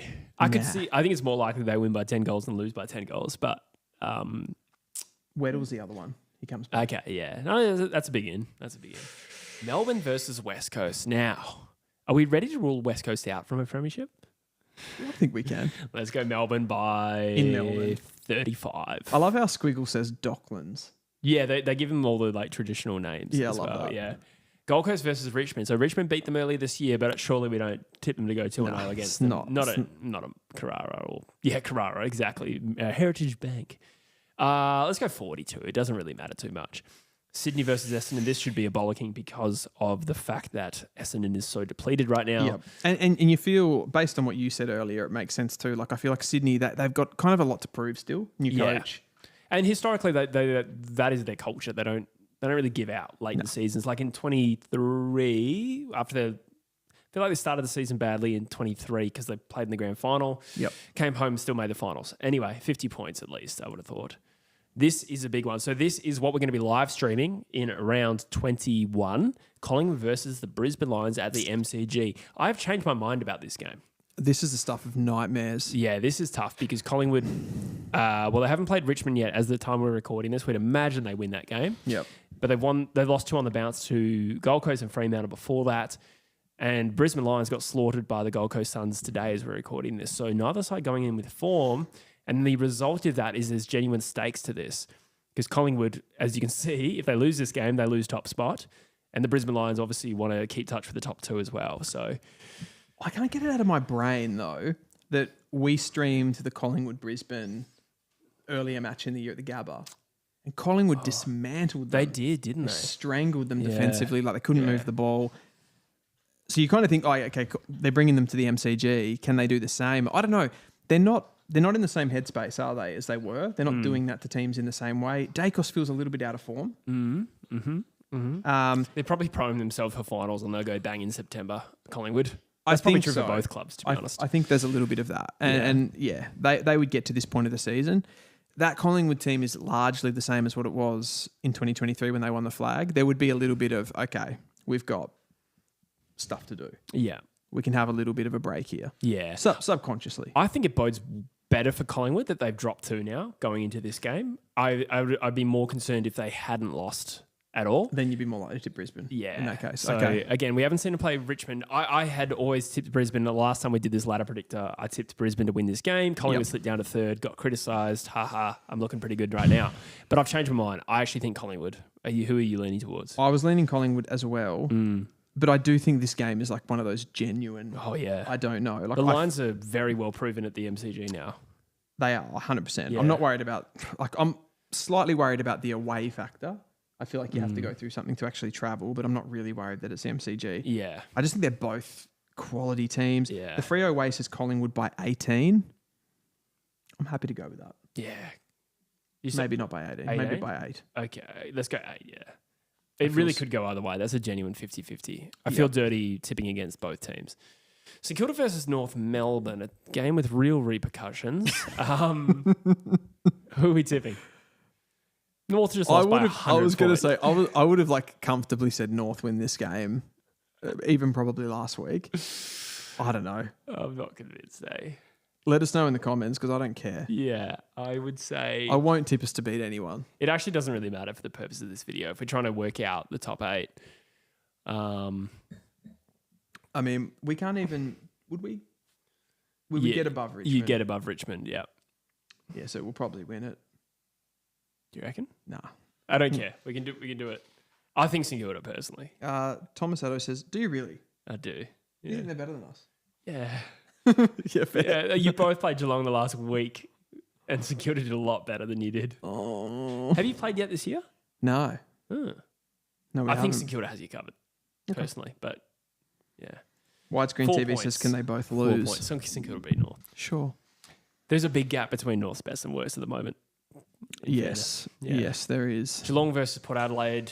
Port Adelaide are okay at GMHBA, but I don't think that's enough to sway me. They lost this game by 100 points. Let's go a healthy 6 goals. Geelong are incredible at winning these games too. Like there's probably no team in the competition that when they just get sort of this, I don't know, like Port Adelaide aren't, we've just seen them lose by 98 points, which you think they're terrible, but they're not, you know, for a few years now, they've been not an easy beat team. Yeah. Geelong beat them in Adelaide by a lot. If that makes sense. It was early this year and the qualifying final. I was going to say the qualifying finals in my mind too, where they just. But I feel like at GMHBA Port are okay. Did they beat them there last year? They may have. That's crazy. They may have. I think at this stage of the year, current context, 36 points is conservative. Yeah. Happy with that? Happy. Very happy. Fremantle should easily beat Carlton, I would have thought. I don't think they'll belt them. They don't really belt teams, but let's say 30 points. Yep. In Perth, lock it in. Hawthorn v Collingwood. So this is the next round now, is it? Yes. Yeah, round 22. Round 22. Hawthorn v Collingwood. So when Collingwood were good and Hawthorn were not, I felt like Hawthorn were pretty good against them. And then this year they went head-to-head around the first week I moved to Melbourne, so what's it like 8 weeks ago? Yep. And Collingwood gave him a football lesson in a game that felt a little bit like a final that ended up one-sided. Like there was energy to that game. Yes. And Collingwood were far too good. That was that period, though, as I go back to that Brisbane game, it was that period where Collingwood were just like demolition job on pretty much anyone that they played. It didn't feel like there was a possibility that they could lose 2 in a row at that point. That's true. Now they've done that. Like, I assume that they will be turning the corner. They've got a hard run, though. This is like a hard run of games. Brisbane into Hawthorn. Yep. There's danger. There's genuine jeopardy, and I would put this in the category similar to the Brisbane game, that this is one of the more difficult ones to tip. What are you thinking? I am pretty confident Collingwood wins. Are you really? Yeah. I think they'll lift themselves for this game. I'm just not convinced by Hawthorn at all. I don't think they've passed any big tests this year. Who have they beaten out of the teams above them there? They lost to the Gold Coast Suns. They lost to Brisbane. They lost to Fremantle and Perth. They beat GWS. They lost to Geelong. They beat Adelaide. They did beat Adelaide. In unconvincing fashion. Yeah, and they beat lost the to Dogs. Collingwood. Did you say the Dogs? I didn't, but they are below them. Correct. Yeah, no, it's a fair point. I think this next few weeks for them will be big as far as like testing their premiership credentials as these guys come back in. But no, you've made a fair case. I think the Freo Oasis toss up, I'd say Collingwood edge them though. Yeah, 5 points is fine. And then they'll beat them. Geelong versus Essendon. Speaking of, got one back. That was very good. That was seamless. I'm gonna say 80 points. It really doesn't matter. Oh, it kind of does for the latter, like the percentage. But I don't mean this from a future perspective, and I actually rate what they're doing. But Essendon right now are the worst team in the competition. Oh, I don't know if they're the worst team in the competition. I think they kind of are. Yeah. No argument. It'll be a big win to Geelong. They do that sort of stuff. St Kilda versus Richmond. I feel like St Kilda slaughtered them earlier in the year. Young sides waning at the end of the year. It's probably harsh on Richmond, but I just feel like St Kilda win that game. Yeah, I was leaning towards St Kilda. Let's just say 4 goals. Doesn't really matter. Grand final rematch: Brisbane Lions versus Sydney. This is the sort of game Sydney would just shit stir and win. I'm not saying let's do it, but I'm just saying Sydney. Yeah. Do you remember they played really early in the season? It would have been in the opening 5 rounds. And they actually were dominating Brisbane, and Brisbane came back. It was that period where Brisbane were playing pretty ordinary and just finding a way to win. They did that against the Bulldogs, they did it against Geelong, and they did it against Sydney. Exactly. And this was in that. And like for most of that game, Sydney were the better team. It's at the Gabba. You talked about it before. You said Sydney are one of those teams, like they kind of always play with pride. So you can never really think that they're on the beach. Yeah. Even late in a season like this. On the beach, Brisbane win this game. Yeah. After all of that. Yeah, after all that, I think Brisbane win this by, let's call it 18 points. At that point, they have to win that game. Yeah, exactly. And I think that's probably where the... Oh, that would just throw a spanner in the works, wouldn't it, though? If like Brisbane drop enough games to miss the top 4. Mind you, it didn't hurt them last year, did it? No, but you wouldn't want to be banking on doing that twice in a row. Yeah, agreed. Gold Coast versus Carlton at Marvel. The Marvel factor is an iffy one, but Gold Coast is comfortably better than Carlton. I'm not going to tip Carlton here unless you're really wanting to. No, I'm not. And you've got to tip Gold Coast, but... Banana skin. And that's what I'm talking about with Gold Coast. As much as you say like their ceiling is really high and they can potentially go on a run in finals, but it's not out of this world. Carlton are going to be a banana skin team on the run home. As poor as they've been in 2025. I don't know. At Marvel? It's the Marvel thing. If this was at the G, I'd be more confident in the Gold Coast. I actually think they're better at the G than they are at Marvel. Didn't Carlton too, like, wasn't there a big, like, turnaround last year against the Gold Coast Suns in Melbourne? Oh, I couldn't tell you when it started.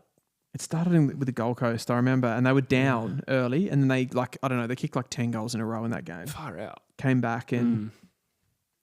But I think but Gold Coast. They haven't put too much of a foot wrong yet, the Gold Coast Suns. I get your point. It's not a locked in. Honestly, I'd say if you take out the loss to Richmond, their season's been pretty well flawless. Like there's been losses, but you're always going to lose. That's true, yeah. Maybe the Adelaide game was fairly disappointing in how they lost. Yeah, definitely. Port Adelaide versus Fremantle, I think could have been a good game, could have been a banana skin for Fremantle had Port Adelaide not just lost Jason Horne-Francis. I think that is a big out. Can I just say one thing before you get into this game? Yeah. People are talking about the Marvel factor. Yeah, I do agree with that, but I cannot bring myself to tip Carlton. Is it a curse? I don't know. Is it? Yeah, Hardwick hasn't won there since he complained about it. Is that the stat? I think so. I think or so. Or did they win a game? They might have won a game there this year. Oh, they know. Mac Andrew kicked the goal against Essendon last year. Oh, that was a marvel. So they have won there. Was that under Hardwick? Yes, last year. Yeah. Yeah, okay. Yep. But generally poor record. Again, I just can't tip Carlton in that game. Why does this feel like a banana skin? I think if Port Adelaide were with Jason Horne-Francis and not just battered by 98 points, I would argue more favourably for them, but I think you've got to tip Fremantle here. I feel like Port Adelaide... Actually, you know why? I think Fremantle don't travel here well against Port Adelaide specifically. I don't remember if they played them there last year, but in 2024, that was last year. The week after Gather Round, they lost to them. Also, this is the game last year that knocked Freo out of the finals. But that was in Perth, but yes. That was in Perth, yeah. Same opponent. So Port beat them twice last year. But so I think Fremantle's what I'm hearing is... what I'm hearing is Freo or Port Adelaide's bunnies. And this is a skin. It is, but I think Port Adelaide... They're just sans Horne-Francis and what we just watched there, where they just lost by 98 points. I can't bring myself to do it. They're two in the mud. Yeah, okay. I do think... Look, I do agree it's a banana skin game, but... We've got to be rational here. Yeah, We've got to be rational true. here. Mind you, we probably have been too conservative. I think it'll be close. I don't know. You have to be fairly conservative with the ladder predictor, don't you? Yeah, that's true. GWS versus North Melbourne. Where's it played? Monica. Oh, that was a joke anyway. Okay, good. Because it wouldn't matter. I was like, I'm giving that some respectful airtime, but I'm going to... We're losing that by 150. Let's go 40. Melbourne versus the Western Bulldogs at the G. Dogs, yeah. 38. Ooh, West Coast versus Adelaide. Let's just save us all some time. Let's go 65. Is it the max? No, I think you can actually keep going like... That feels you can keep going to like 100 if you do it carefully. That feels like one of those games where like you guys will lose by 100 and Taylor Walker will kick 10. Yeah, that is a thing that's happened against Adelaide lately. Definitely. I don't know. They just, particularly against West Coast, seem like one of those teams that like they just thump you. Well, they're potent, Adelaide. They're like efficient and will get the opportunities anyway. So yeah, it's going to be a bloodbath. This is a big game. Round 23, Essendon St Kilda at Marvel. It could really shape the 8. St Kilda wins 25 points. Essendon won't win again. So St Kilda up to 11th. Fremantle versus the Brisbane Lions. Now this... Oh, look at the ladder. Fremantle's 5th and Brisbane are 6th. This is a big game. I think I'm going Brisbane. I'm not... Oh, look, Fremantle at home are a tough proposition. Yeah, that's the only thing that's like... If this was at the Gabba, I'd absolutely tip Brisbane. Yeah. What's everyone saying in the comments here? So you're Brisbane. I'm going Brisbane, yeah. I think when you get to crunch time... The Brisbane Lions won't drop this. I think if it's because like round 11, they'll need to win. If they're round 11, they're in the top 2, then I think that's different. But I think also Fremantle have also been on a bit of a tear lately. It's been a while since... Oh, they lost to Sydney, but generally, like, they're almost due for a loss in this scenario. And the Brisbane Lions... It'll be a thriller, but I'm saying Lions by 4 points. Yep. They could win that, Fremantle, and it'd be huge if they did. Yeah, well, that's their finals berth secured. I think it probably is already anyway. But what Freo don't want to do is lose one of those skin games. Yeah, gross. Yeah. Exactly. Yeah. Are you more of a 3 skin or a 5 skin man? Oh, I'm losing it here. We've got 89 people on the stream. Wow, which is, people are tuning in. People are tuning in for the skin chat. Carby is saying Freo. They could win, but I would tip the Brisbane Lions personally. Yeah, I think you've with got those kind of stakes. Like, I don't know. Yeah. Let's go a bit Lions. All right, so we've got Gold Coast and GWS at Carrara. Which is tough one. People's first. I think we might differ on this one. I'm Giants all the way. I'm thinking Gold Coast win this game.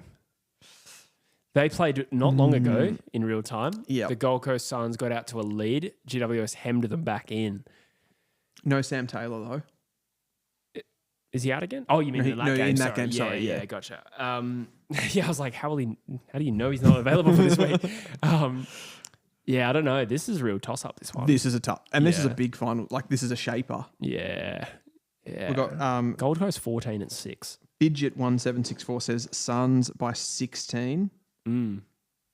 Suns by 16. 91 on the stream, guys. Thanks for tuning in. Chuck a like on the stream if you don't mind. That'd be great. That would Thank be you. absolutely amazing. And subscribe to the channel. Oh, yeah. Yeah, I never asked for that anymore. That'd be great. It's just one of those things, isn't it? Okay, Yeah. this is huge. If we get this wrong, this has the That's true, the yeah. knock-on effect. I feel like these sort of games are the ones that stuff it up, for lack of a better word. I'm Giants. I'm Gold Coast. The Freo Way says they travel well. I assume talking about the Giants because they do Presumably, yeah. travel pretty well. This is mixed. Like the comments, Yeah. Suns by 16, Where's Giants that by coin? 10. Brad Willie says GWS. I'm going to download a coin toss app. We need it. We I absolutely can't be need bothered it. actually downloading it. No, but- neither can I. Scissors, do paper, you- rock. Do you? Yeah, okay. That's a terrible way to decide the ladder. What's that? That's a gun. Gun beats scissors every day of the week. Go again. No, you win. Gold Coast by a point. Oh, I don't like it. I'm sorry. But I'm not as big on the Giants as you are. Yeah, I'm a fan. Carlton versus Port Adelaide is a whole lot of who cares, Yep. frankly. Should we give this one to Carlton? Yeah, just 'cause it's home. Yeah, 4 points. Yep. Hawthorn v Melbourne, that should be a convincing 35-point win for Hawthorn. Yep. Adelaide versus Collingwood. All right, now look at that ladder again. Look at Adelaide's percentage, though. Mind you, that's mildly inflated because they played West Coast again. You know what? These two teams have a history as well of Close games. really close games. I think it was like Yeah. 5 or 6 of their last Yeah. matchups have been within a goal or something, or within 10 points. Wow. And I feel Oh. like Collingwood tends to get the better of them.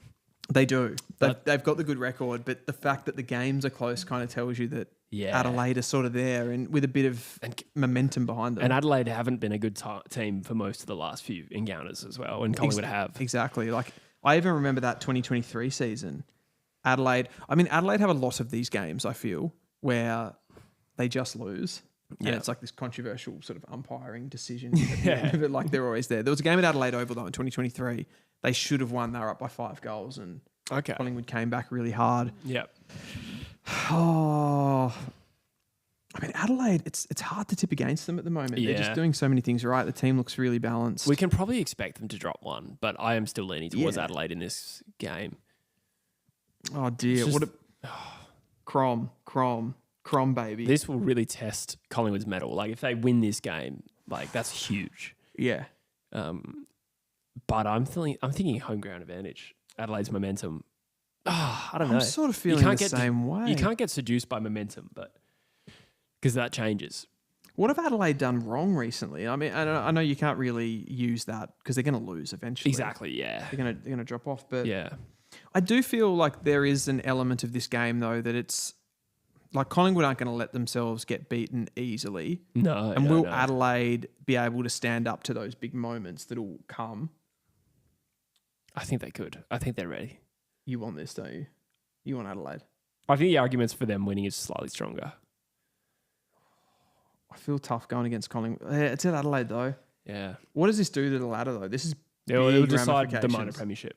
As Rogue Riot pointed out earlier in the chat, it will decide the minor premiership. Crom the real deal. Crom, yeah, let's do it. Crom at home. All right. Let's go 10 points. Wow. Big From one. bottom 4 to minor premiers. Ooh, this is where you claim 16th back, baby. I'm happy to go north here at Bellreeve.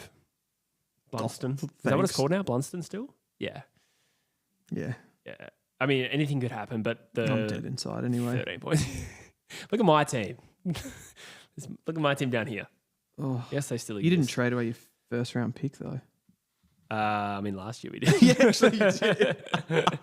Oh, we're as bad as each other. Yeah. Sydney versus Geelong, banana skin game. Definitely. But I feel like Geelong are actually okay in Sydney. I actually Yeah. think they'll be okay in this one. Geelong are just such a But absolutely banana skin. yeah. I think Sydney are that They're spoiler that for team. everyone, I think. Anyone coming up against Sydney, you got to think Yep. twice, I reckon. But that being said, Are we? I think overall, looking at this, I think probably Sydney are the only team that we've got beating anyone in the top 9. yeah. Yeah, I would agree with that. I do feel Yeah. like somebody will beat somebody, like a Carlton or a Port Adelaide or a Melbourne will knock somebody off. Yeah. In this West run home. Coast. So 51 points. Just skip yeah, past I mean that they're one. one of those teams too that just kill. That yeah. will be another 58 points. That's being conservative. Got to go Giants. Yeah. In Sydney. 36, 35. Crom. Ooh. Obviously, no. I'm just thinking about margin. Oh, 35? at least. Yeah. I mean, with we have been a Adelaide's little percentage- we have been a little bit better at like reining those margins in, but Yeah. I don't think the percentage matters in that particular game. This one is a doozy. And it might not even matter. Oh, no, it will matter. It will matter. Fremantle's safe in the 8. Bulldogs are not. we've got people saying Bulldogs by 140. I assume that was the Essendon game or No, the it was the West Coast game. Yeah. No, it can't be, man. It must be this game. This is big. It is big. They had a really close game over in Optus. Was when- it close in the end, or did Fremantle steamroll them? No. It was like a few goals. Was it? I thought it was more Yeah, than that. and it was cagey. Yeah. I'll go through and have a look. Because I think the Bulldogs were all over him in the first quarter. It was like 20. I don't know why I remember this, but it was 22 inside 50s to 9. You guys live streamed it. Yep. And then I think Fremantle turned the screws on him. Let's see. Let's bloody see. I'm going back here. No, 16 points. Okay, you're right. Let me just have a look at the head-to-head between these two sides, Good idea. because I reckon you'll find that every time Fremantle plays the Bulldogs at Marvel, it does not go well. For Fremantle. yeah. Well, they struggle there, don't they? Yeah, they do in general, I suppose. Okay, so the last time they met at Marvel was last year, 67 points to the Bulldogs. To the Dogs. The time before that, 5 goals in 2023 to the Bulldogs. Yep. The last time... Okay, so in 2022, Fremantle did beat them. The Bulldogs play finals in 22? I don't reckon they did. A year after the grand final. Yeah, they didn't, did they? I don't think so. They missed. And then the time before that was 2019, 11 goals. Okay, so and that was the Bulldogs. Not too many results that are big in the Bulldogs' favour. But I am still thinking this is a game Fremantle drops. I also want to bring you back to this game because they didn't have Mark Spontempelli Yeah, okay. in this game, which Yeah. is a pretty big one. Yeah. It's also at Marvel this time. So there's 2 factors. Yes. I actually, I don't know. Oh, this is tough. This is tough. And this is really big with the... I think you got to go Dogs. I'm thinking Dogs. Who Yeah. did we tip out of Brisbane and Freo? Brisbane. Okay. Yeah. Not that shouldn't have any... I think this is a tough tough matchup for Fremantle. Yeah. I think that will be vulnerable. Let's say the Bulldogs by 15. Yep. Yeah, it'd be close. Fremantle still make finals anyway. It'd be close. Collingwood should beat Melbourne comfortably, you'd have thought. 30 points at least. Yeah, although they tend to be a tricky matchup They do, for them. yeah, I agree. But I think at this point of this season, it should be fine. Geelong should smash Richmond 48. Yep. Carlton will win that one. Yep. 26. Brisbane versus Hawthorn at the Gabba. I think you have to go Brisbane. You'd go the home side. Yeah, 12 points though. Brisbane have a hard run home, it feels like. Yes, and so do Hawthorn, who have now slipped outside our top 8. And Brisbane needed that one. So that game is huge. So Hawthorn are playing for the 8. Brisbane are playing for the 4. This top 8 section is going to be great coming home. Yeah. Port Adelaide versus the Gold Coast Suns at Adelaide Oval. Bit of a skin. It could be, yeah. Horn Francis is still out. I mean, he's only one player. I shouldn't focus on him every time they play. Yeah, I've just every mentioned time it's that like, every time. they're going to lose because Yeah. he's not playing. That's No, a good but- point, actually. I do say that too much. But No, it's fine. I think on the exposed form, Port Adelaide just got slapped tonight. Yeah. And Well, these are the sort of games, like we're talking about these banana skins for the Gold Coast, they have to win them yeah. if they want to Yeah, that's true. consolidate they're in the 4 right now. Wow. Okay. Sydney should win this one by 10 goals. Oh, let's call it that. Oh, that was the last game of the And year. that's What? it. How do we sneak Gold Coast into our top 4? Well, I'm not surprised. That's what I said at the start. I said they're probably going to finish top 4. I didn't think that was likely. Because but that's because you would have tipped Brisbane to beat them today. You're a genius, Dylan. I am a Willing genius. to keep you around for a little longer. Oh my God. Wow. Okay. I did not realize the potential ramifications of today, which obviously that's based on our predictions, which are shaky. But I think there's a chance too, like if you did allow a predictor previously, you'd go, okay, Gold Coast playing Port Adelaide. Maybe they drop that game. yeah, Like they could. they could. Yep. Yeah, they're not, I think that's the trust element Yeah. that needs to grow. Gold Coast 17-6 is nuts. That That is nuts. That's like teams have won premierships with less wins than that. they have, I mean, they're an unbelievably good team and they've had a really good draw. Yeah, yeah. I think that's the... Let's go through the finals, though, because I think it's about to come unstuck. Adelaide will beat them in the first final. Can we just recap the top 8? Yeah, no, let's do that. So Adelaide on this predictor that we've just done, and I feel like we were fairly conservative. We didn't really tip any. Yeah. We did have a couple of big games for Adelaide at home that we tipped them to win, which they could lose, of course. Tipped against Fremantle a couple of times as well, which could be wrong. We've got Collingwood in second, which is crazy. Gold Coast GWS was a huge factor. Remember, we decided Gold Coast as well. So that could swing it. That could swing it too. Yeah. Yep. In which case, GWS would be in the four. Yeah, they would. In fact, would they be third? No, I was looking at the draw. My bad. GWS would be fourth. That's crazy. Yeah. So there's still a lot of potential shake-up here. Far out. And Brisbane's tough run home is a big factor in this. I think everyone just assumes they're going to be in the four. Yeah. But they've got a lot of difficult games. That loss today was big for them. Yeah. 5-8. Brisbane, GWS, Freo, and the Western Bulldogs with Hawthorn missing. And I feel like there were some clutch games there for Hawthorn. Yeah. And one of them's to Brisbane. We had them losing to Brisbane. They've got Brisbane at the Gabba. They've got Adelaide away. And they've got Collingwood. Yeah. I think I said that to you last stream. I said I had a look at Hawthorn's draw and it's tricky just to round out the season. No, you're dead right. They could, they obviously could get one of the... All it's got to be is one of those results is wrong and it completely flips 100%. it. Yeah, but that's the fun, right? That's fun. Why we do this. The Freo Waste is no bias, by the way. Okay, so who gets the home finals here? Adelaide will host the Gold Coast Suns. Brisbane elimination against the Lions. The Dogs. GWS and Fremantle. Collingwood versus Geelong. Let's start with this one. I know they just pumped them at home, but like for some reason that feels a real danger for Adelaide. I mean, I think it'll be closer, but I'm still going Adelaide. Yeah. Personally. You going Adelaide? That's dangerous though. It is. Lions and the Bulldogs. Elimination. That's crazy. Yeah. Surely the Lions. Lions at home too. Yeah. So I reckon Fremantle versus GWS. I reckon Fremantle wins this game. Nah. Really? No chance. We're gonna put it to the chat. Who do we reckon? Well, Fremantle just belted them there earlier this year. They didn't belt them. It was like 7 goals, wasn't it? Nah. I feel like you're making this up with Freo's wins. Freo haven't belted anyone. I thought they had a big win. Let's You're in the Bulldogs filter, yeah. Let us know in the chat, guys. Who wins GWS? I feel like we've got it. Well, there's not going to be any GWS fans in the chat, is there? I hope they didn't. Yeah. Oh, 34 points, actually. That was more than I thought. Yeah. That's a convincing win. Yeah. No, it is. Not Milky says GWS. Tom says Freo. Adam says Flagmantle. I think GWS are close to the best team in the comp. I think their best is, but their floor is too low for me at the moment. It's a very even chat. I reckon we got slightly... No, that's even again for both these teams. We do scissors, paper, rock again?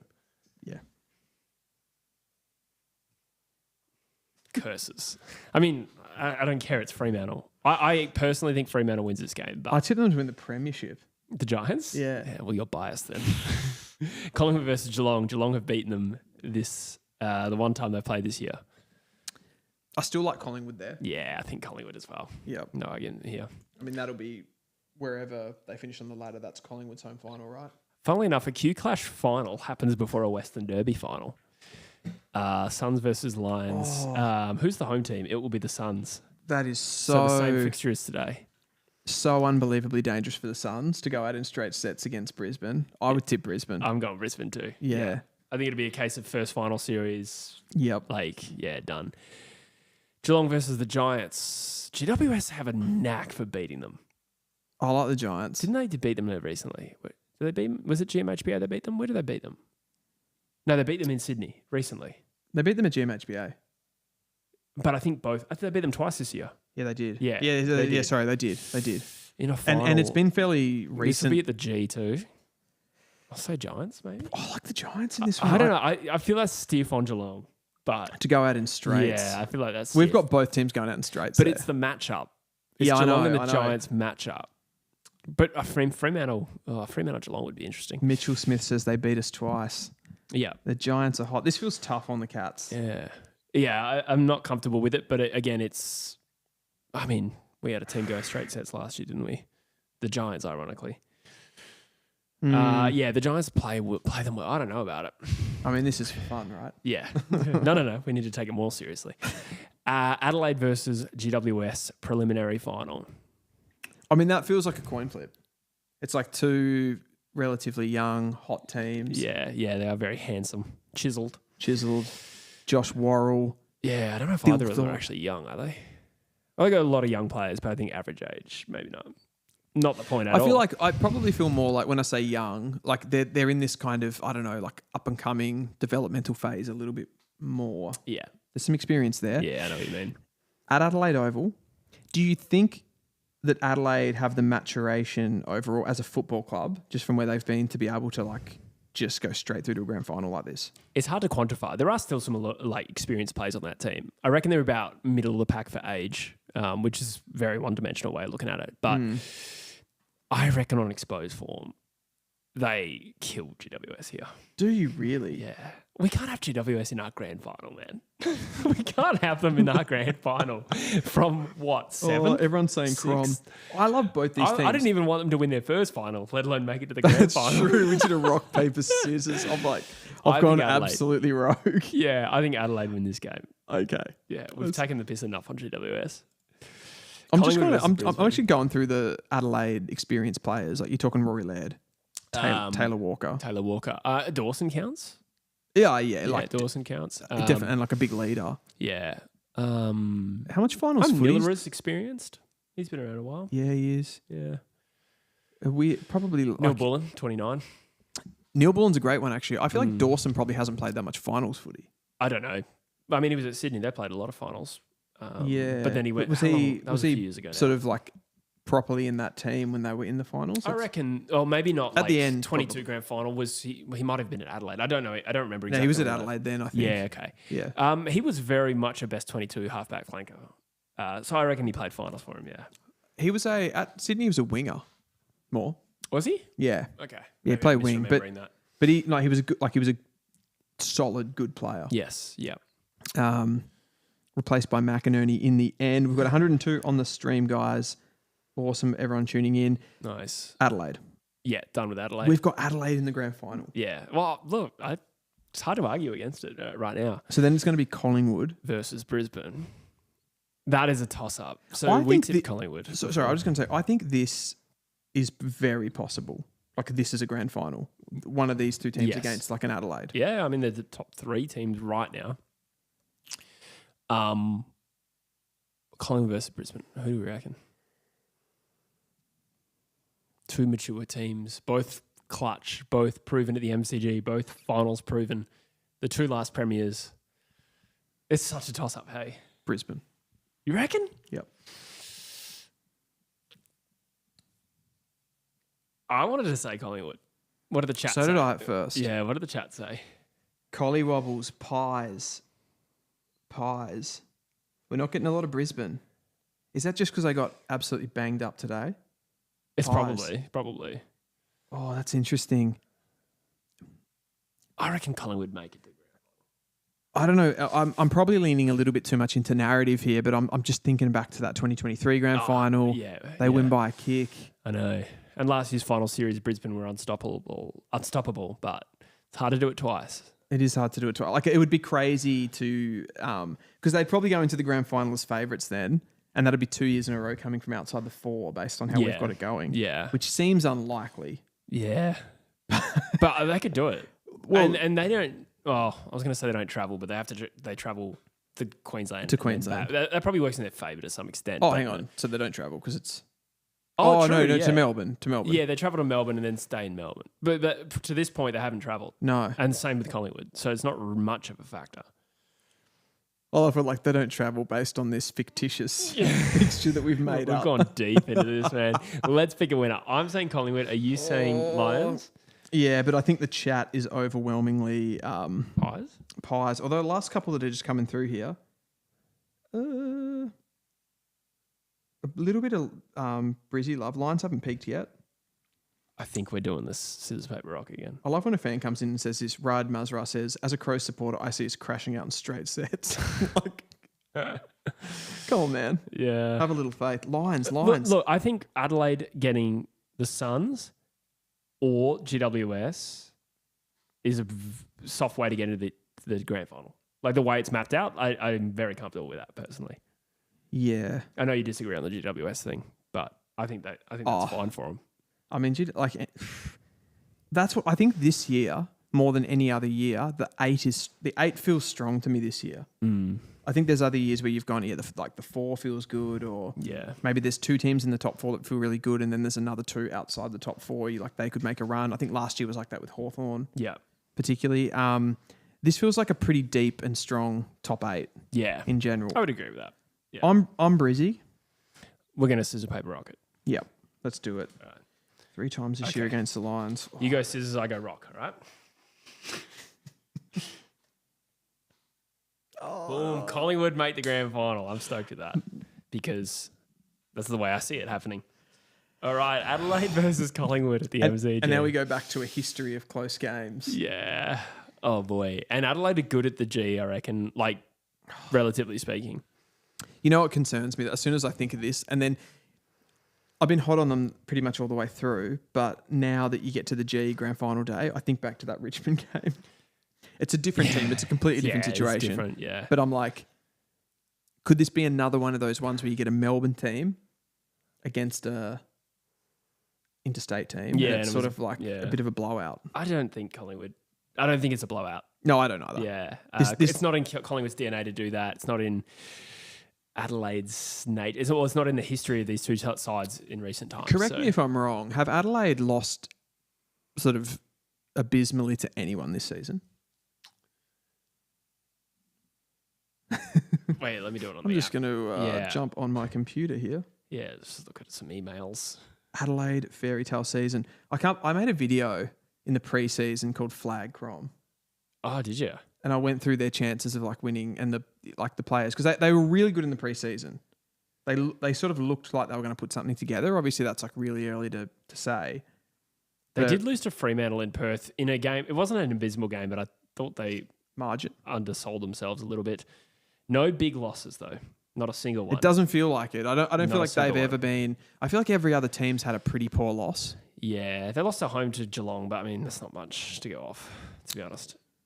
No. I think Collingwood win the game. I was going to say Adelaide. Were you? Yeah. Really? Wow. Are we going to scissor, paper, rock for the grand final? We'll let the chat decide as well. It's funny. I probably still feel like overall Collingwood are the safest bet. Yeah. See, I lean towards experience in this moment, whereas I didn't in the prelim. Adelaide Oval, they'll clap GWS. But grand final day, Collingwood. Yeah. It's just in their DNA to win these close games. They'll get on it grand done. final day, I reckon they win, but Pies, Crom, yes, Collingwood, Crom.